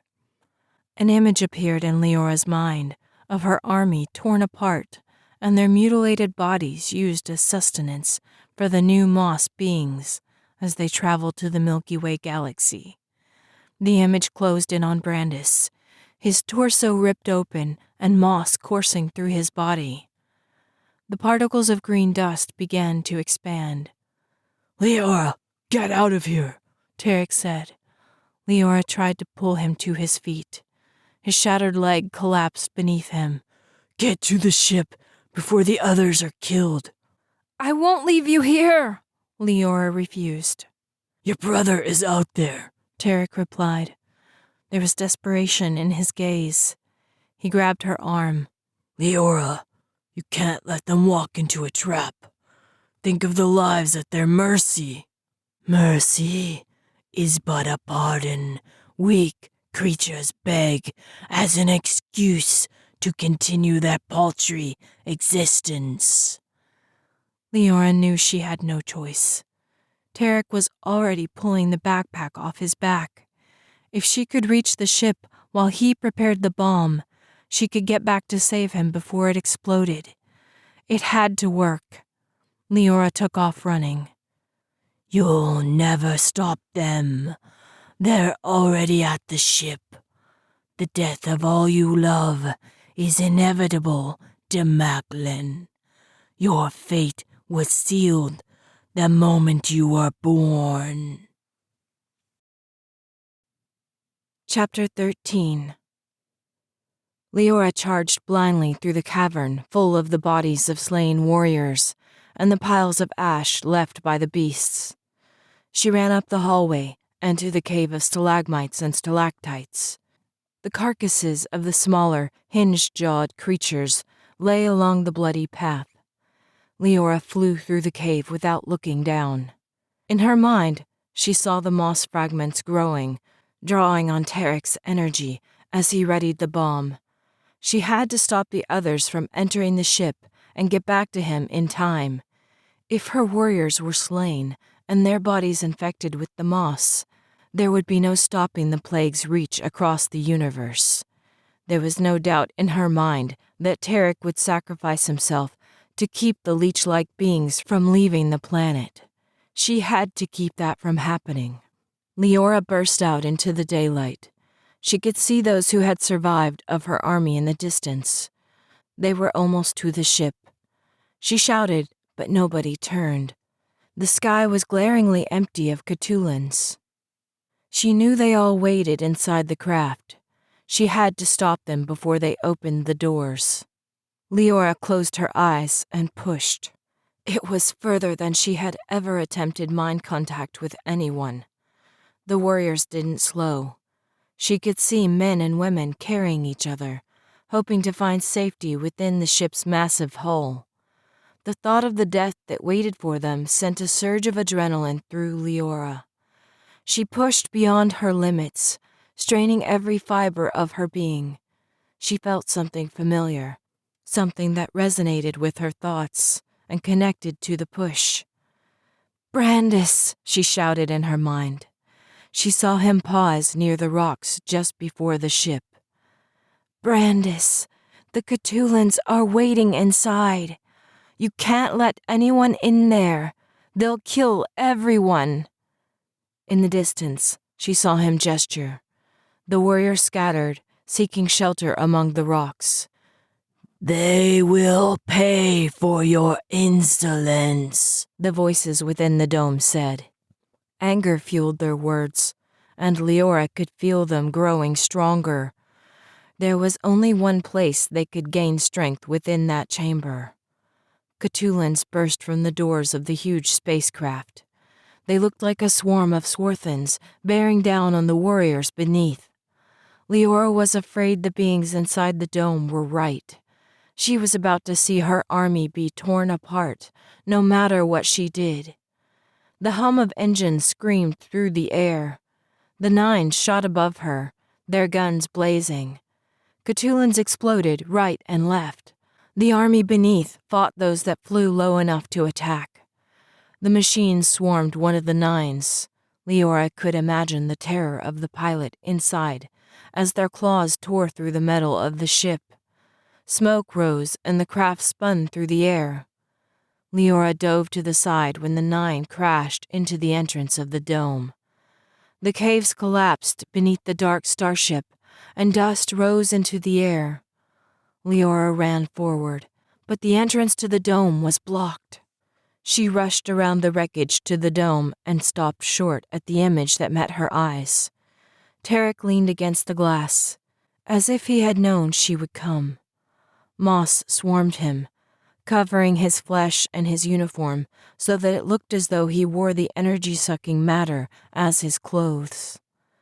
The moss throbbed blue and green as it took what it wanted from his strength. Blood streamed down his leg to be consumed by the moss, and his face was pale. "No one can save you, Demaclen," the voices said. The words were twisted with taunting menace. "You will never leave this planet. We will feed on your flesh and devour your soul." Images flooded Leora's mind. They were the planets she had been to. The water planet of Gliese, Verdan with its green lightning, and Felis roaming the forests. Corian, where her father lived. Titus, Saturn's largest moon, where she had fought in the Gladarian. And the red planet, where she had saved Tarek's life and battled giant flesh-eating worms to rescue the crew of the SS Kratos.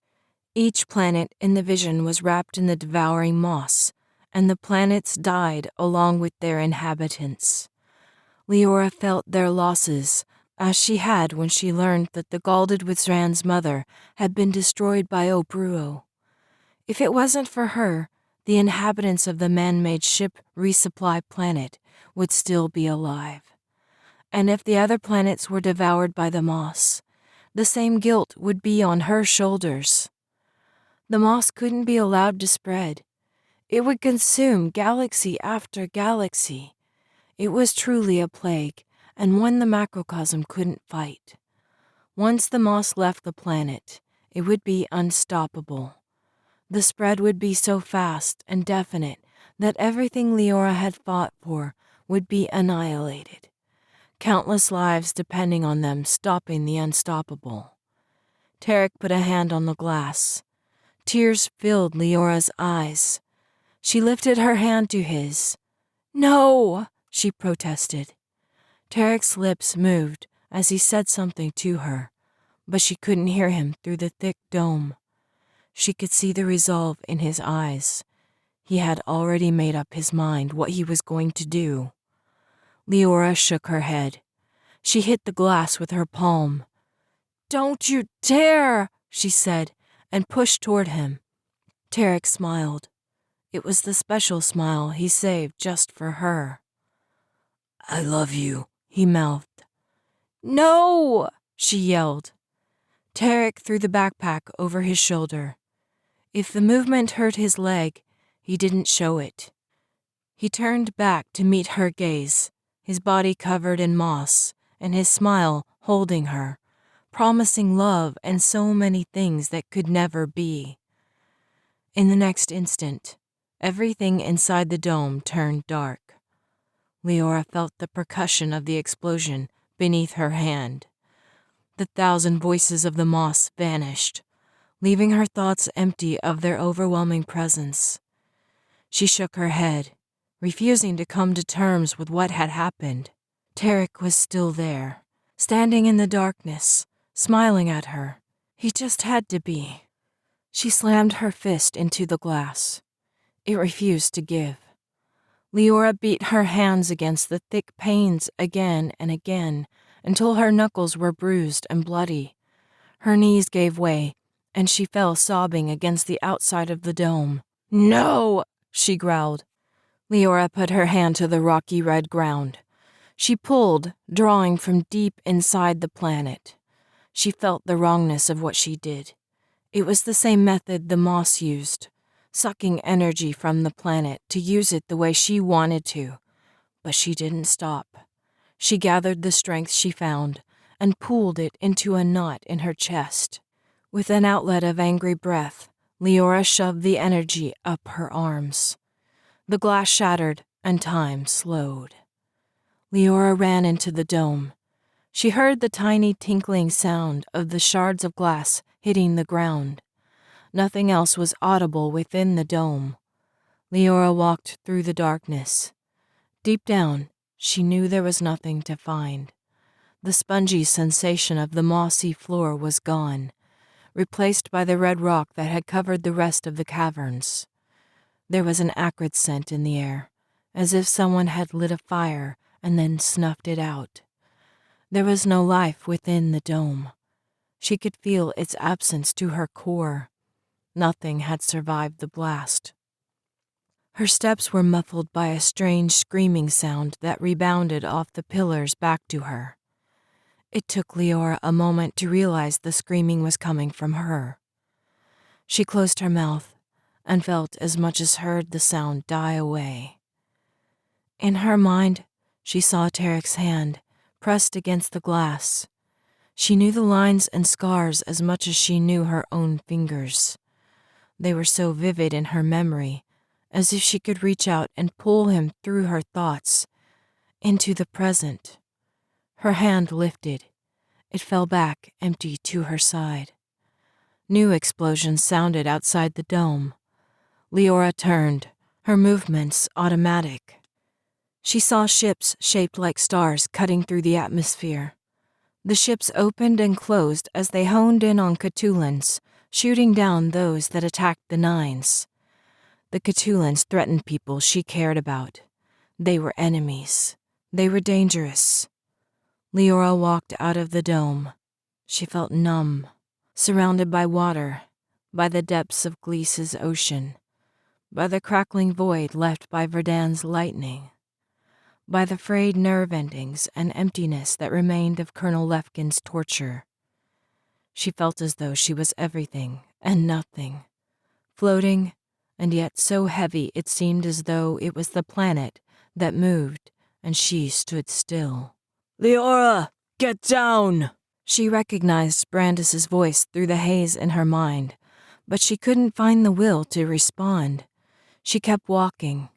Out of the corner of her eye, she saw her warriors hiding behind the massive red rocks. They were being destroyed by the Catulans, shredded and torn limb from limb by the merciless creatures still intent on their directive from the moss. Leora didn't slow. The torn metal of the massive Cherem ship marked her destination. Though her instincts buzzed at the sound of the Catulans closing in, Leora didn't flinch. She knew what kind of a target she made, and she embraced it. She would draw them away from her army, from her brother, and from the other ships landing in the distance. The grating humming sound closed in, and the first blade stabbed into her shoulder. Another sliced her knee, and her legs collapsed. The metal bodies buried her beneath their stabbing forms. The whir of their engines shut out everything else. Leora's mind drifted, and she saw Tarek standing beyond the dome once more. Instead of glass between them, there were curved metal bars, and he held onto the top of the dome while she knelt and stared down at him. The backpack with the bomb was on his back, and he held onto the bars with the moss writhing below. Live together or die together, remember? Leora shouted over the sounds of battle that filled the air. Forget that, Tarek replied. At the look of loss in Leora's gaze, his voice softened. Leora, live for both of us. Promise me. I won't, she told him, shaking her head. His expression became desperate. You have to. She shook her head again. Her words came out as a strangled whisper. I can't. Tears filled Tarek's eyes. He grabbed her hand through the bars. Leora, you must. One of us has to make it through this. You have to make it home. Promise me. But Tarek, she began, her voice cracking. He shook his head. Promise me, Leora. Please. She couldn't deny the pleading in his gaze. Her heart ached when she finally nodded. Tarek pressed his forehead against the bars, pulling her gently down until their foreheads touched. You always were too good for this macrocosm, he said, his voice thick. No, you were, Leora replied. Tarek's lips brushed hers. Then he leaned back and let go of the bars. Tarek, no! She shouted. He fell, and she was helpless to stop him. She watched him plummet toward the floor. His gaze stayed locked on hers. There was a gentle smile on his lips, the one he reserved only for her. Tarek, she whispered. He hit the moss-covered floor, and the pack exploded. Leora was flung backwards off the structure. She closed her eyes as she fell through the air. She couldn't breathe, couldn't feel, couldn't fear the impact that was coming. Tarek was dead. She had watched him die. She would give in to the Cthulhans and die with him. Live together or die together.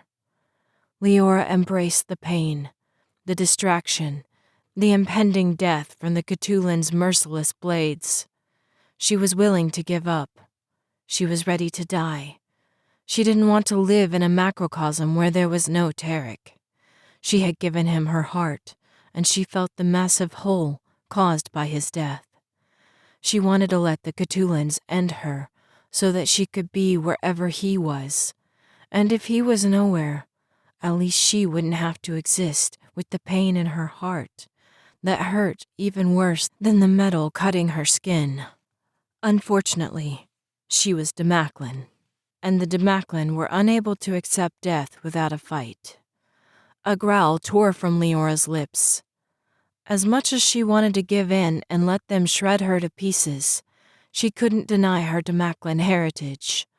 All of the beatings, the punishments, and the hissed threats Obruo had whispered into her ears echoed in her mind.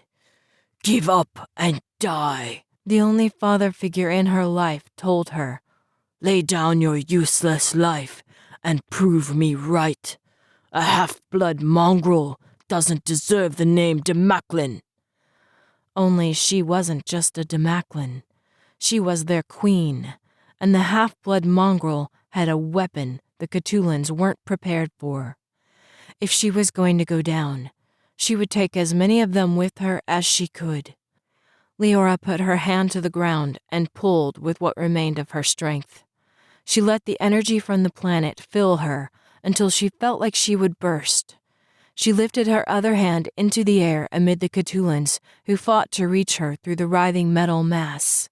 With the image of Tarek's hand pressed against the glass foremost in her mind, she released the energy. The Cthulhans above her exploded in a halo of shrapnel. The pieces of metal fell, but the energy acted as a shield, burning the scraps before they could hit her or the ground within 5 feet of where she stood. More Catulans attacked and were destroyed by the energy. By the time the last Catulan burst outward in a violent explosion of parts, the ground around Leora burned with a circle of red fire that sparked where metal pieces lay. Leora looked through the fire to the warriors beyond. Her gaze met Brandis's. His eyes were wide and his irises reflected the flames. She had done what she meant to do. She had promised her father and herself that she would find Brandis and rescue him from the unknown danger that held him hostage. The price had been dear. The pain in Leora's heart that made it hard to breathe told how very much the journey to the other end of the macrocosm had cost her. Leora put her forehead to the coarse red rocks that made up the ground. When she closed her eyes, she felt Tarek's forehead against hers. She knew he would have the smile on his face he saved for her.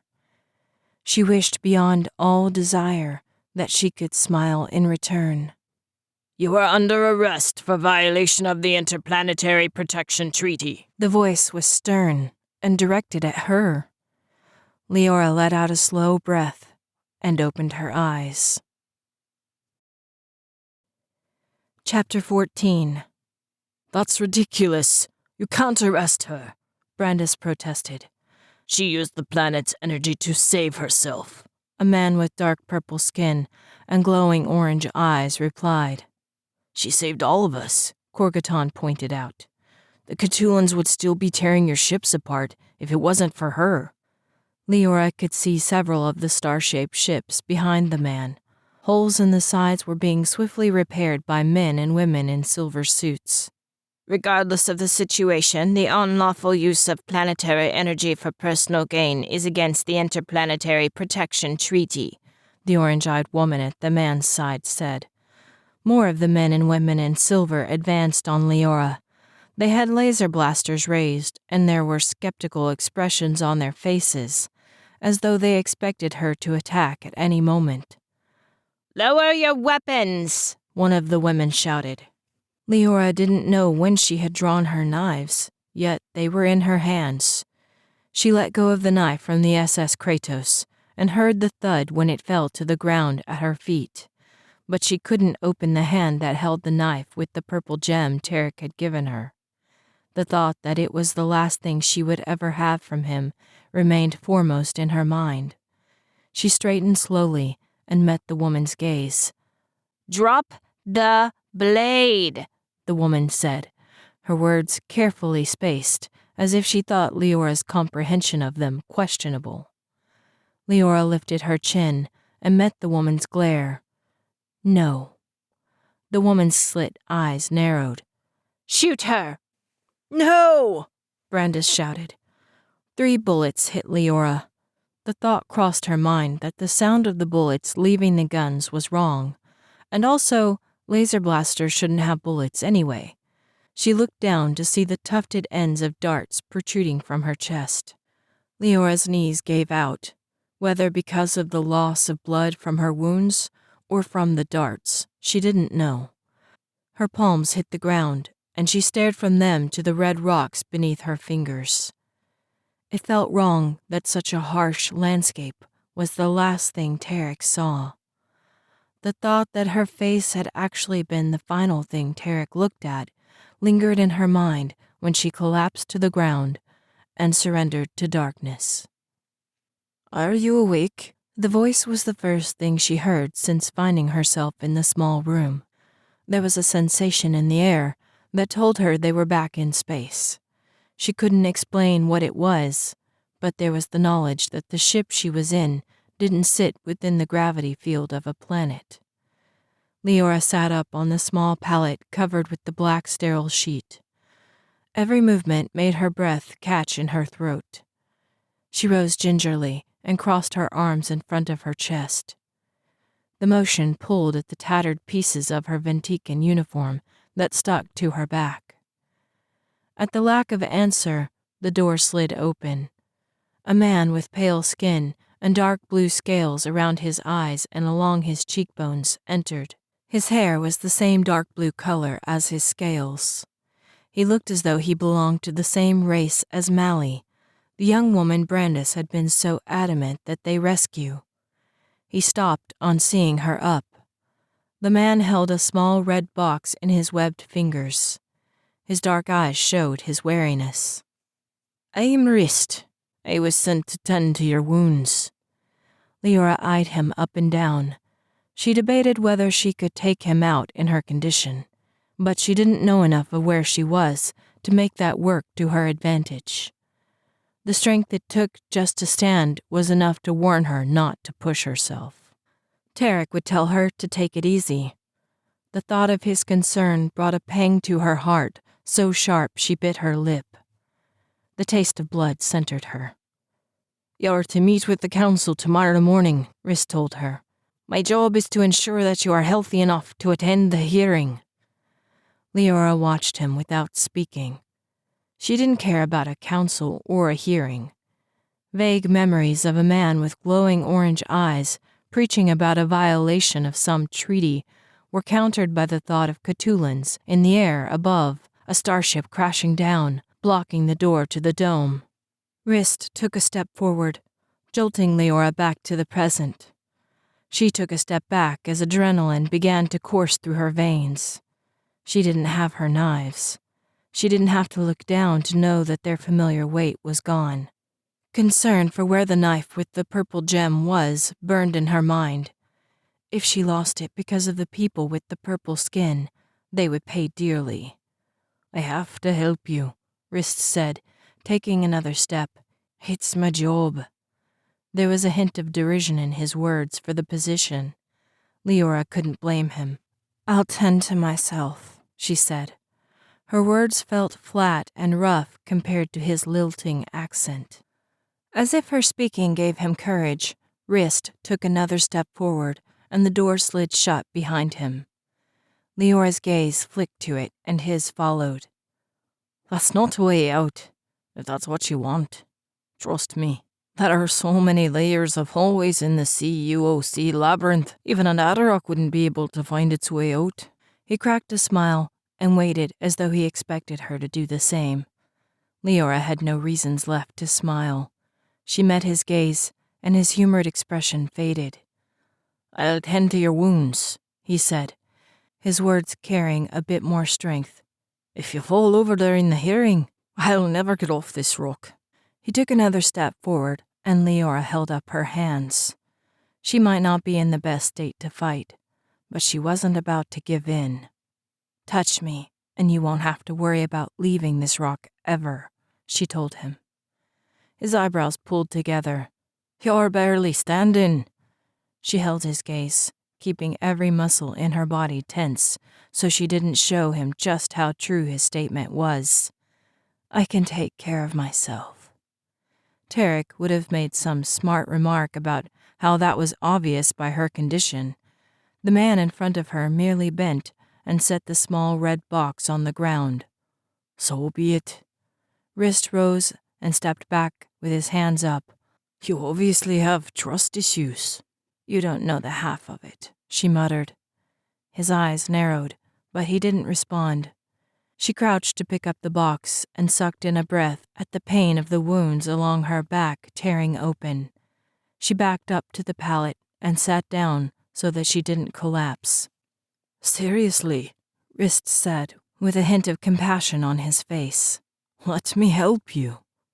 She stopped him with a glare. "You can leave," she replied. He shook his head, his expression unreadable as he watched her closely. "I can't. The box needs to be in my possession when I exit this room." Leora was torn.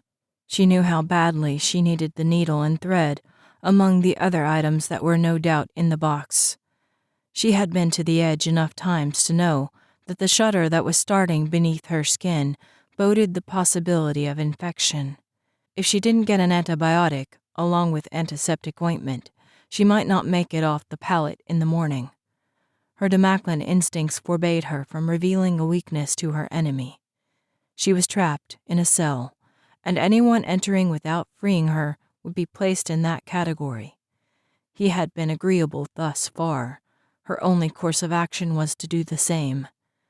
She shoved down the bitter taste of giving in and said quietly, "Will you please turn around?"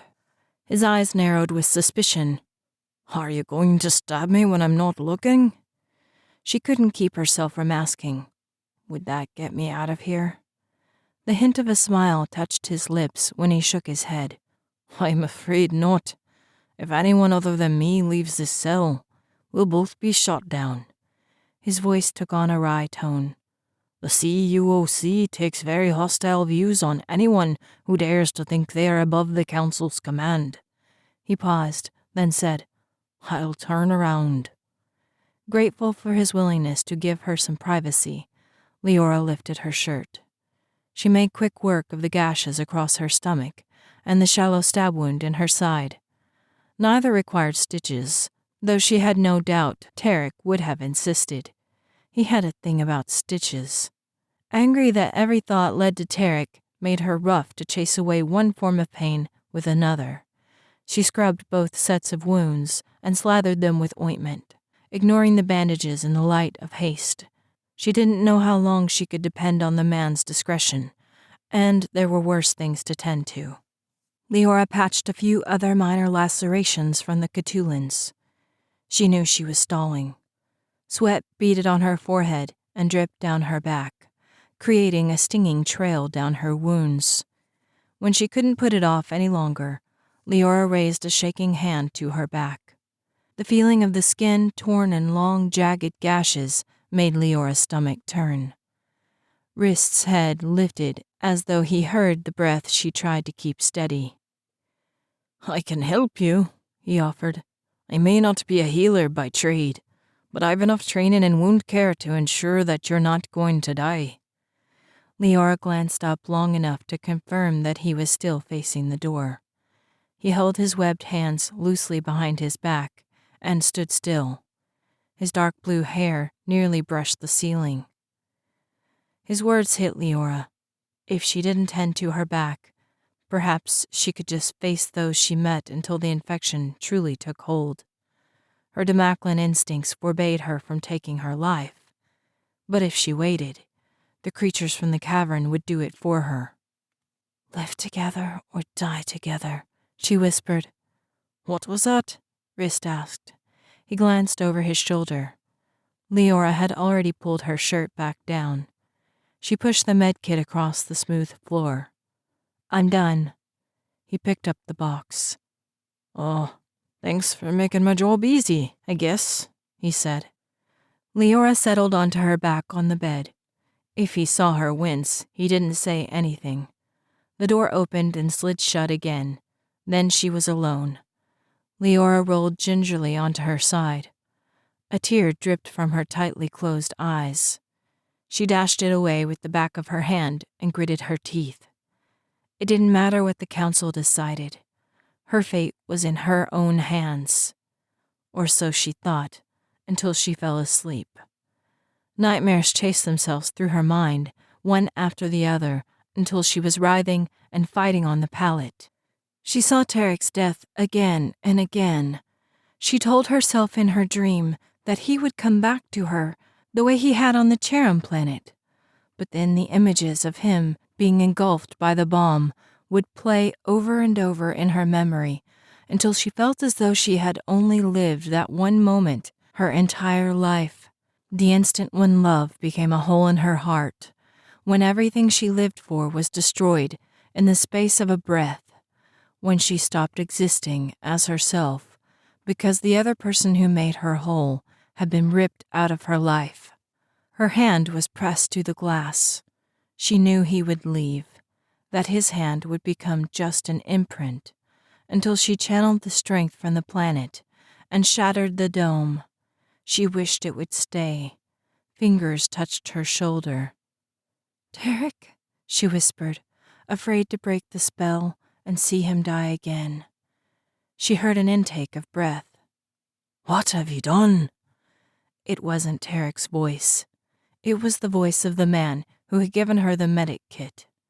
His presence meant that Tarek was gone. "No," she protested. "Hold still," he replied, his voice gruff. "You're lucky you haven't bled to death yet."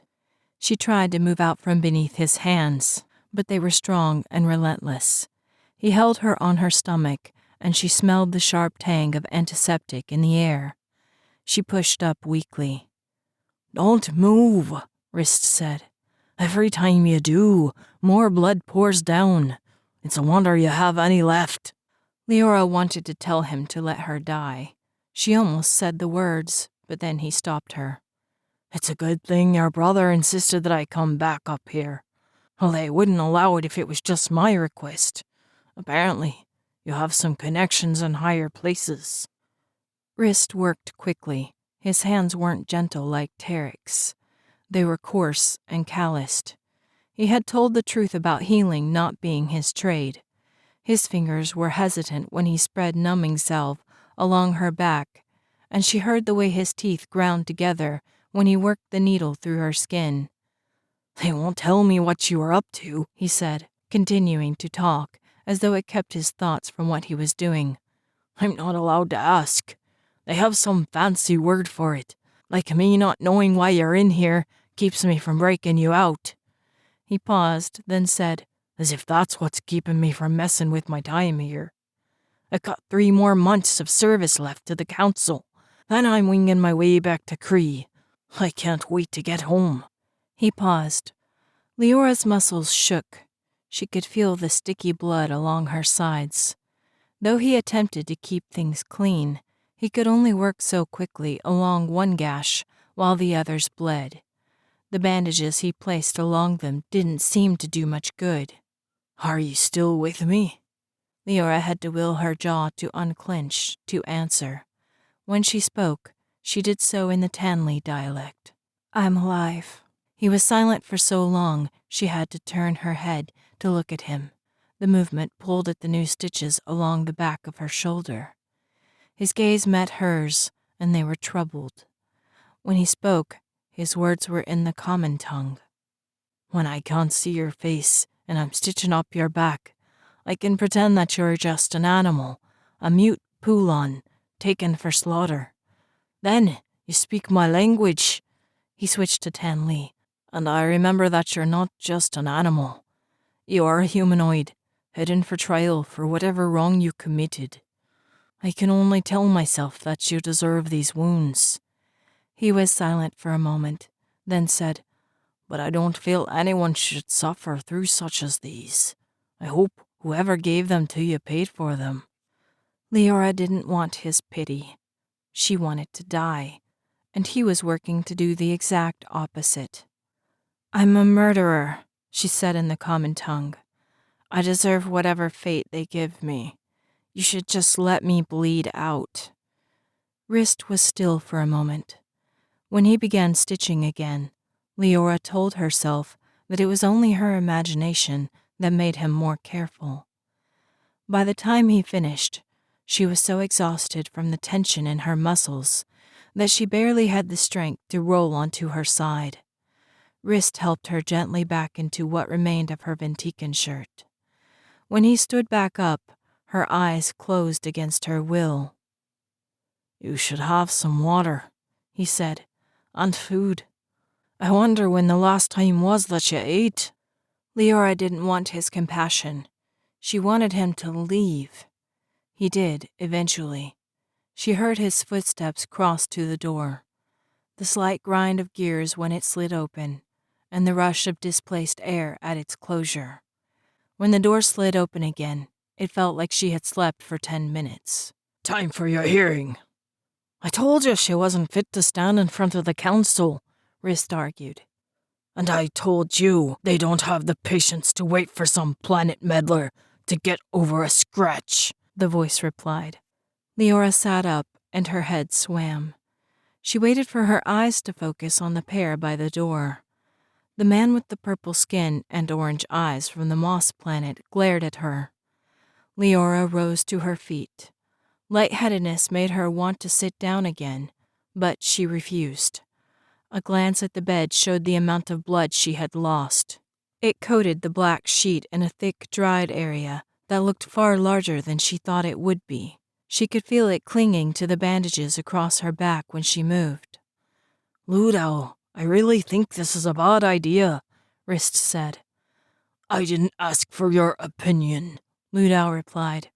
He motioned for Leora to approach and held out a set of thick metal handcuffs. Are those really necessary? Rist asked. Are they going to let a known mentalist draw from our planet and use its strength against us? Ludau shot back as he fastened the handcuffs around Leora's wrists. Rist hissed out of breath and didn't reply. Leora fell in behind the man. Rist held out a bottle of water to her. She would have denied it if her throat wasn't burning with thirst. As it was, she took it and drank the contents to ensure that she could stand in front of the council and not pass out. She handed the bottle back to Rist. The rattle of the chain between her cuffs was loud in the hallway. Thank you, she said.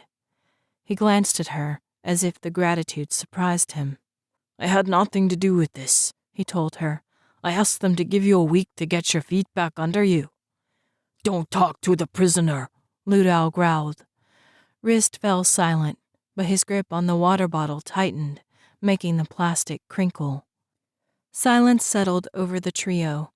Leora concentrated on placing one foot in front of the other. She stumbled once and saw Rist's hand come out to catch her elbow. She shrugged out of his grasp and straightened. He kept closer than she felt was necessary, but when they reached the hearing room, she was grateful to have at least one friendly face at her back. The room was more of a grand hall than just a regular meeting room.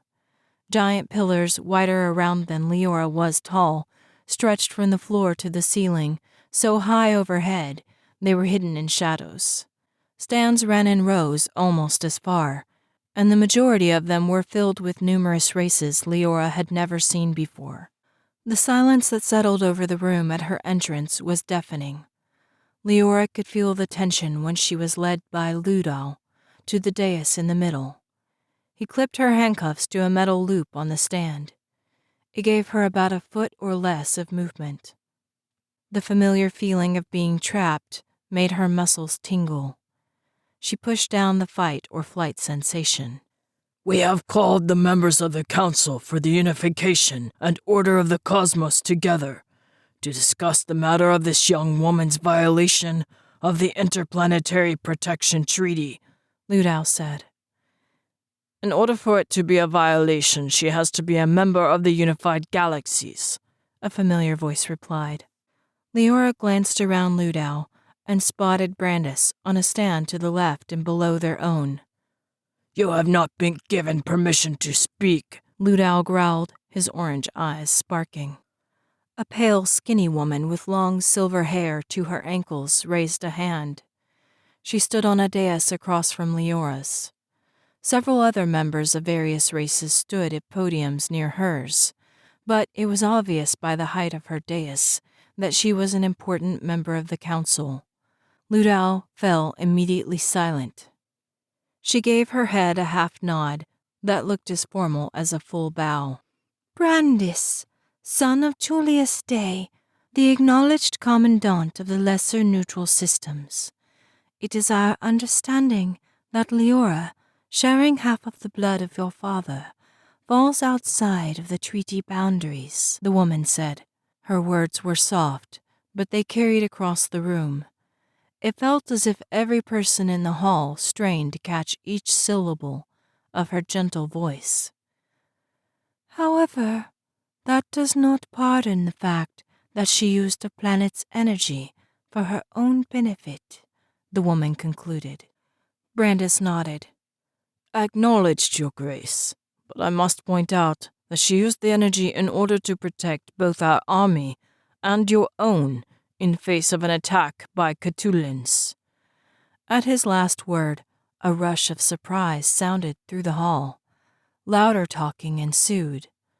A man with dark green scaled skin leaned forward to speak into his microphone. Council, we do not acknowledge the existence of Catulans. Brandis sputtered. The sound was loud in the huge room.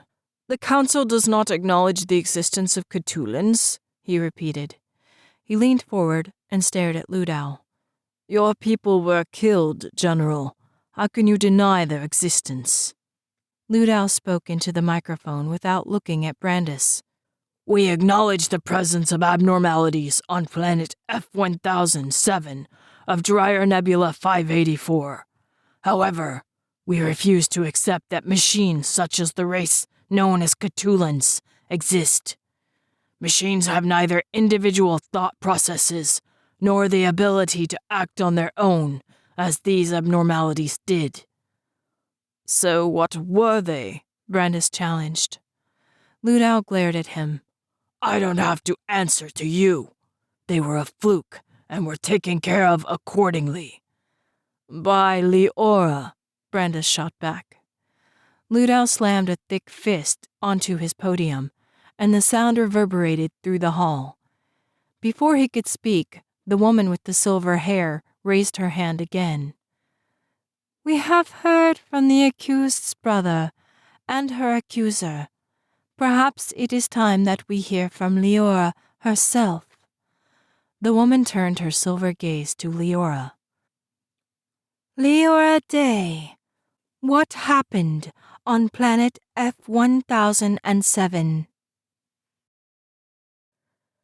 Chapter 15. 1,000 images flashed through Leora's mind. She saw the battle with the cave creatures, felt the claws rake her back, and heard the cries of her fallen warriors. She remembered the feeling of the soft moss beneath her feet and felt her heart jump at the sight of Brandis's face when she cut the moss free. She remembered how it felt to channel Tarek's strength with her own and shove it at the moss that threatened to strangle them. It had worked, at least so they thought. In the end, it had also caused Tarek's death. The thousands of new moss creatures had to be stopped. There was no other way. Leora? Leora blinked and saw the hall again. The woman across from her gave a kind smile that Leora felt was far out of place among the glares of those around her. Do you have anything to add to your brother's words? Leora wanted to stay silent, but the woman had asked so kindly.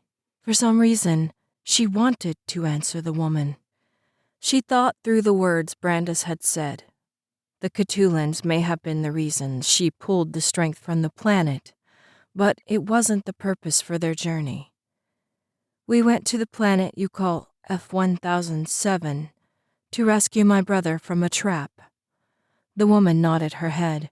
Brandis gave his statement earlier about the beings who captured him and took him to the planet where he was then taken into captivity by some sort of grass-like entity. It was more like moss, Leora replied. Don't ever presume to correct her grace, Ludal snarled. He raised a hand to strike Leora. She didn't flinch, merely met his gaze and waited. The silver-haired woman gave the smallest shake of her head. It was enough to make Ludal close his mouth and drop his hand immediately. It's all right, General, the woman said. Leora does not know our customs. I don't think she meant to be rude. At the woman's inquiring look, Leora shook her head. With everything she had gone through, she felt justified in being rude. However, the woman treated her with such kindness, Leora couldn't help being polite in return. They set a trap for me, Leora said. They wanted to create a gateway to the Milky Way galaxy, but I destroyed the orbs they planned to use, so they were seeking revenge. A woman with glowing yellow tentacles asked, Can we have clarification about the location of the Milky Way galaxy? The Milky Way galaxy is one of the lesser galaxies still struggling with basic political principles and practices. Matassa, a woman with 4 arms crossed in front of her chest and 8 piercing eyes, said into her microphone. It is yet too unstable in its social dynamics to be considered a member of the unified galaxies. Thank you, the tentacled council member replied. Let's return to the moss entity, the silver-haired woman suggested. Leora nodded.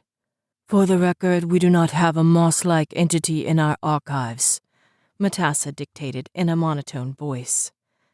Thank you, Matassa, the woman said, Your memory serves us as always. If I may speak, Your Grace, Brandis asked. At the woman's nod, he continued. When they had me submerged in their energy draw, I was privy to their thoughts. The moss entity, as you call it, traveled from planet to planet, sucking the life out of its core and inhabitants. It was far more an enemy to your treaty than Leora. The man with dark green scales cleared his throat. That is for us to decide, young man. If you don't have the facts, how will you decide fairly? Brandis replied. He leaned forward so he could see Leora around Ludow. Where's Tarek, Leora? He could add his testimony to ours and let them know that we're telling the truth. The name rang in Leora's ears, and a knot grew in her throat so that she couldn't speak. Who is this Tarek? The woman asked. He is her boyfriend, Brandis replied. He's also the best medic I've ever met. He was a member of the Coalition. Then, when we disbanded from them, he was recruited into my father's new defense fleet. He's the best hand with a gun I ever met. His gaze was expectant when he turned to Leora. You know he'd speak on your behalf. They can't deny all of our testimonies.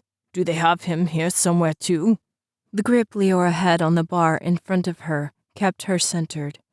She lowered her gaze to the cold metal and felt glass beneath her palm again. She took a shuddering breath. When we freed Brandis and the other survivors from the Moss entity, my warriors carried them out. Tarek, it was hard to say his name.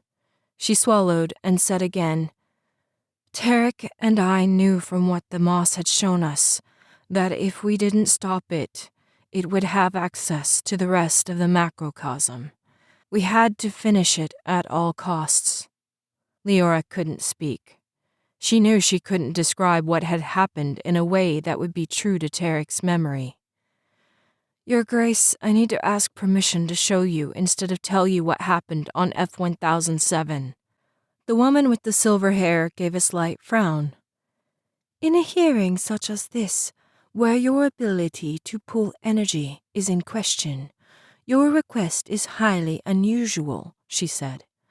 Leora waited in silence. Talking about Tarek's death was more than she knew she could handle at the moment.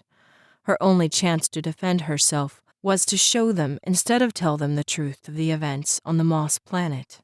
Even so, given the uniqueness of the circumstances, I allow it, the woman finally conceded.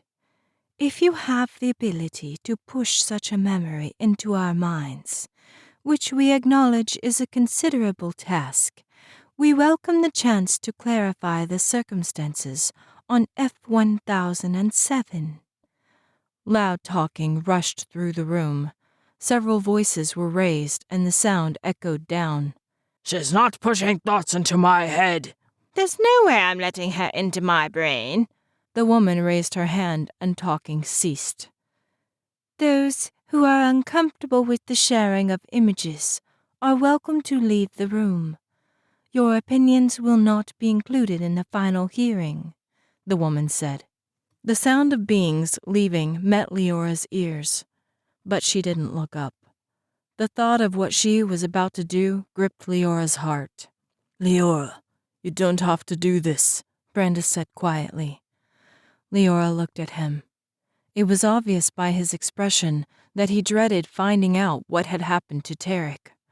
Leora lowered her gaze. Leora Day, we are ready, the woman said. Leora nodded. She closed her eyes and cleared her mind. Pushing to so many would take a considerable amount of strength. She hoped she had enough left. Leora chose to start with their landing on the planet. The journey through the caves was rough, but she didn't leave out the deaths of her warriors. She showed them finding Brandis and the others being used by the Moss. The attack of the huge creatures with the long claws made several minds shy away from hers. Leora continued to push to those who still remained open.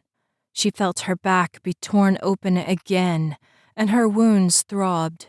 She pushed forward to the voice of the Moss in her mind when she and Tarek were enveloped. She showed them the planets being sucked dry by the moss's parasitic ways, and the plan for the use of her warriors' bodies to transport the many moss particles to the rest of the galaxies. Leora, get out of here, Tarek said. Get to the ship before the others are killed. I won't leave you here, Leora refused. Tarek grabbed her arm. There was desperation in his gaze. Leora, you can't let them leave this planet. Leora reached the mind of her brother and stopped the warriors from entering the ship. She heard the gasps of those in the audience when the Cthulhans attacked. The Nine was torn apart and crashed into the opening of the dome. Leora touched the glass. I love you, Tarek mouthed. No! She yelled. The bomb exploded. Leora put her hand to the red rock ground. She gathered the strength she found and pulled it into a knot in her chest.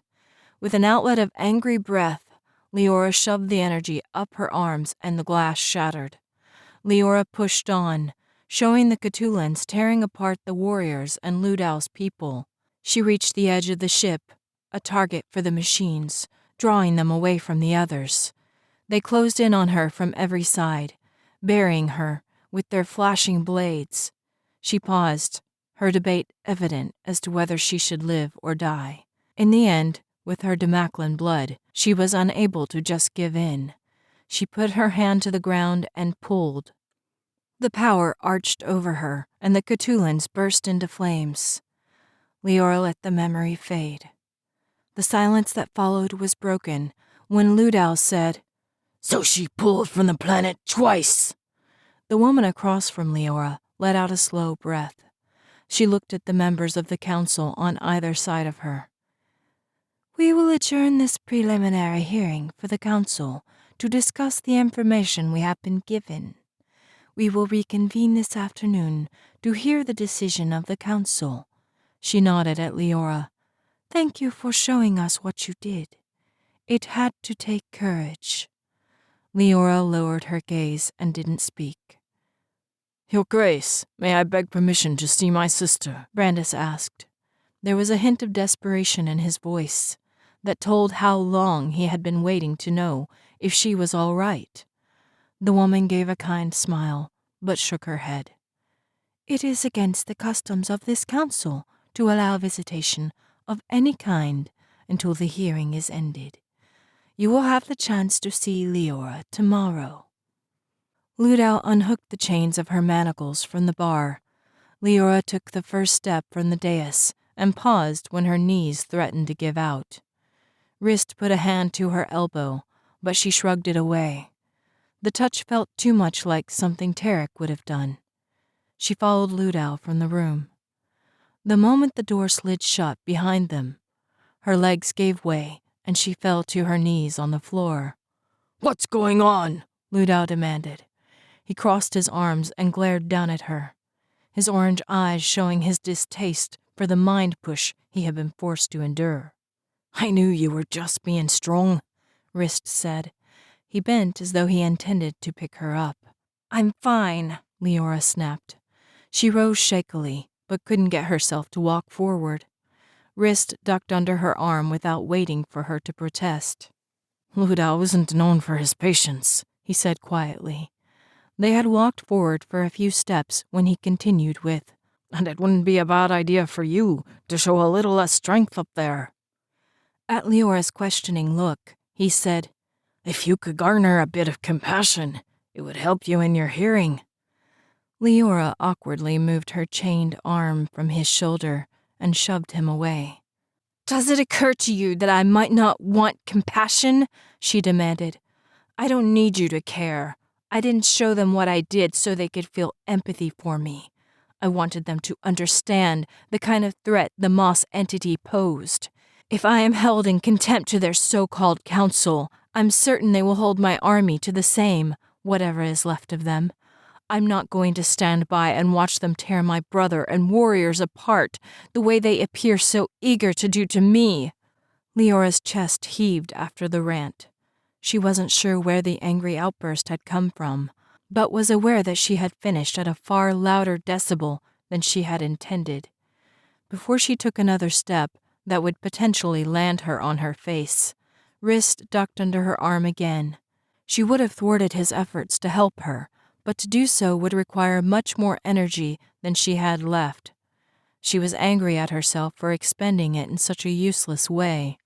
They had passed through several halls behind the straight-shouldered form of Ludow when Wrist spoke again. His voice was quiet when he said, "You may have plenty of enemies up there, Leora, but don't count me among them." Leora didn't reply.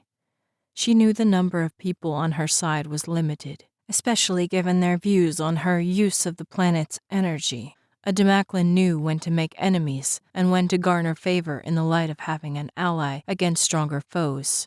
She knew Tarek would frown on her sliding back solely to her Demaklin heritage. But she was in survival mode. If she chose to live life as a human, she would have already died from the gaping hole in her heart left by Tarek's death. Food waited in the small room when Leora was led inside. "Enjoy your last meal," Ludow said, with a smirk on his purple face as he unlocked her handcuffs. "It's not her last meal," Wrist snapped, his dark green eyes showing his fury. "For someone who acts in the name of justice, you sure are anxious to see an innocent die because she dared to save others." Ludow stormed out of the room. Wrist let out a breath.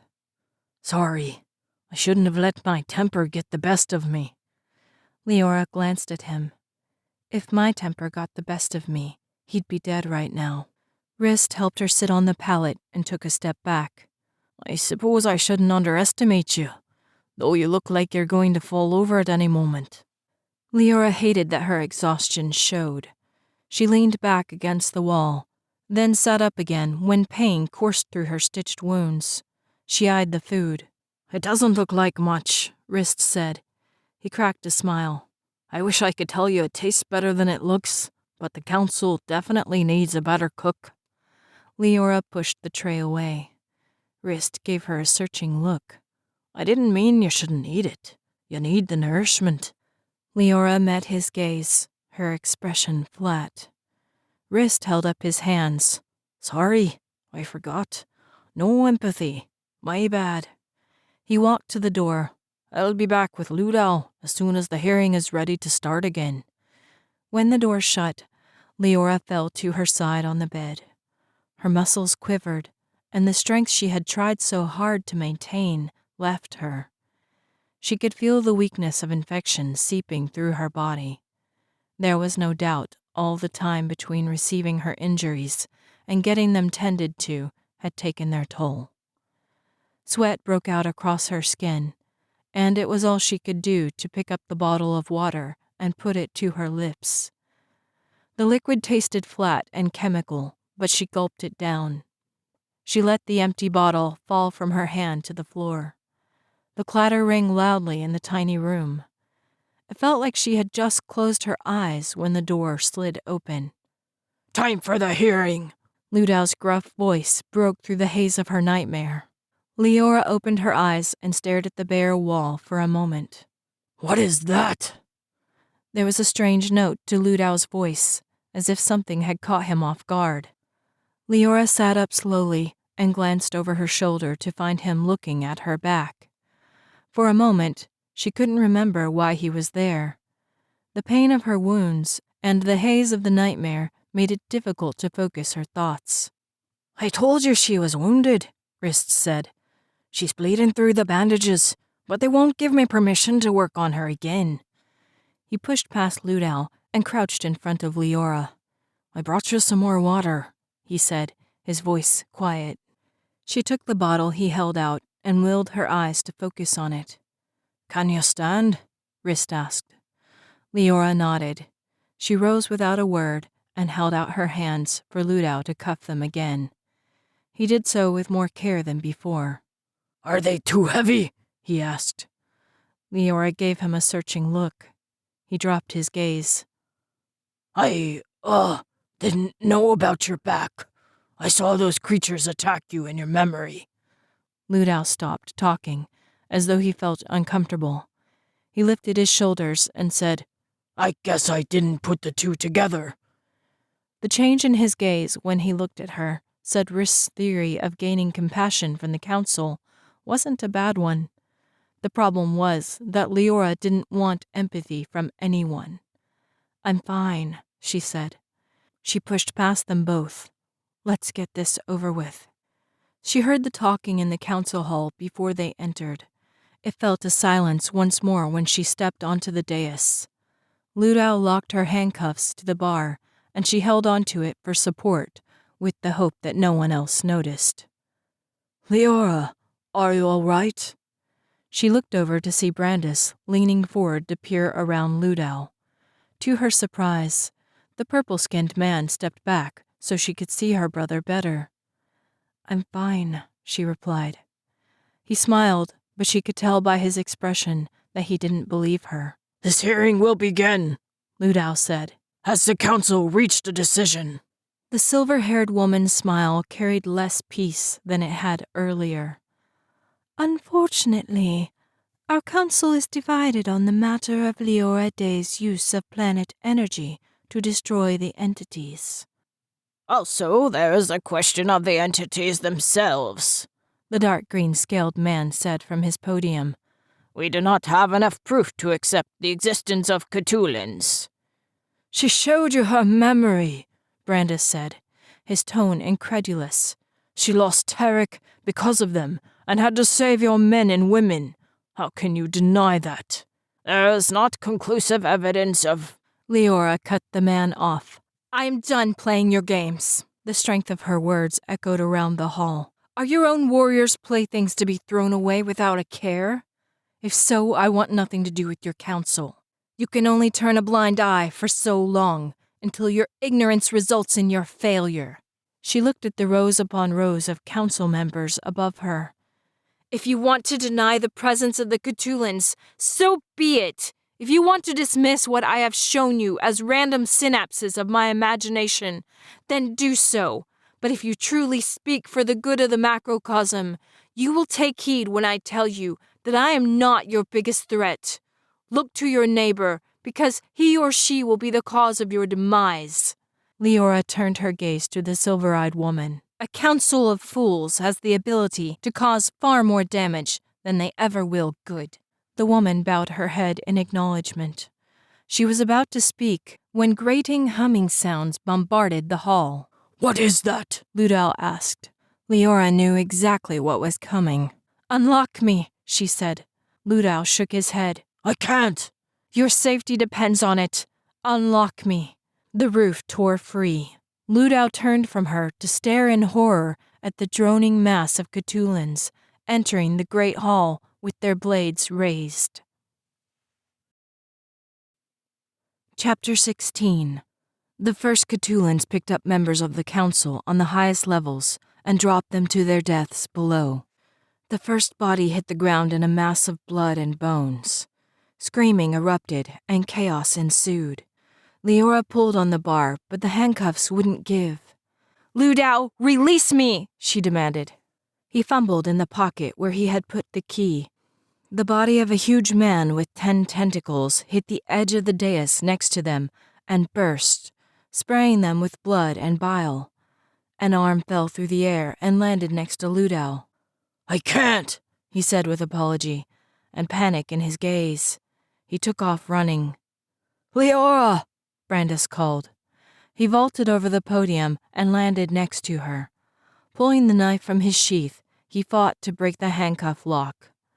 The whirl of Cthulhans droned louder. A glance up showed that the ceiling was masked by their metal bodies.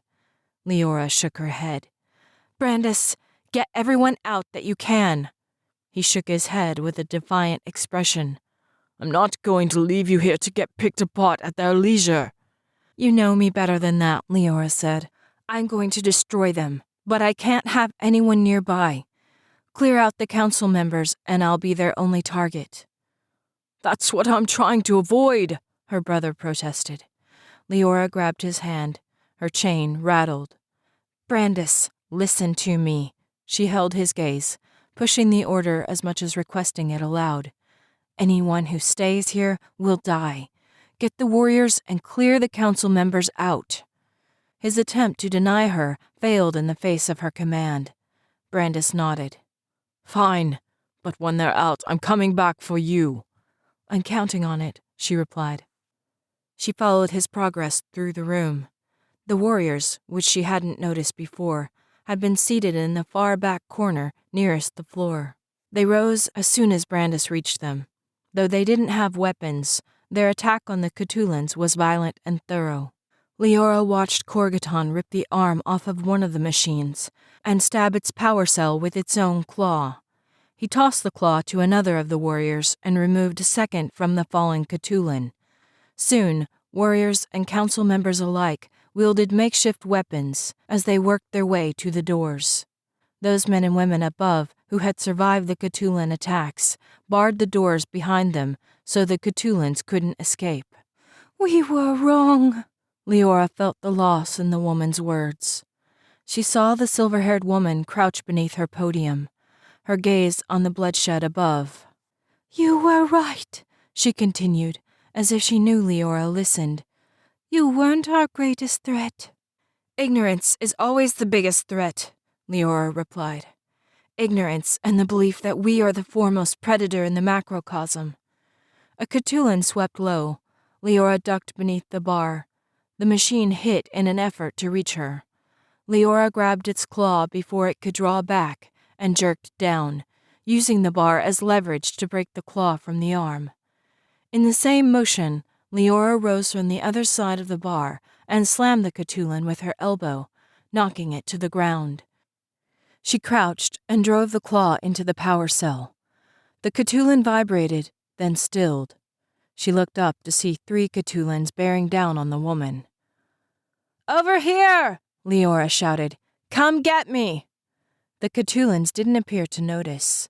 Leora picked up the Cthulhan at her feet and spun within the confines of her handcuffs, flinging the body across the room.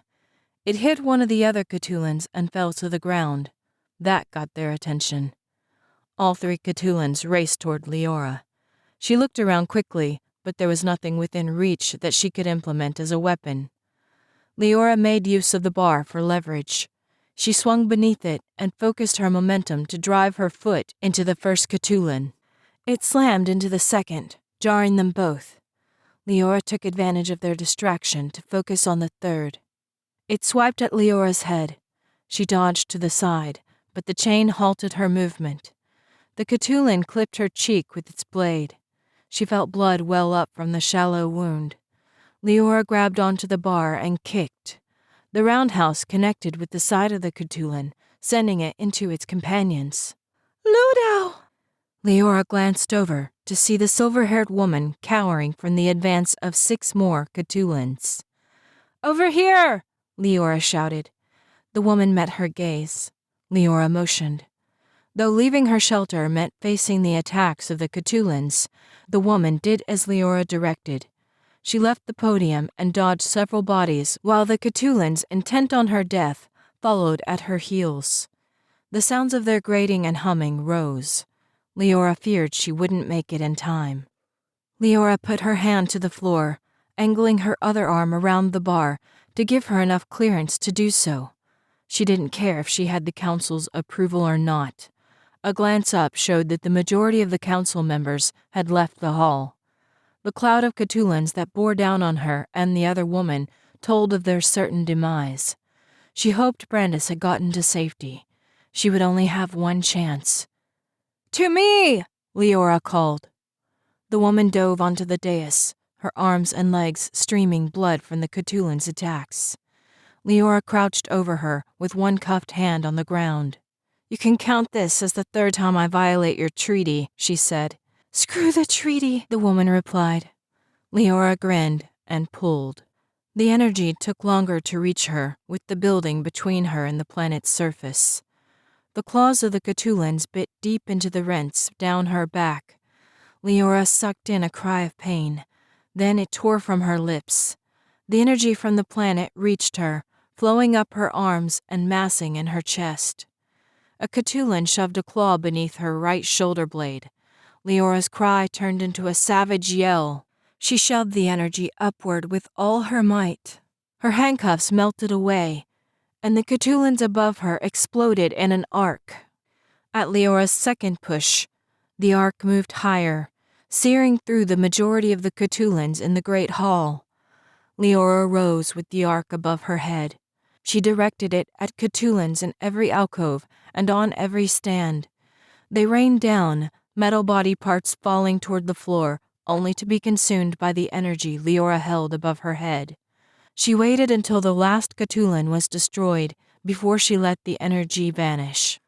When Leora dropped her arms, it felt like the weight of the small planet weighed them down. She fell to her knees next to the woman, her gaze still searching the area above them for signs that any of the Cthulhans had survived. Leora glanced at the silver-haired woman. She lay bleeding on the dais, her silver eyes wide as she stared around at the bodies and blood that littered the floor. The woman met Leora's gaze, and her body started to shake. The fact that someone else needed her tore Leora from the shock of what had happened. She was grateful for something else to focus on. "Let's get you some help," Leora said. She ducked under the woman's arm and helped her to her feet. Slowly, carefully, they stepped over the bodies of council members and Cthulhans. Blood made the floor slick, so they had to hold on to each other for support. Leora was grateful when they made it to the door and left the great room behind. "Where should I take you?" The woman's silver eyes stared blankly at her for a moment. Then she shook her head and her gaze focused. "To my quarters, down the hall to the end." The moans of wounded people, hysterical screaming, and others who tried to sort through the chaos met them at the next hallway. A glance to the right showed that the path was filled with members of the council. They were too preoccupied with their own injuries to notice Leora and the woman go past. The silver-haired woman was shaking so badly she could barely walk. Leora was grateful when they made it to the end of the hallway. The woman had enough presence of mind to put her hand to the door. It slid open, and both women stumbled into the room. Leora grabbed a blanket from the closest couch and put it around the woman's shoulder. Her pale skin streamed with small cuts and gashes from the Cthulhans. Leora could tell by the woman's distant gaze that she was about to go into full-blown shock. "Do you have a medic?" Leora asked. The woman didn't respond.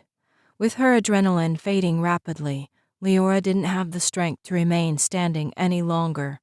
She dropped to her knees in front of the woman and repeated the question, her words slurring slightly. "Do you have a medic?"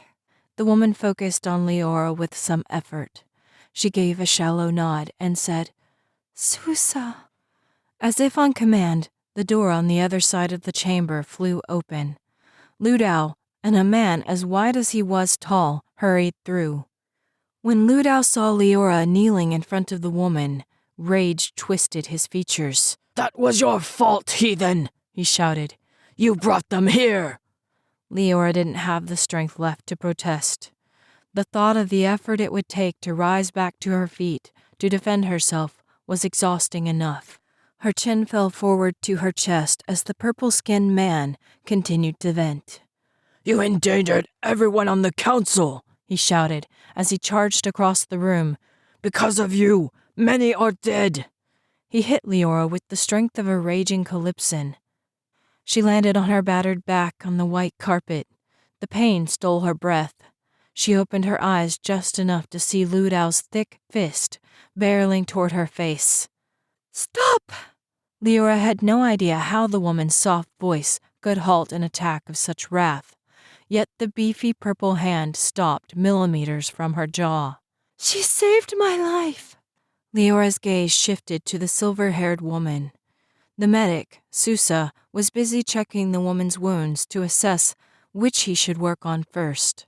It was clear by his tightly clenched jaw that he had not been prepared to find her in such a condition. The woman's eyes didn't leave Leora's face. "Help her up." Leora wanted to say that she would rather keep lying on the soft carpet, but Ludau grabbed her arm and yanked her roughly to her feet.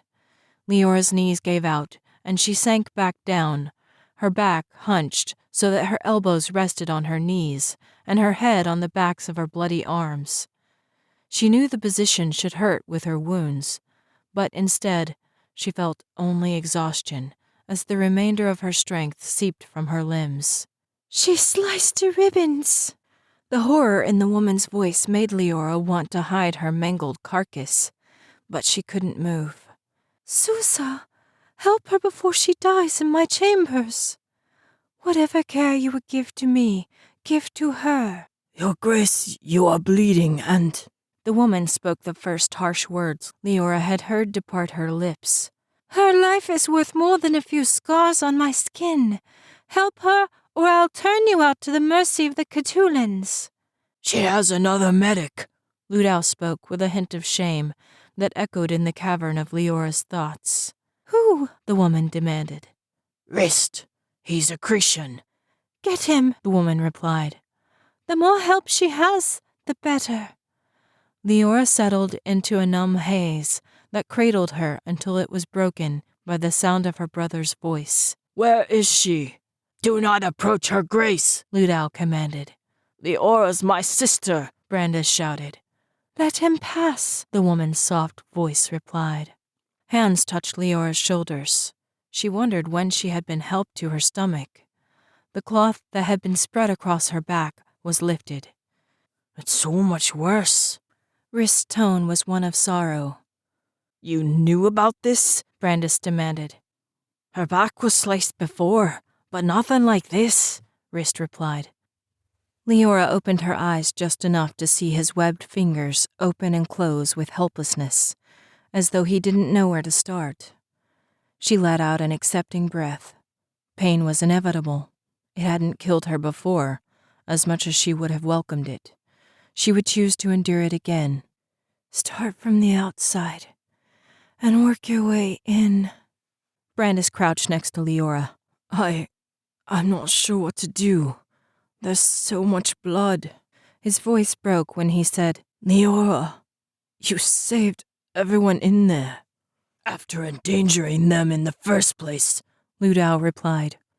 General Ludal, you are relieved of your duties. Silence fell across the room at the sound of the woman's voice. But, Your Grace, you need protection. I can't leave you alone with this miscreant. What if... General, now. The counterbalance of her soft words made his sound abnormally loud as his argument died away. A moment later, Leora heard the slow drag of his feet to the door. It closed behind him to leave the atmosphere in the room a bit lighter. Susa, Rist, do whatever Leora needs. My quarters are yours to use. Please, make her as comfortable as possible. The woman paused. There was a question in her voice. It lingered in the air. Leora realized at that moment how truly bad her wounds were. The woman wasn't sure if she could survive them. The hands that worked quickly on her back were merely placing bandages instead of stitching the huge shreds of skin. I'm not sure what to do. Brandis's words were filled with heartbreak. She came for me. You said she is strong. The lilting voice matched Rist's accent. Leora pictured Mally standing beside her brother in the White Chamber. She could let go. Brandis had someone. Live together or die together. Tarek had promised her he wouldn't leave her, yet he had. The pain in her heart matched the throbbing ache of her back. It made it hard to breathe, and she debated whether she should just give in to the promise of sweet release. Die, little Demaclin. Just let go. Run away. Leave this macrocosm to those who know what to do with it.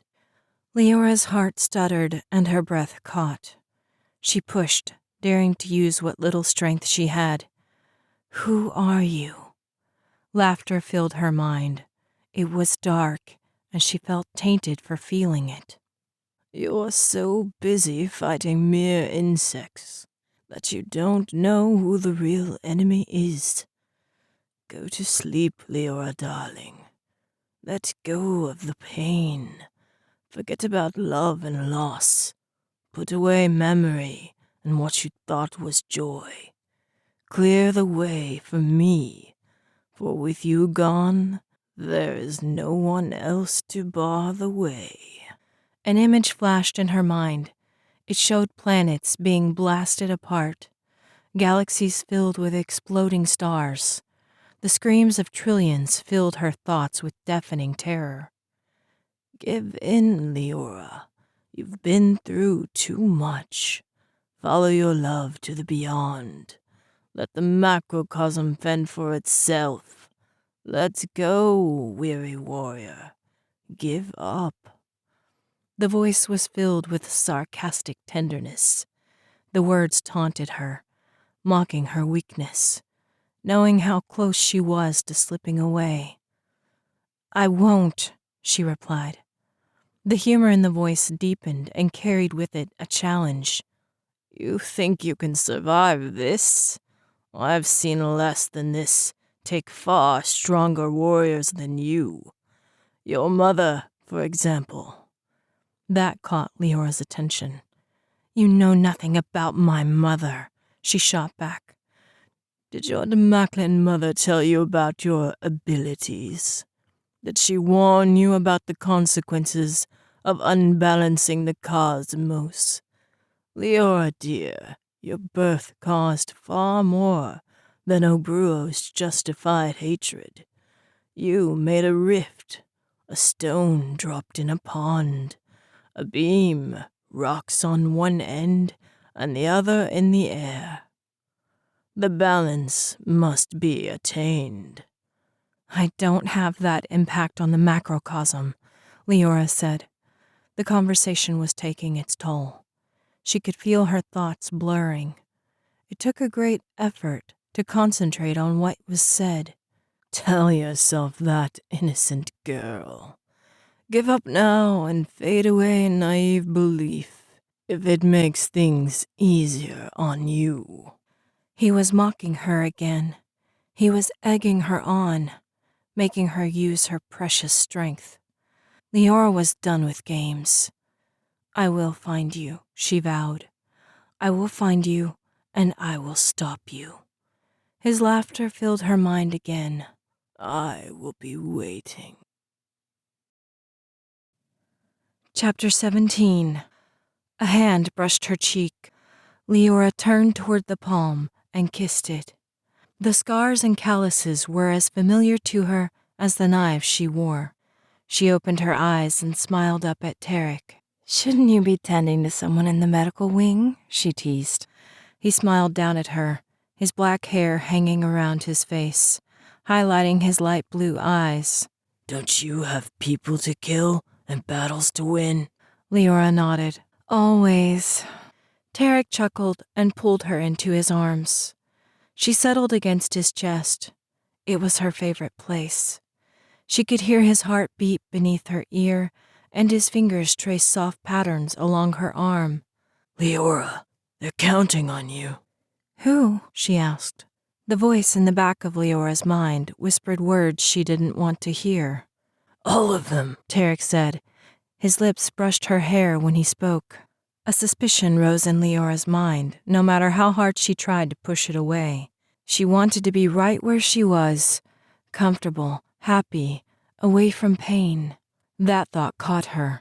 Why did pain matter so much? "Why do they need me?" she asked, keeping her tone light. "Because you are you," Tarek replied. "And that is important." Something about his tone brought tears to Leora's eyes. There was a sadness there, a finality. She didn't want to hear it. "It's not important," she replied. "Nothing is, except being with you." Tarek let out a breath that tickled her cheek. "That is the least important of all." Leora shook her head. Tarek rolled gently out from under her and rose on one elbow to gaze down at her. "Leora, look at me." She closed her eyes tight. A tear leaked free and slid down her cheek. "If I don't, can we just stay here and pretend that everything is all right?" Tarek leaned down and kissed her cheek. He followed the tear track, erasing it with kisses softer than the wings of a Venus wisp. "It's time, Leora." "I don't want to go back," she replied, her voice tight. His hand touched her cheek. "Leora, wake up." She shook her head. "Leora, you got to. Wake up," he said, his voice louder. "There's a hole in my heart that used to be you," she said. She opened her eyes to see tears trailing down his cheeks. "I know, my love. I'm so sorry." He looked up as though he heard something. His eyebrows pulled together, and he met her gaze. "You got to go. Wake up now. Leora, wake up. Come on, Leora. Don't let go." Pain surfaced on every bit of Leora's body. It brought tears to her eyes, and she fought to breathe. "Leora, wake up." The voice had changed from Tarek's to that of Brandis. Desperation filled her brother's words. "There's so much blood," a softer voice said. "We're losing her," a gruff voice answered. "Leora." She opened her eyes. Agony filled her vision. "Her eyes are open," Brandis called out. "Leora, give her more blood," Sousa directed. Pain pierced her arm. She was on her stomach on a hard table. There was pressure on her back. "She's losing blood as quickly as her body can take it," Rist said. "We have to stitch the wounds. There's not enough whole flesh left to stitch together," Sousa replied. "What other choices do we have?" Rist asked. "Burn it." Silence fell over the room. "What did you say?" Brandis asked. Rist knelt in front of the table. "Leora?"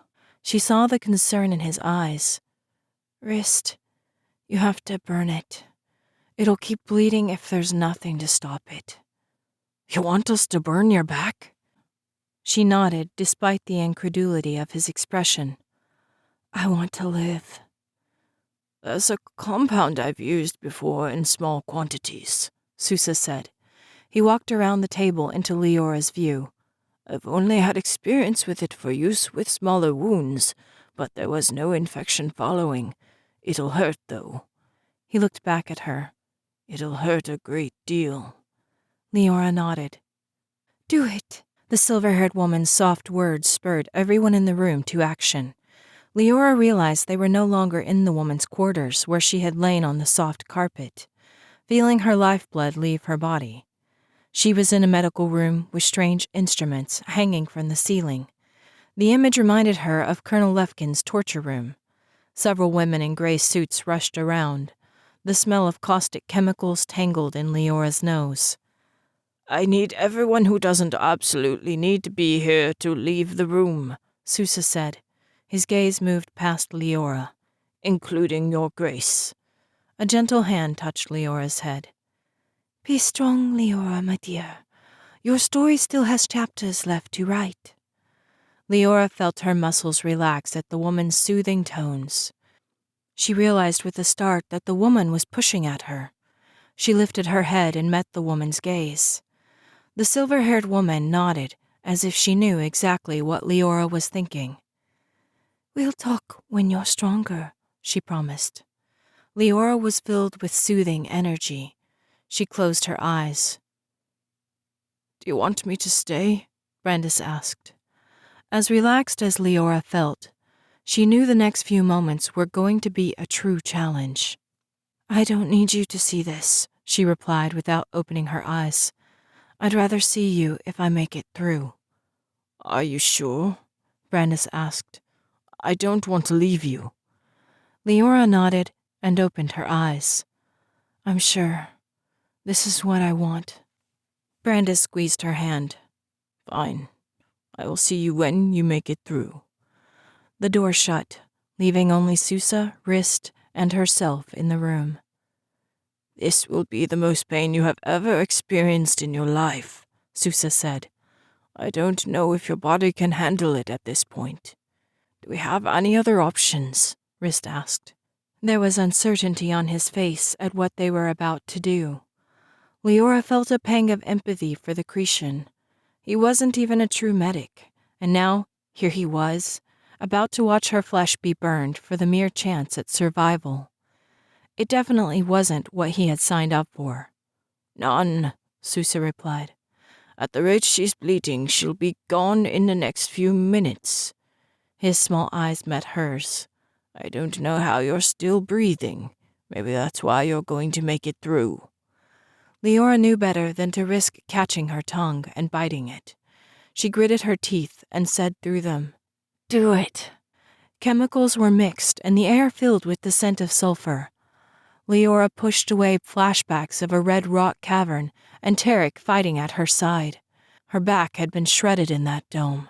She wished she would have known she would leave her heart there as well. "Here we go," Sousa said quietly. Pain laced across Leora's tattered back, so raw and searing, Leora bit her tongue regardless of her precautions. She had vowed not to scream, but the sound tore from her throat in a ragged, gasping cry. Her hands scrambled for something to hold on to. "Hold her down," Sousa commanded. A hand slipped into hers. She felt the scales on the back of them when she gripped it tight. A second wave followed, then a third. Leora yelled until her voice broke. Then she sobbed with gasping breaths as the smell of burned flesh filled the air. "Stay with us," Sousa said. "Push through the shock. Don't let it win. You're almost through this, Leora. Don't give up now." Leora's heart stuttered. She fought to fill her lungs with air. Her nerves were on fire, blinding, raw. Another wave was poured across her back. Leora felt numbness flooding through her body. It felt as though she was pulled into the depths of Gliese again, a water planet without an end, drawn to the core where the cold took over from the heat and all sound faded away in the muffled deep. The moment awareness came back to Leora, she knew the price she had paid to be there. Every breath pulled at the skin on her back. Each movement, no matter how small, sent answering pain through the searing flesh. Air caught in her throat, and she sucked in a gasp. A groan escaped her lips at the agony that followed. "You're on a long road to recovery. They say it's amazing you survived this far. I told them they don't know my sister very well." Leora opened her eyes to see Brandis sitting next to her bed. The room looked familiar. She lay face down on the bed in the silver-haired woman's quarters. Leora noticed the white carpet had been covered, no doubt to hide the fact that it was soaked in her blood, which probably didn't wash out well. Brandis caught her questioning look. "She gave you her quarters before she left. She said it was to let you have the time you needed to recover." The thought that the silver-haired woman was gone bothered Leora. She formed the words, but her mouth was too dry to ask the question she wanted to. Brandis grabbed a cup from the table and held the straw to Leora's lips.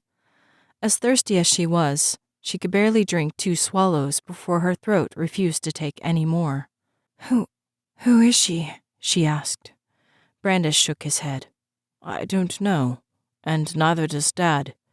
Everyone here calls her the Grace or her Grace, but no name or anything.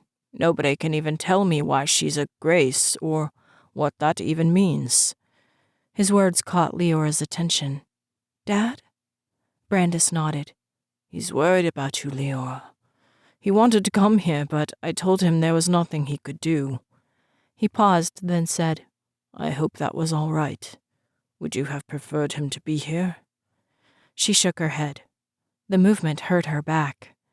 She closed her eyes and reminded herself not to move at all. It wasn't something she was used to. "I should let you rest," Brandis said, his voice filled with compassion. "I just didn't want you to wake up alone in a strange place." That touched Leora. She opened her eyes and said, "Thank you, Brandis." He smiled in reply and took a step toward the door, then paused. Leora?" "Yes?" His smile faltered, then faded completely. "I'm sorry about Tarek." The name hurt almost worse than her back. Leora drew in a shuddering breath and let it out again. "Thank you," she finally said. "He was a great guy," Brandis continued. "I wish I'd had a chance to get to know him better, but the way he watched over you made me like him right off. He was brave." "He made me whole," Leora replied. Tears filled her eyes, and she closed them before the tears could fall. Brandis crossed back to the bed and gently touched her shoulder. I'm here for you, Leora. We might still be getting used to this brother and sister thing, but this is what family is for. To hold someone together when they're ready to fall apart? Leora asked. She opened her eyes and the tears spilled down her cheeks. She realized Brandis's face was wet as well. No, he replied, his voice thick with emotion. To fall apart with you, so that you know you're not alone. He gave her a small smile through his tears. You don't have to always be strong. The words gripped Leora's heart. Derek always used to say that to me. That brought a sob from her chest. The agony that flooded through her back stole her breath. She closed her eyes and concentrated on breathing through the pain until it subsided. When she opened her eyes again, Brandis was still there. He held up the cup of water. She took another sip. Leora wiped her eyes on the pillow and let out a slow breath to center herself. I'm going to be all right. The corner of Brandis's mouth quirked. I'm not so sure about that. Leora played along, happy for anything that would distract her from the pain. And why is that? Brandis held her gaze. In order for you to be all right again, you're assuming you were all right in the first place. He tapped his brow. That's questionable. A chuckle escaped Leora. She winced and fixed him with a mocking glare. Don't make me laugh. It hurts too much. Sorry, he replied with a grin that said he was anything but. That's what brothers are for. Life was easier when I was an only child with a Demaclin for a father, Leora shot back. That brought an answering laugh from Brandis. I should have left you stranded in space. Leora nodded. She felt the need to sleep whispering at the back of her mind. Yes, you should have. Your life would be much easier. Brandis waved an arm. I wouldn't be here. You wouldn't have been sucked nearly to death by moss, Leora agreed. Brandis nodded. Who would have thought moss could be so scary? Leora's smile fell. The Catulans. We need to find who gave them their orders. Leora's attention sharpened. It was the moss. Brandis opened his mouth, then shut it again. What is it? Leora asked. When her brother didn't respond, she probed. Tell me. It's better than not knowing. Brandis sighed. The Catulans are still out there. They're attacking ships. The Nines have them under control, at least as far as destroying as many as appear, but they haven't stopped. Ice flooded Leora's veins, combating the weariness she struggled against. Someone else is sending them? Or they're doing it on their own? Brandis nodded. We're entertaining both possibilities. Their concerted efforts show organization. His forehead creased. They attacked the woman, Her Grace's ship, when she left. Pilot Zenon said it took all of their force to let her get away. Do they attack other ships that leave? Leora asked. Exhaustion was winning the battle, but the answer felt extremely important. Some, Brandis replied. It was obvious by his tone that the answer bothered him too. We haven't figured out the connection. I'll help, Leora said. She couldn't keep her eyes open. Take the time you need to recover, Brandis told her. You must regain your strength. Leora wanted to reply, but exhaustion took over, and she gratefully let go of her pain with the embrace of sleep. Chapter 18. Are you sure you want to stand up? Brandis asked. I need to, Leora replied. Take your time, Mally urged. Her webbed hands steadied Leora as she inched carefully toward the edge of the bed. We've got you, she continued. Her lilting voice was filled with encouragement. Mally had been with Brandis the past 2 days when he visited the chamber Leora borrowed from the silver-haired woman. Leora found herself liking the young woman's quiet ways.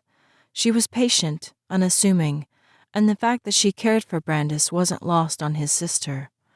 Leora didn't know what the two had shared during their imprisonment, but they had obviously relied on each other to get through it. Sometimes it hurt to see them together. Leora shoved those feelings down deep, telling herself she was glad her brother had found someone. Leora had slept on her stomach since she awoke in the White Chamber. The inability to do anything more than stare at the wall was enough to drive her mad. The books Mally brought her couldn't keep her attention, and even Brandis's seemingly never-ending patience had a limit. When he started pacing the room, Leora forced him to leave so he could stretch his legs running the way that he liked. A day later, he told her that Mally enjoyed running as well. The smile on his face when he said it made Leora happy for him.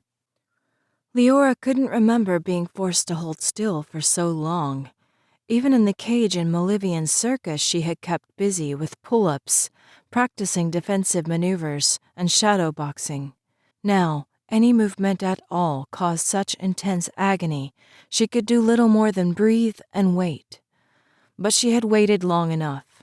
It was time to talk to her father and to Devrin. She had put off both until she felt she could face them with some dignity. She bit back a whimper when lifting one arm made her entire back throb. Perhaps dignity wasn't the word she was looking for. "We really can just do the conference here," Brandis said for the 100th time. His face showed his worry as he did what he could to help her. "I'm tired of Dad seeing me on the verge of death," Leora replied. The words gave her strength. She made it to the edge of the bed, and Mally helped her lower her feet to the floor. Brandis turned away when Leora pushed up to a standing position. She locked her jaw against the protest of her muscles. Her back felt like a raging fire, and it burned with greater wrath every move she made. "Here's your robe," Mally said. She lifted the soft white cloth robe she held and slid it gently over Leora's arms. "Are you sure this is all right?" Mally asked. Leora refused to consider returning to the bed like her body so desired. "I'm sure," she replied.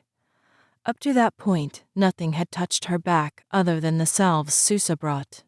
She shut out the thought of those agonizing sessions spent with her gripping the edges of the bed as hard as she could and biting her pillow to keep from crying out. The soft presence of the fabric felt like thousands of needles piercing her skin. Leora held perfectly still as Mally tied the robe shut. The Cretan then looked into her face.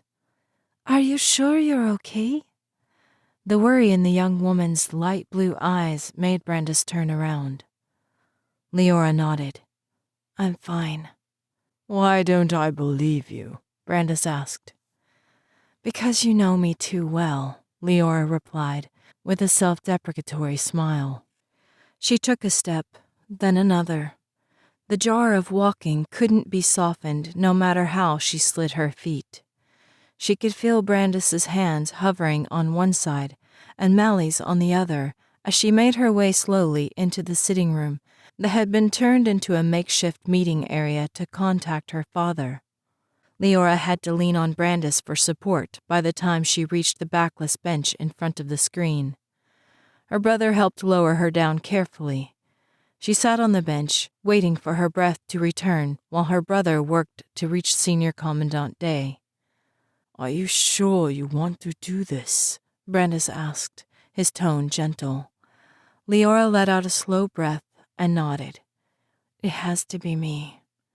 Brandis pushed a button and the screen flickered on. Leora's heart slowed at the sight of Devrin standing next to her father. "Hello, Leora," Senior Commandant Day said.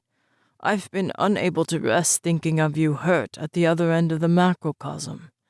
Your brother said you didn't need me there during your recovery because there's nothing I can do, but I like to think that sometimes being a father who's available can be enough." That warmed Leora's heart. "I've missed you, Dad. I'm recovering fine. Brandis has ensured that everyone here treats me like some sort of magistrate or something. It's a bit ridiculous." The Senior Commandant nodded at his son. "Well done," he smiled at Leora. I'm glad you're in capable hands.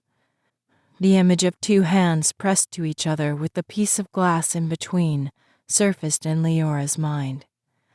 Her throat tightened, but she turned to Devrin. I wanted to be the one to tell you. She paused, then said, I needed to be the one to tell you. Tell me what, Leora? Devrin asked.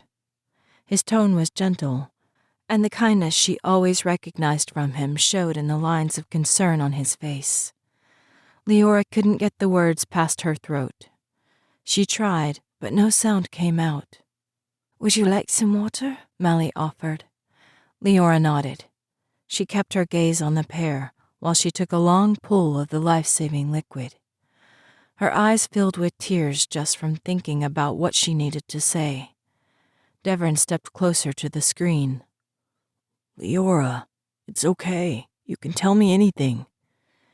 Tarek's dead, Devrin. Devrin's face washed pale, and he took a step back that was more of a stumble. It was clear that was the last thing he had expected her to say. Leora wanted to lean forward and sob into her hands, but leaning pulled at the healing skin on her back. She was trapped sitting there, watching Devrin struggle to control his emotions while the tears ran down her face. Leora, are you sure you're all right? Her father asked. I think you need me there. I'm going to leave right now. Leora shook her head. It was a minute before she could calm herself enough to speak. No, Dad, please. I can't do anything but rest and heal right now. I know you have a lot to do there. Senior Commandant Day glanced at Devrin, then leaned closer to the screen. Leora, you just lost someone very special to you. That's going to require a whole different type of healing. There was understanding in his eyes. Leora remembered that he had lost Brandis's mother. He knew what she was going through and wanted to be there to help.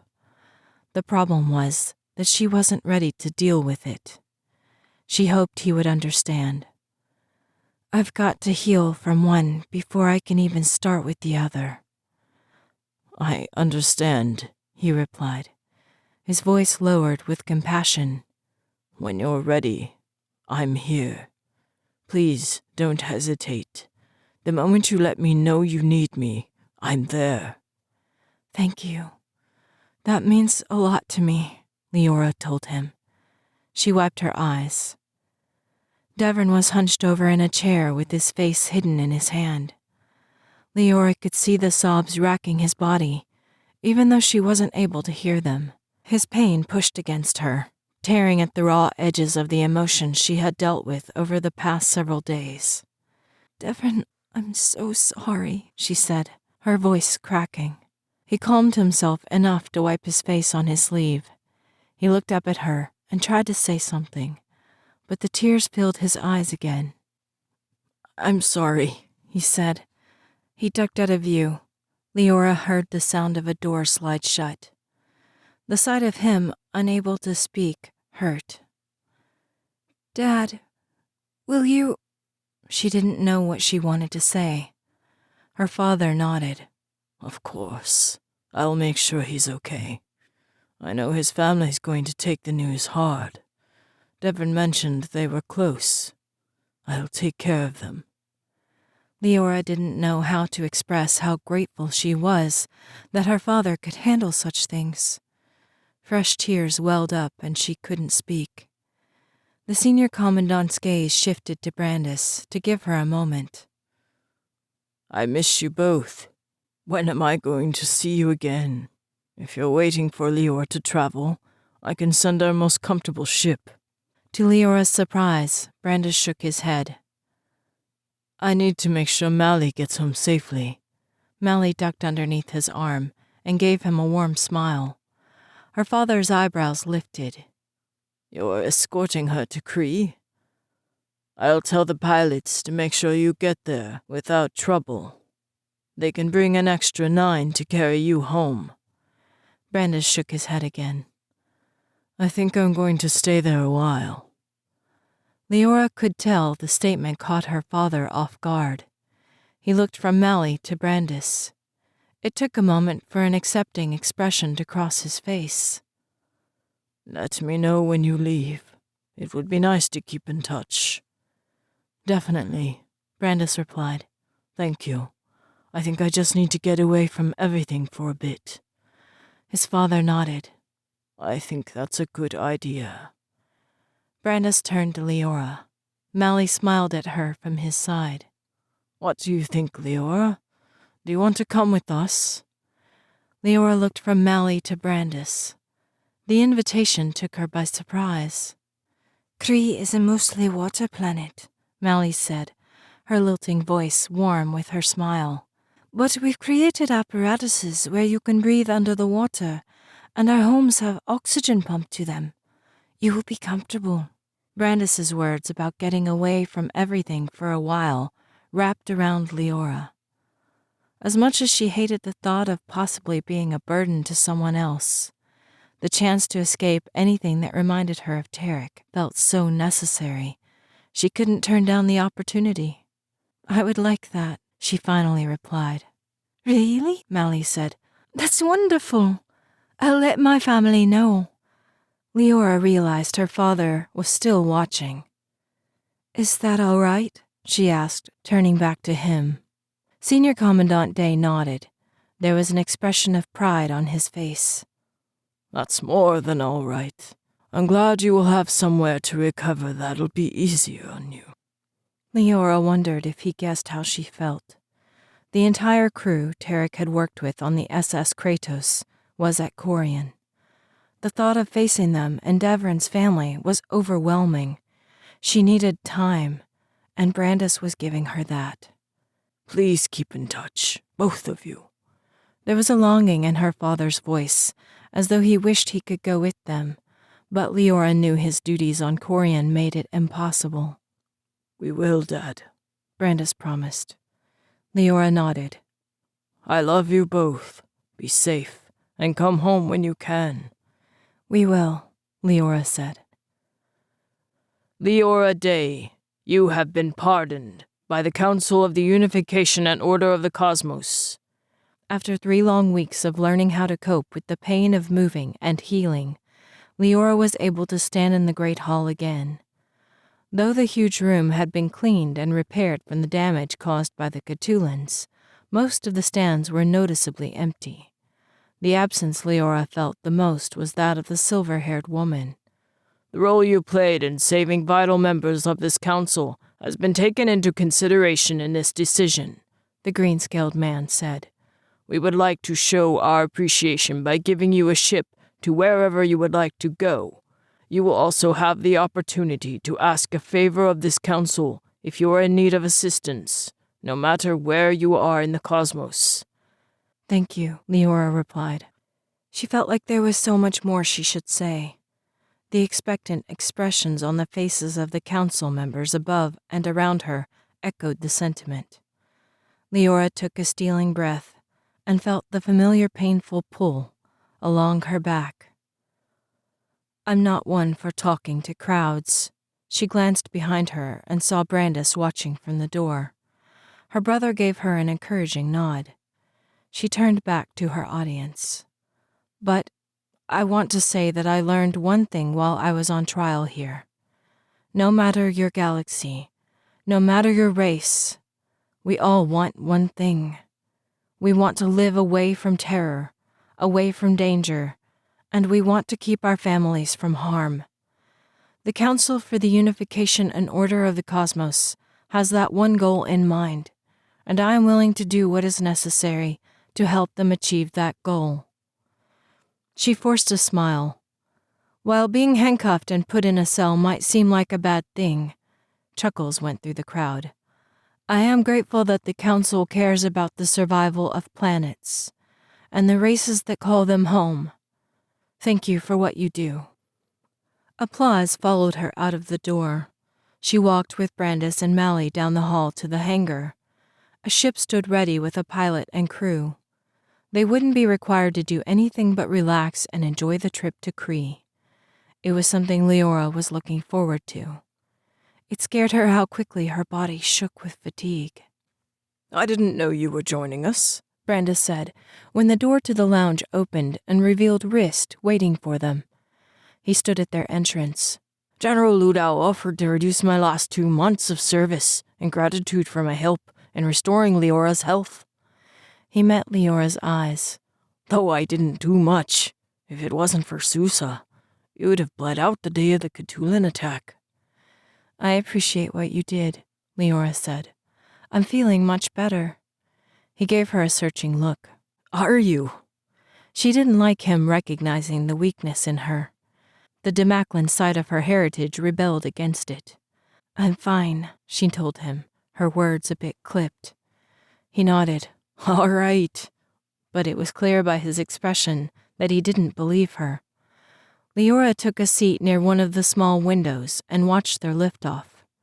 She hoped the Nines could keep the Cthulhans at bay if they appeared. No one had spotted any of the machines in at least a week. The transition from the small planet's atmosphere to the darkness of space comforted her. The Cthulhans didn't appear. Leora took a calming breath. She was hoping to leave difficult memories far behind. A glance at Brandis and Mally showed them holding hands and watching the stars. Perhaps something good had come from all of the pain. Chapter 19. The atmosphere of Kree cleared to show an ocean of water interspersed with tiny islands. Leora was surprised when the ship didn't slow. The star shape of the ship compacted and hit the water, cutting through it with ease. Leora stood at the window with Brandis and Mally. Rist joined them on Mally's other side. It felt to Leora that they descended quickly through the depths, yet the water didn't darken. Leora stared at massive columns of reef bigger around than the spacecraft.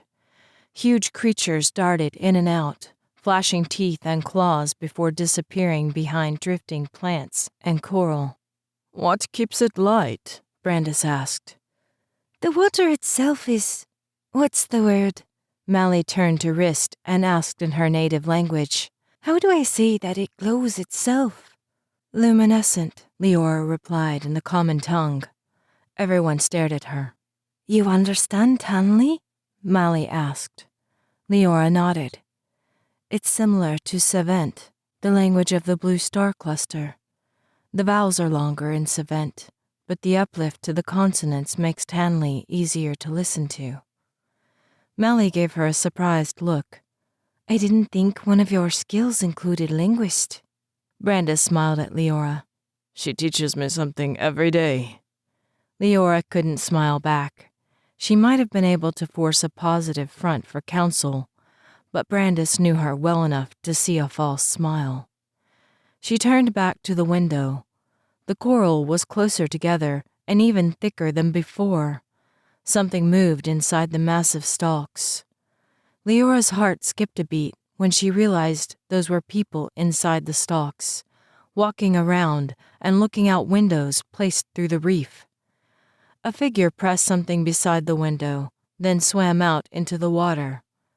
Leora realized that the small specks she had thought were fish among the coral were actually Cretans, moving about the water that made up the great city. Is that where you live? Brandis asked in amazement.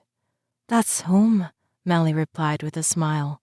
The water and the enclosed oxygenated buildings of Reese. Cretans can breathe in both environments. You'll be given breathing devices to help you out in the water. She sighed and turned her attention back to the window. It's been so long. She squeezed Brandis's arm and gave a little squeak of happiness. I can't wait to see my family again. Maybe this will convince them that trading with Funtites is a bad idea, Rist said. Tension rose at his comment. Mally speared him with the first angry look Leora had ever seen on her face.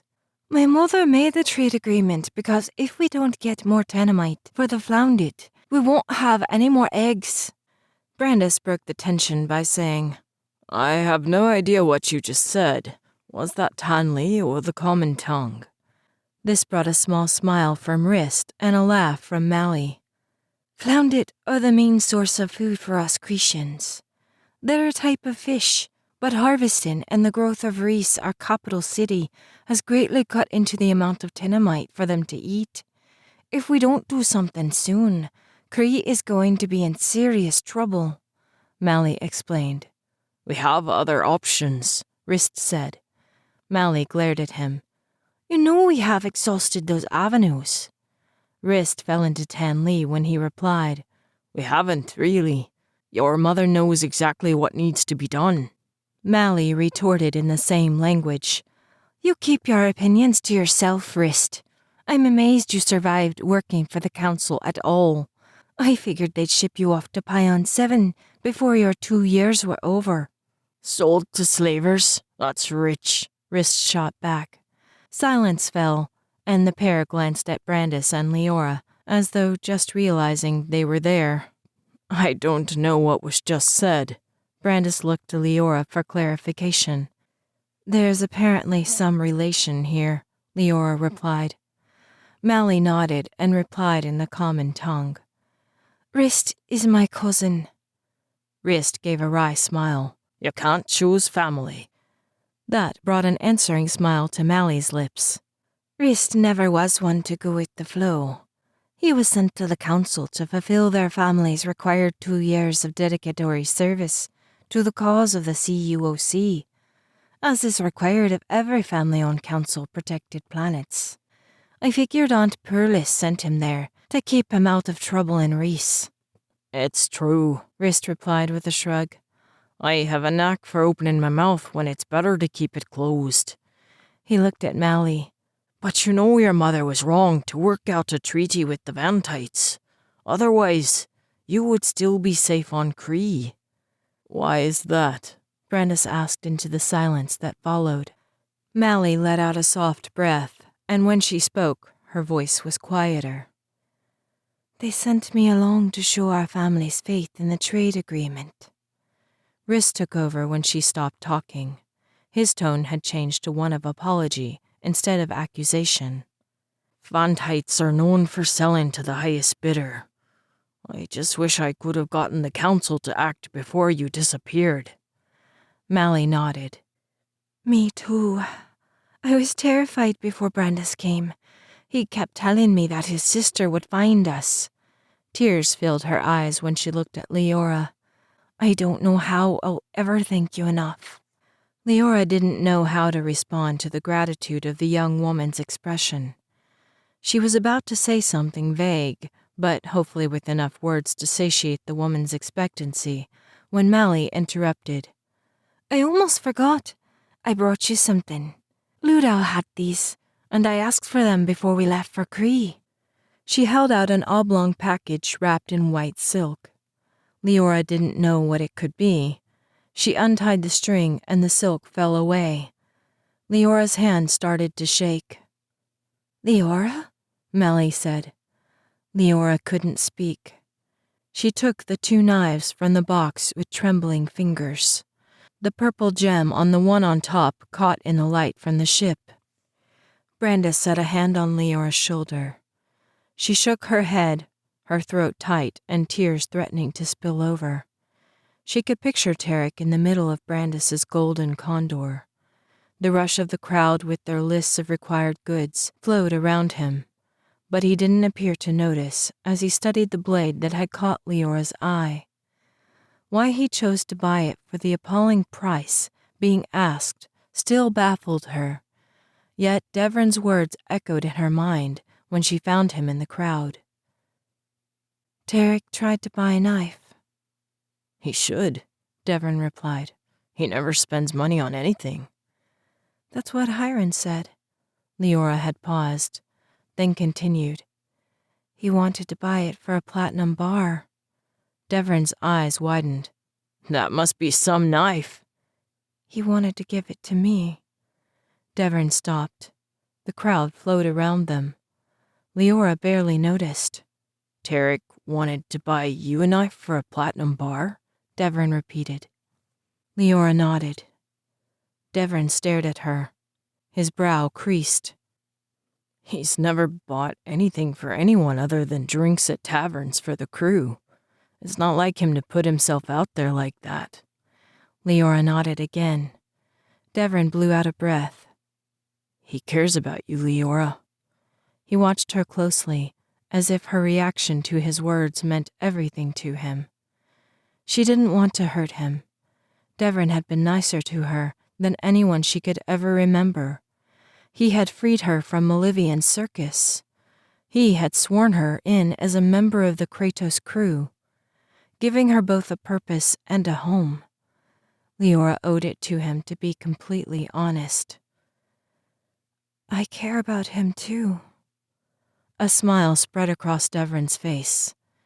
He looked as though he was so happy he could barely contain it. That's wonderful, he said with a laugh. That's amazing. Tarek needs somebody. He's been so alone. He keeps inside of himself so much. I always worry about him. Doubt filled Leora. With her past and her Demaclan heritage, there was so much that stood between them. Devrin must have read it on her face. He touched her arm. Leora, if he's fallen for you, he's already fighting his own past. That means something. You think so? Leora studied Devrin's face, hoping for something she didn't dare believe. He smiled at her. I think so. Leora traced a finger over the sunburst that had been crafted along the blade, its rays augmented by 2 different shades of metal. Her heart thumped irregularly, and she felt torn between the moment Tarek gave her the knife and the one where she stood looking down at it, so painfully aware of his absence that she longed to fight so she could forget entirely. In her memory, Tarek ran his fingers over the purple stone in the hilt. I've never seen you want anything. He glanced at her. You fight for everyone else. You do whatever you need to, but you never ask for anything in return. He held the knife out to her. You deserve this. A lump had formed in Leora's throat. She took the blade but didn't know what to say. When Tarek broke the silence again, his voice had been thick with emotion. Leora, loving me won't be easy. I'm damaged, maybe broken. I don't know. He looked at her. All I know is that while a Demaclan... He paused, as if it was hard to say. He took a breath and continued. A Demaclan destroyed my life with the edge of a blade. Maybe another Demaclan can heal it the same way. Tears spilled free. He drove his palms into his eyes and a sob tore from his chest. Leora remembered kneeling in front of him. He leaned his head against her. She held him, her chin on top of his head, and her arms around him. I've got you, she had told him quietly. It's okay. She hesitated a moment, then shoved her fears away and pushed toward him. She sent comfort, reassurance, and pushed the flicker of love that had grown inside of her to the point that it scared her with how much she cared about him. She heard Tarek's breath catch in his throat. He raised his head and looked at her. How? He had asked. How can you love me so much after all you know about me? What is there left to love? Tears had filled Leora's eyes at his words. I could ask you the same thing, she said. Tarek wiped his cheeks and smiled. When she smiled in return, her tears spilled free. We are both so damaged. Tarek wiped her tears away gently with the pads of his thumbs. She could feel the ghost of that touch on her cheeks. Love sometimes seems scarier than anything else in life. Maybe it's the next battle, one we can fight together. I would like that, she said. Yet there was no together, not anymore. Live together or die together had turned into simply survival. She didn't feel she could truly live without him there. At least with the pain of her back and the healing, it had taken her thoughts and strength. Now, with the worst moments of recovery moving behind her, Leora was forced to confront life without Tarek again. Looking down at the knife, she shook her head. "It's going to be all right," Brandis said gently. Did I do something wrong? Mally asked with worry in her voice. Are these not hers? Brandis shook his head. "You did just fine," he told her, his voice soft. "Tarek gave that knife to her." The silence that filled the ship was complete. Leora refused to let herself break down in front of them. She could feel Rist's gaze and knew the expression she would see on Mally's face. The Cretan would never purposefully do anything to hurt anyone. If she thought the knives would cause Leora an inkling of pain, Leora knew Mally would never have dreamed of handing them over. She took a calming breath. Her voice broke only slightly when she said, Thank you, Mally. This means more than you know. Mally gave a hesitant smile in return. I hope it's all right. I didn't mean to bring back painful past happenings. Mally's mishap with the common tongue brought a hint of lightening to the tightness in Leora's chest. Memories, Leora said. Past happenings are memories. That's a beautiful word, Mally replied. Memories. She looked up at Brandis. I like that. He nodded. I like the way you say it. It sounds so happy. That brought a wide smile to Mally's face. Leora turned her attention back to the window. The ship had reached the bottom of one of the huge coral stalks. Looking up through the window, Leora couldn't see the top of the orange reef. Her emotions at receiving the knife were tempered by amazement when the glass in front of them parted to reveal a hangar inside the base of the reef. Welcome to Cheree, Rist said with a nod of approval at her expression. It's never boring. That's for sure, Mally replied.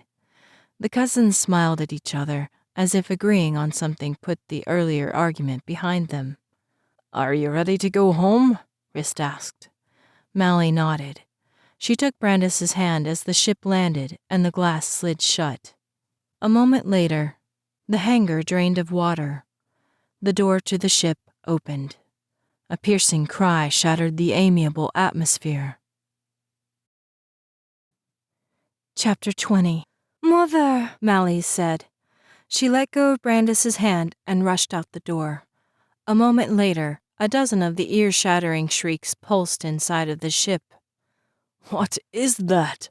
Brandis shouted, with his ears covered. Rist merely smiled.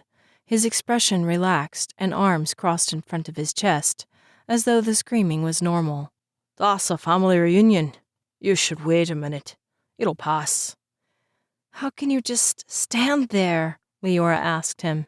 She moved her hands from her ears just enough that she could hear his reply better, but regretted it when the shrieks rose in volume. Grecians are made to be underwater, he explained. He turned to the side so Leora could see his gills. When he pointed to his ears, she saw small flaps she had never noticed before, closing the ears off from the inside. It's so we can swim at great depths without damaging our eardrums, Rist said, shouting to be heard. It also has the secondary benefit of noise control when family welcomes long-lost loved ones. Rist! The cry was unmistakable. Rist gave Leora and Brandis a self-suffering look before walking out to the hangar. The shrieking increased to levels Leora couldn't block out. She and Brandis exchanged looks of horror. The humor on Brandis's face said he had hope for the situation. Leora wasn't so sure. It wasn't until the cries of happiness stopped that Leora and Brandis dared to walk down the ramp. The teary smiles and uplifted faces said Mally had told them about the siblings' role in her rescue. A woman with scales that matched Mally's light blue stood beside her with an arm around her waist, as if she didn't dare let Mally go. The woman wore a green shimmering one-piece suit that would be ideal for both water and land. The other Cretan women and men around her wore similar outfits. "Mada," Mally said, using the Tan Lee word for mother. "This is Brandis and his sister Leora." Before Leora could back away, Mally's mother wrapped them both up in a tight hug. The distinct smell of fish with a hint of exotic spices drifted from the woman's gray-tinged hair. Leora gritted her teeth to keep from wincing at the pressure to her healing back. Brandis gave her an apologetic look. "I don't know how we'll ever be able to express our gratitude," the woman said, "but our home and our city are open to you for as long as you would like to stay here." "Thank you," Brandis told her. Leora echoed the sentiment. She ducked out of the woman's arms as soon as she could do so, without appearing rude. She had thought she was done with hugging when she left the SS Kratos. But by the looks of gratitude on the faces of the rest of Mally's family, it was going to be a long welcome to Cree. Leora tested the breathing device. It felt strange over her mouth and nose. The sensation of sucking in through the contraption felt claustrophobic. "Are you going in there?" Brandis asked, standing beside her in her room within the coral building. He looked past her to the deep water beyond. A hint of trepidation showed in his gaze at the thought. "I'm putting it off as long as I can." "I need to get a little space from the Cretans," Leora replied. Brandis cracked a smile. "It's been quite the welcome." Leora nodded and allowed herself the briefest moment of confidentiality that came with having a brother. "My back can't take much more." Compassion touched Brandis's gaze. "I'm sorry to say that I'd almost forgotten. The hugs must be much more unbearable than usual. I didn't think about them causing actual physical pain." She shook her head, making light of his concern. "It's fine. I'm just not that used to crowds. I think a swim might help me acclimatize." He nodded. "Not a bad idea. Maybe I'll join you sometime." He looked past her to the water again, though it might be a while. "Coward," Leora said, keeping her tone light. He nodded. "Ocean depths aren't my favorite thing. I'm not sure visiting Cree was my best thought-out plan." "Mally's happy you're here." That brought a smile to Brandis's face. "Yes, it's worth it for that, for sure. I'd do anything for her." He glanced behind him. "In fact, I promised her I'd let her show me around Reese. That's why I'm here. I wanted to invite you to come along." There was a hint of question in his voice that made Leora truly want to smile. He longed for time alone with the girl who was stealing his heart. And with the huge family she had, they didn't get much of it. Leora wouldn't be the one to stand in their way. "Thank you for thinking of me, but I think I need a bit of silence away from the chaos. You can let me know what I should see later." There was relief and gratitude in Brandis's eyes when he said, "All right, but be safe." He crossed to the door, then paused. "Mally said the Rylocks, her word for those who live in the deeper, rougher parts of the city, tend to not be friendly toward outsiders. She recommended staying close to the upper branches, which is, I guess, where we are." "I'll keep that in mind," Leora promised. Her brother left through the door. Leora called out, "Have a good time!" The words surprised her. She truly wanted him to enjoy his day with Mally. She was a kind, good-hearted young woman who brought out the best in her brother. Leora hadn't seen him smile so much in all the time she had known him. Mally was good for Brandis. Leora liked seeing him happy. "I will," Brandis called back to her. The door slid shut, and the hint of a smile ghosted on Leora's lips for a moment before it vanished. The feeling returned, the sensation of emptiness and of the pain that inevitably followed. She knew the knife was there on the flat couch below the window. She didn't have to turn to know that the purple gem glinted as it reflected the water outside. It was bright enough to illuminate the entire room, and she knew without looking that the gem would be glowing with its captured light. She had to escape. Leora put the breather to her nose and mouth, took several breaths, and slammed her hand against the release near the window. She expected water to flow inside like it had in the hangar, but it stayed as though kept back by the glass that was no longer there. She put her hand to it. The water formed around her fingers and then wrist when they cleared the line of the room. She could feel the slight chill of the water beyond, but when she pulled her hand back, it returned perfectly dry. I'm getting further and further from understanding this place, Leora muttered to herself. She adjusted the breather over her mouth and nose. Here goes nothing, she said, her voice muffled. She ducked her head and dove out the window. The embrace of the cool water was startling. Leora sucked in several panicked breaths as she fought to find her equilibrium. She managed to right herself with the realization that she was struggling too hard to swim. It wasn't like the thick water of Gliese where she had to fight just to move anywhere. On Cree, she would move if she gently propelled herself with her arms and legs. The movements turned her from side to side and up and down. By the time she felt comfortable, she also realized she had been utilizing the breather without any problems. At least she had cleared 2 obstacles with only the panic of 1. Leora took a long pull through the breather to center herself. There was something calming about the press of the water against her ears. It blocked out the majority of sound. Only certain pitches cut through the luminescent liquid.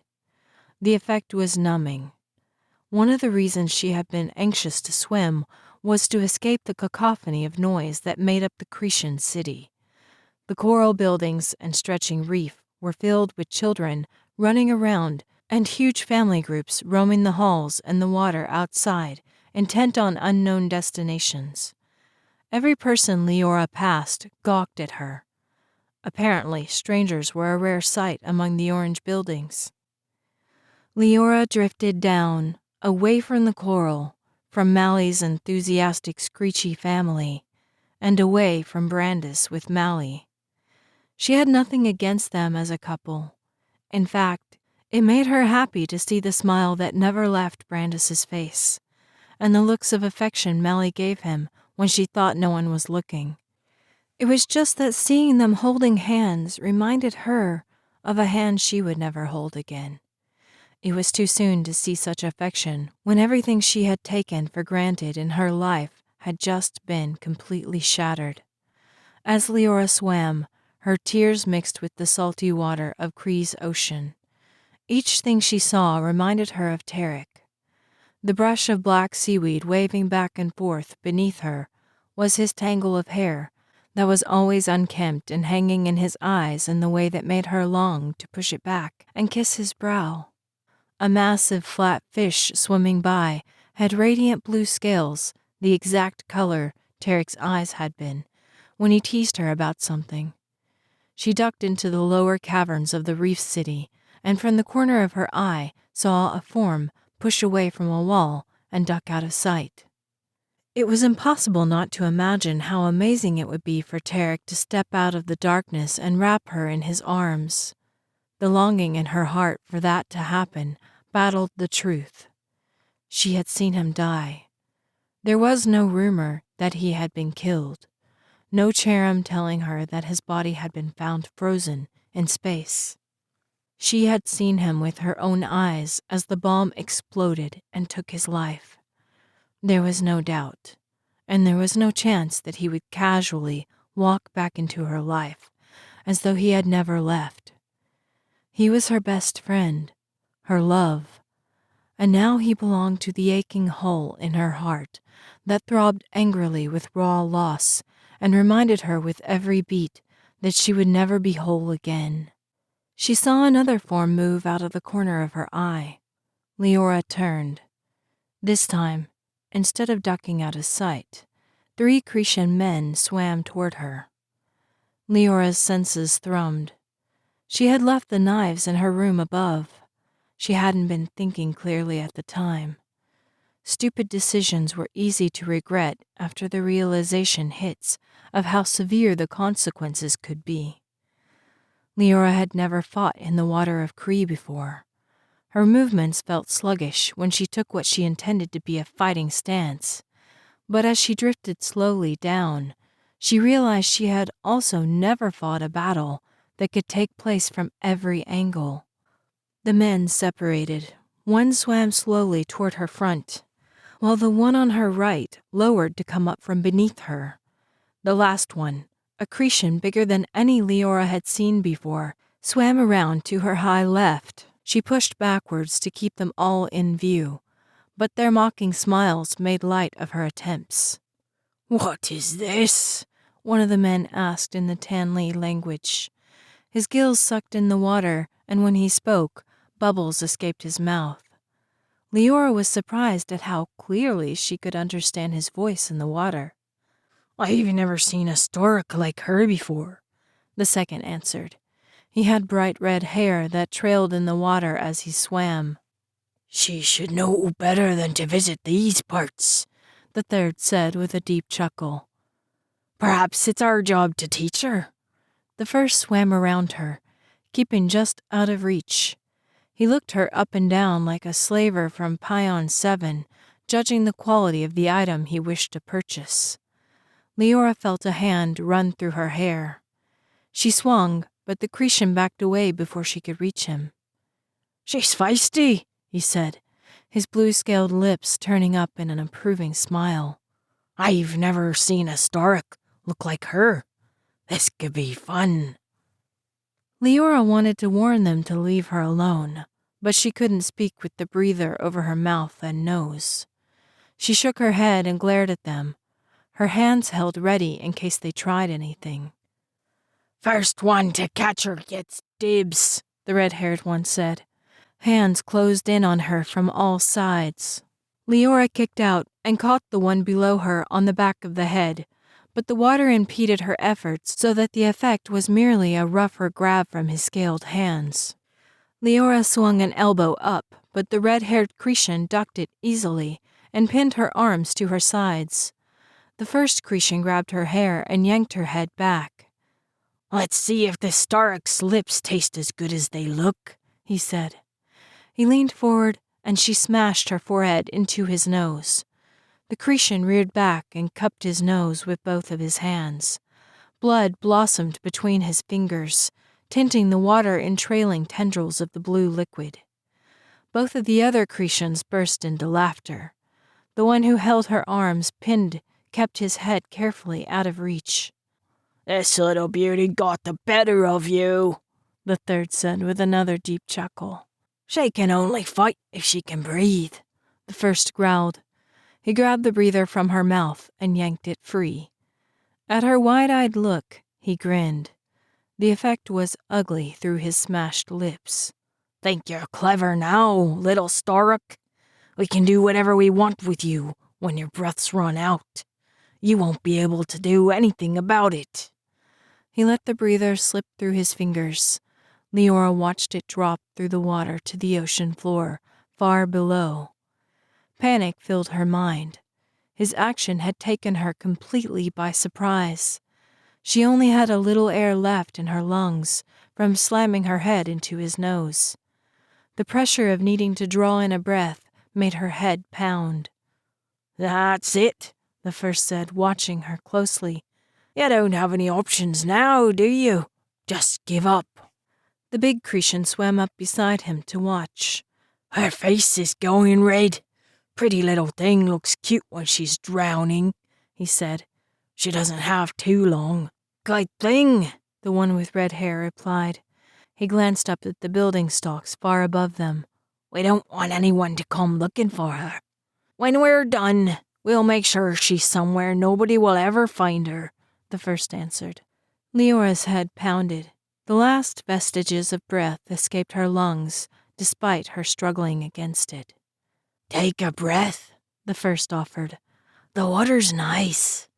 The big Cretan grinned. "Yeah, real nice." Leora shook her head. The need to breathe was becoming a demand she couldn't deny. Her lungs spasmed, fighting to draw in breath. "Go ahead and breathe," the dark, taunting voice said. Give up, darling. It'll be easier that way. Leora's eyes widened. She struggled against the arms that held her, but his grip was iron compared to the way her body moved so clumsily in the water. Her mouth opened, and though she fought against it, she sucked in the water. Easy, the first Cretan said, as her body protested the liquid. Leora's lungs burned, and she struggled, but there wasn't any oxygen to be had. She could feel her mind shutting down. Her limbs slowed, then stopped responding to her demands to fight back altogether. Her head lolled back, and her eyes closed. She felt the pounding of her head soften, as though her thoughts were wrapped in a blanket. She gave one last puny push of her arms, and then her thoughts darkened entirely. "Breathe." "I can't," Leora replied. "Breathe," the voice said again. It was a voice Leora recognized, soft and calming, as though someone pushed a sense of peace toward her. The silver-haired woman. "I can't," she said. She felt the Cretans pull her down toward the ocean depths. "Keep your mouth closed and breathe," the woman spoke again. The words made no sense, but Leora no longer had the ability to point that out. She felt the last of what made her who she was slipping away from the body she had called her own. Give up, darling. It's much easier that way, the dark voice said. "Never give up," the woman replied. Though it didn't make any sense at all. If there was a chance, no matter what in the macrocosm it could possibly be, Leora wasn't about to let the dark voice win. She pulled whatever life she had left in this still vessel that was her body, and closed her mouth. With the last vestige of a heartbeat, Leora breathed in. Slits opened on the sides of her throat, and oxygen filled her lungs. Leora's eyes flew open, and she took another breath. She flung her arms to each side, breaking the hold the red-haired Cretan had on her. She met the wide eyes of the other two. "What is she?" the big Cretan asked his companion. Terror filled his gaze. "I have no idea," the first said, swimming backwards in the water. "We need to get out of here." The red-haired Cretan followed his friends. They swam quickly away through the long-reaching tendrils of the moss that grew like a forest from the ocean floor. Leora saw something catch in the light of the water. She swam lower. It felt easier to move through the liquid, though she couldn't say why.